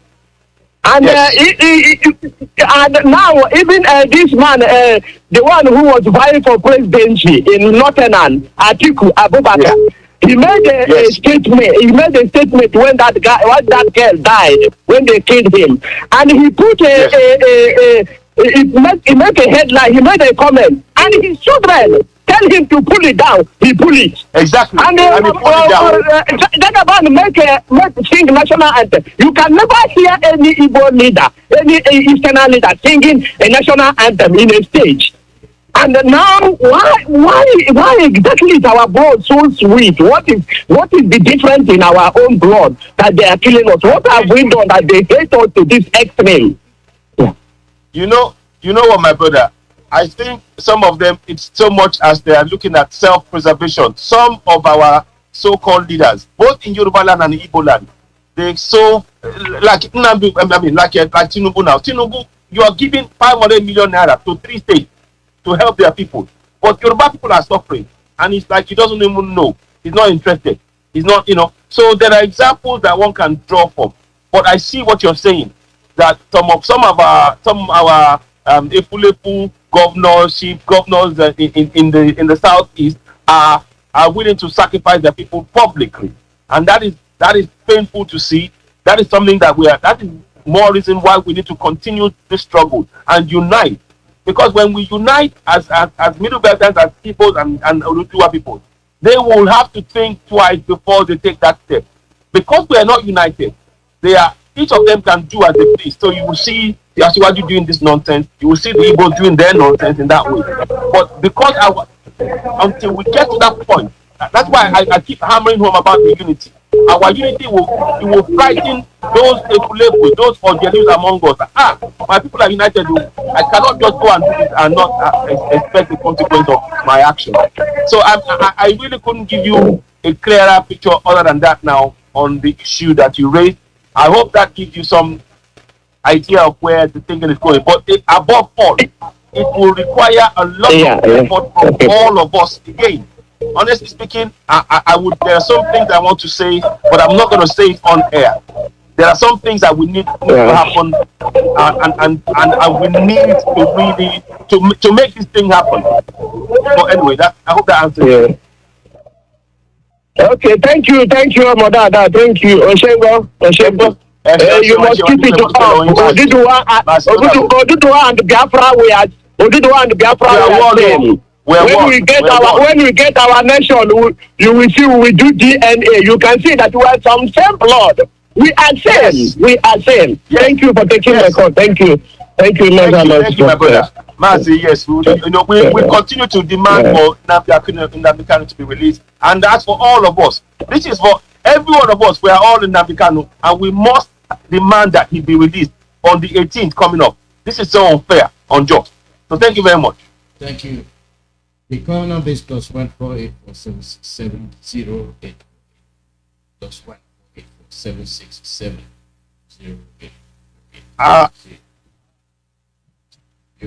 Okay. When you're tired, you let me know. Yeah, I do have. There is a call I've got another meeting that I need to rush off to. And I sort of give half an hour, so I'll give another 5-10 minutes if that's okay. It's just that I need to, because this meeting is actually involving the death of somebody, so we need to have a discussion about that. Yeah. Thank you very much. No, good afternoon. My name is Simon. We're calling from Media Spell. Good afternoon. Good afternoon. Bless every family members all over the world. Bless our every leader, Mazi Nnamdi Kanu. Today, soon he will be with us when the due time reach. Yeah. I want to thank every Oduduwa, our in-laws, the middle beds. We are connected. Only the difference between us here is the Fulani to put one Nigeria. Thank you. You know, so thank you. So I agree to every one of us. I hope Chukwu will provide every one of us to make our way. Yeah. All roads lead to Belgium. That's European Union. I know why I'm saying this, because that is where they tell us some good people and they labeled us terrorists by this type of time, 2017. After they come and try to take away the life of our leader, the world saw it. The world did they do? They turn around and call us terrorists. That is exactly what happened. But we know. My brothers and sisters, anywhere you are, it is appointed time. This is the movement of the people to be free. 400 years ago, when Nostradamus predicted all these things, it has come past. We are lacking behind. This is the time. Oduduwa, Medibet, all those entrapped indigenous population in that contraption. This is time for you people to free, even for the North. Yeah. Let everybody take place and develop. That was the initial plan. I don't know. Do you know how many indigenous people living in that place they call North? Those places they claim North. Do you know? Oh, my brother, I don't have a clear figure. It's about 307. 307 indigenous population. 307. There was a time we run a program with the UN. And during that time, our leader was outside. It's 307, if I'm not mistaken. UN knows all these things. They know what is going on. You know, they do. Oh, they are fully aware. They are fully aware. They are fully aware. They know. When I was in early 2014, when we used to move around, they thought it is this project is gone, that it can never rise again. I was in Holland that time. I've been places. the address of Ipob, I was opportune to work in some places. Our people know the fee enter work. Yeah. Well, let me leave it here. Thank God that every one of you have been reaching out. This is the gospel of the Chukwu Okike Abiyama. Mazi Nnamdi kind of started because that time, early 2014, we call it the gospel of the redemption and freedom. May Chukwu Okike Abiyama bless every one of you that had the message of the freedom and join. We all must be free. All Biafra, sign up here. And all how did they take here? I want to do hello. Monkey, go. Thank you. Yeah. Thank you, my brother. Thank you. Thank you. We'll see you next week. Thank you, Mazi. Yes. Thank you. Thank you. See you next week. All right. Bye now. Bye-bye. I do everybody. Mazi, thank you. Bye for now. Thank Bye. you. Bye.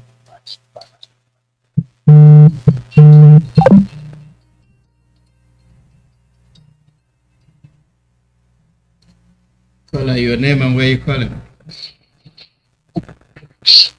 Good morning, Mazi. Welcome. How are you? I'm fine.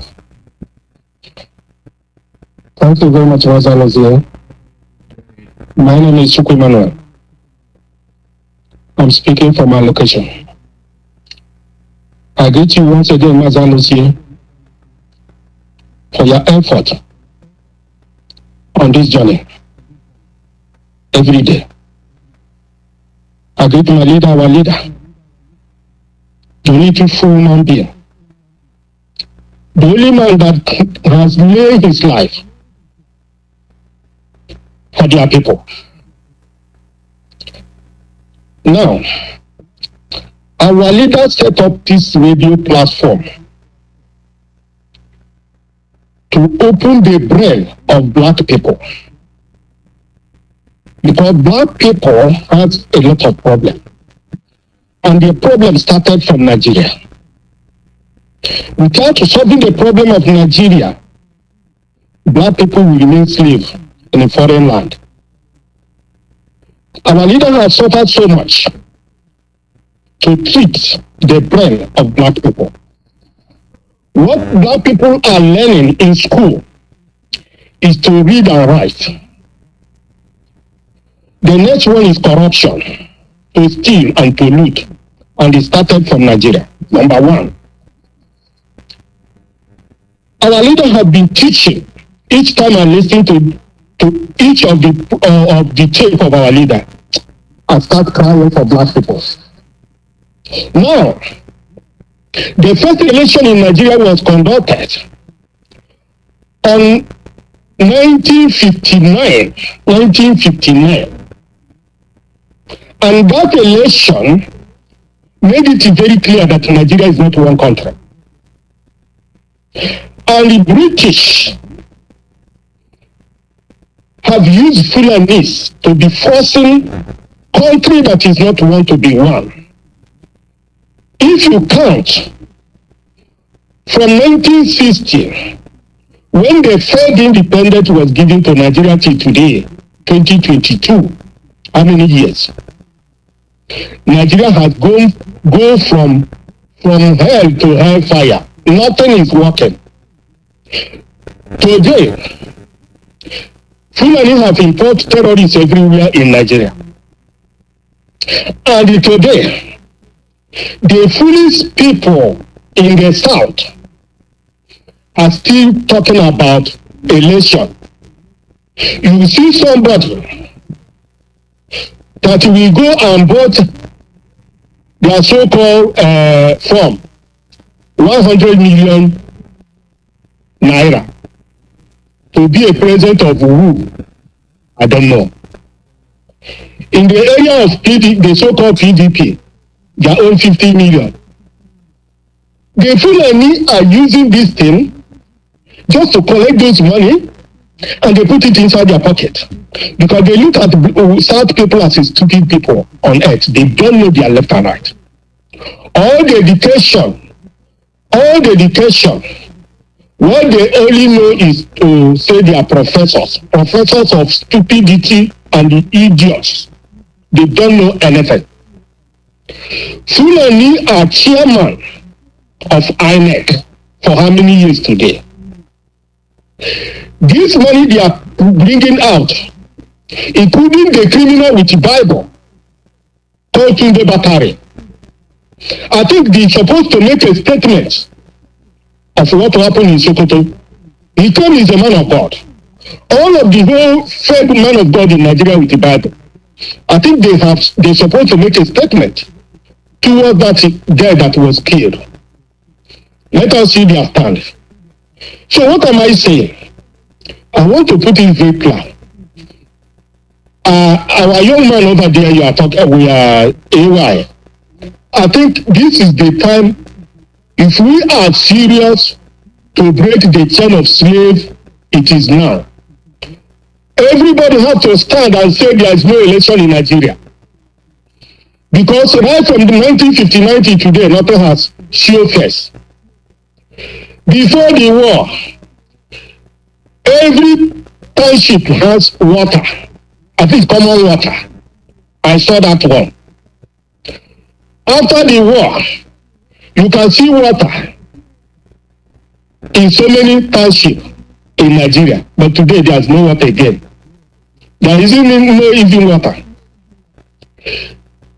The type of corruption in Nigeria is something that is white people, when they listen to Nigeria, this place they call Nigeria, if they see you as a Nigerian in their country, they're supposed to deport you, make you go and die because you are animal, you don't have sense. The money that you can use and develop human being, few people will share that money and will continue talking election. What type of election? What type of stupid people are these? So what we're supposed to do now is to stand firm. No more election. Referendum.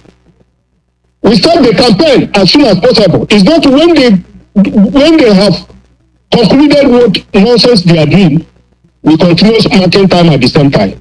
So we have to stand. There's no election in Nigeria. Instead, let everything burn down.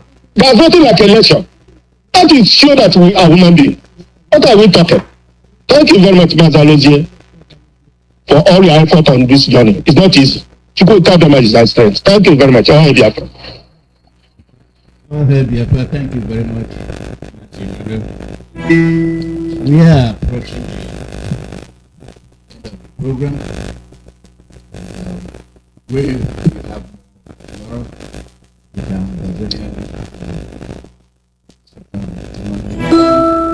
We will move on. We are moving. We can no longer continue to be bamboozled and ruffled every second of the day. We are listening to who is doing what and who is not doing what. This is not the way a country is run. I don't know who they are fooling. I don't know who they are fooling. We've seen enough of that. And when you cannot respect people's life,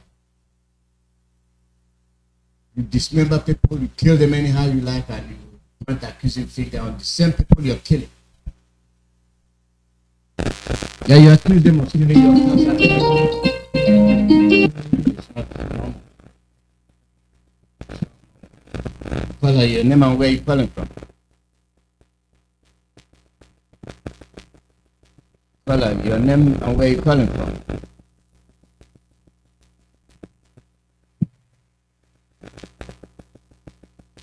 You are still recording, but we are not hearing from you.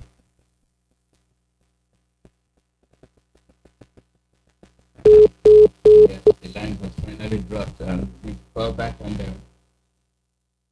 I will accept your call. Well, your name and where you calling from? Good afternoon. Good morning from here. Welcome. Okay, my name is Mazi. I called before. The line is wanted to do magic. AY, I know you are already left. God bless you and bless all the who you are, brothers and sisters. And the God will bless you people. Biafrans worldwide, you people are great people. And now I know why a white man call you the great. Use the word great. Great Biafra across the River Niger. You people are great. If someone did not honor you people, go outside and buy one beer and drink, and say I am a great man, and also a great woman. This afternoon, why I wanted to call is to contribute based on the Sonudo that went to and see our leader. You know, we want to understand something first. Our lawyer, our only lawyer, Ijere of Biafra, said that anytime they visit Mazi, the security over there don't give them the breathing space to discuss. Even the son, the one they call them, the people used to call him is a big man. No, don't use that word again. He's a Biafran man. They are our son, a Biafran man. He said this the same. He said the Nigerian apparatus don't give them breathing space to speak or to talk to them or to move in a strategy something. How come? This is my question. How come this a play who came? They were campaigning for him for a long time and say it's a solution, and now he just enter into the governorship. And the first thing he wanted to do is he's calling for people that's inside the bush to come out. He did not send people inside the bush. And another one, he said, let them surrender their arms and take amnesty. He didn't give them any person arm. Then the later thing, he said, he started laying allegation to IPOB, Biafrans, forgetting that himself is a Biafran, forgetting the time when he was confessing and doing evangelism and also doing campaign. And now he entered Nigerian system. He changed to Ogumagala. My question is, our lawyer said they don't give them this space, but he go there with a picture and the talk which he sent in his Facebook. He said that he has a large space to discuss with our leader, which is to say the person he saw is not our leader. It's a mask wearing Nnamdi Kanu. And the original one, they keep him inside the Kuje prison. Did not see a Sonudo. Is the one they fed with the Nigerian cabal that he see. And that's why I'm trying to know what is going on, my brother. Can we discuss?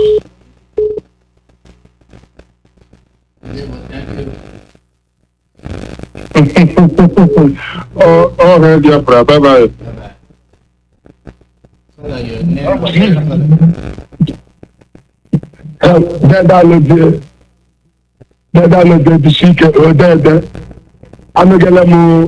I heard the voice of AY, and all he said is true, well confirmed. My brother AY, may the God of heaven and earth to go to Kabia and continue to guide you. Encourage your Oduduwa's brother. The only option Nigeria is our leader. Our leader committed no offense. Our leader said we want our people, Biafrans, to be free. And every individual in Nigeria to be free, because Nigeria is a devilish country. Nothing more than that. And we are more than committed. See, we say Fulani, MUSP, confirm, not a threat, it is a promise that they must release our leader by fire, if they take to violence. No Fulani race on this earth will succeed. So we know that the person they are holding is the leader of IPOB, indigenous people of Biafra. They are not just there. They are not thinking of them. They are the Alana in Nigeria. You know that I want to allow them to like, I want to allow America. It is our own question on this earth. And the United Nations, we will be free by understand that we are. Okay, they don't know who we are. They think we are joking now. I want to let you just go Canada the go. Ghana will do. I better name the poor. To go to Canada will do. I want to let you just. So if you take things with the father, that is your business. Don't care. Don't care. Or then I hear that temple of support to come down in Aruchuku, that our leader has been mandated to come and reduce for him the God of heaven and earth. That is the assignment is therefore. And there's no effect. No man is like carry around the up to say that you're the Baba for the prayer. You are not bad. We must say this. Dara. Don't think again. Scripture never seen them dead. Okay, Acts 23, chapter 24, chapter 25, and chapter 26, dead from the 12 to end. And 1 Timothy chapter 4. From that one, then Paul is defending his traditional and Christianity now. Take it to a church and say, we go to there. Jesus also never. They say, Jesus is never one that it has been the weaker. Or not black, how much did one know? One better than you. I may get up to the one fire, one guy, this is what I do, one body. Oh, I'm a pretty black. Oh, what did I call it? If I know that. Then I look at Papa and you. Then I look at Papa. What did they let that girl speak to them? That way Chinese. Then they got Parliament in that.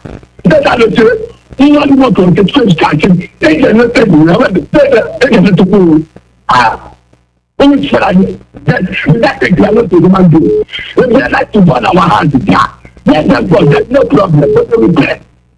And that is not. Say, our government will tell them. That is how they have looked. How can I follow you?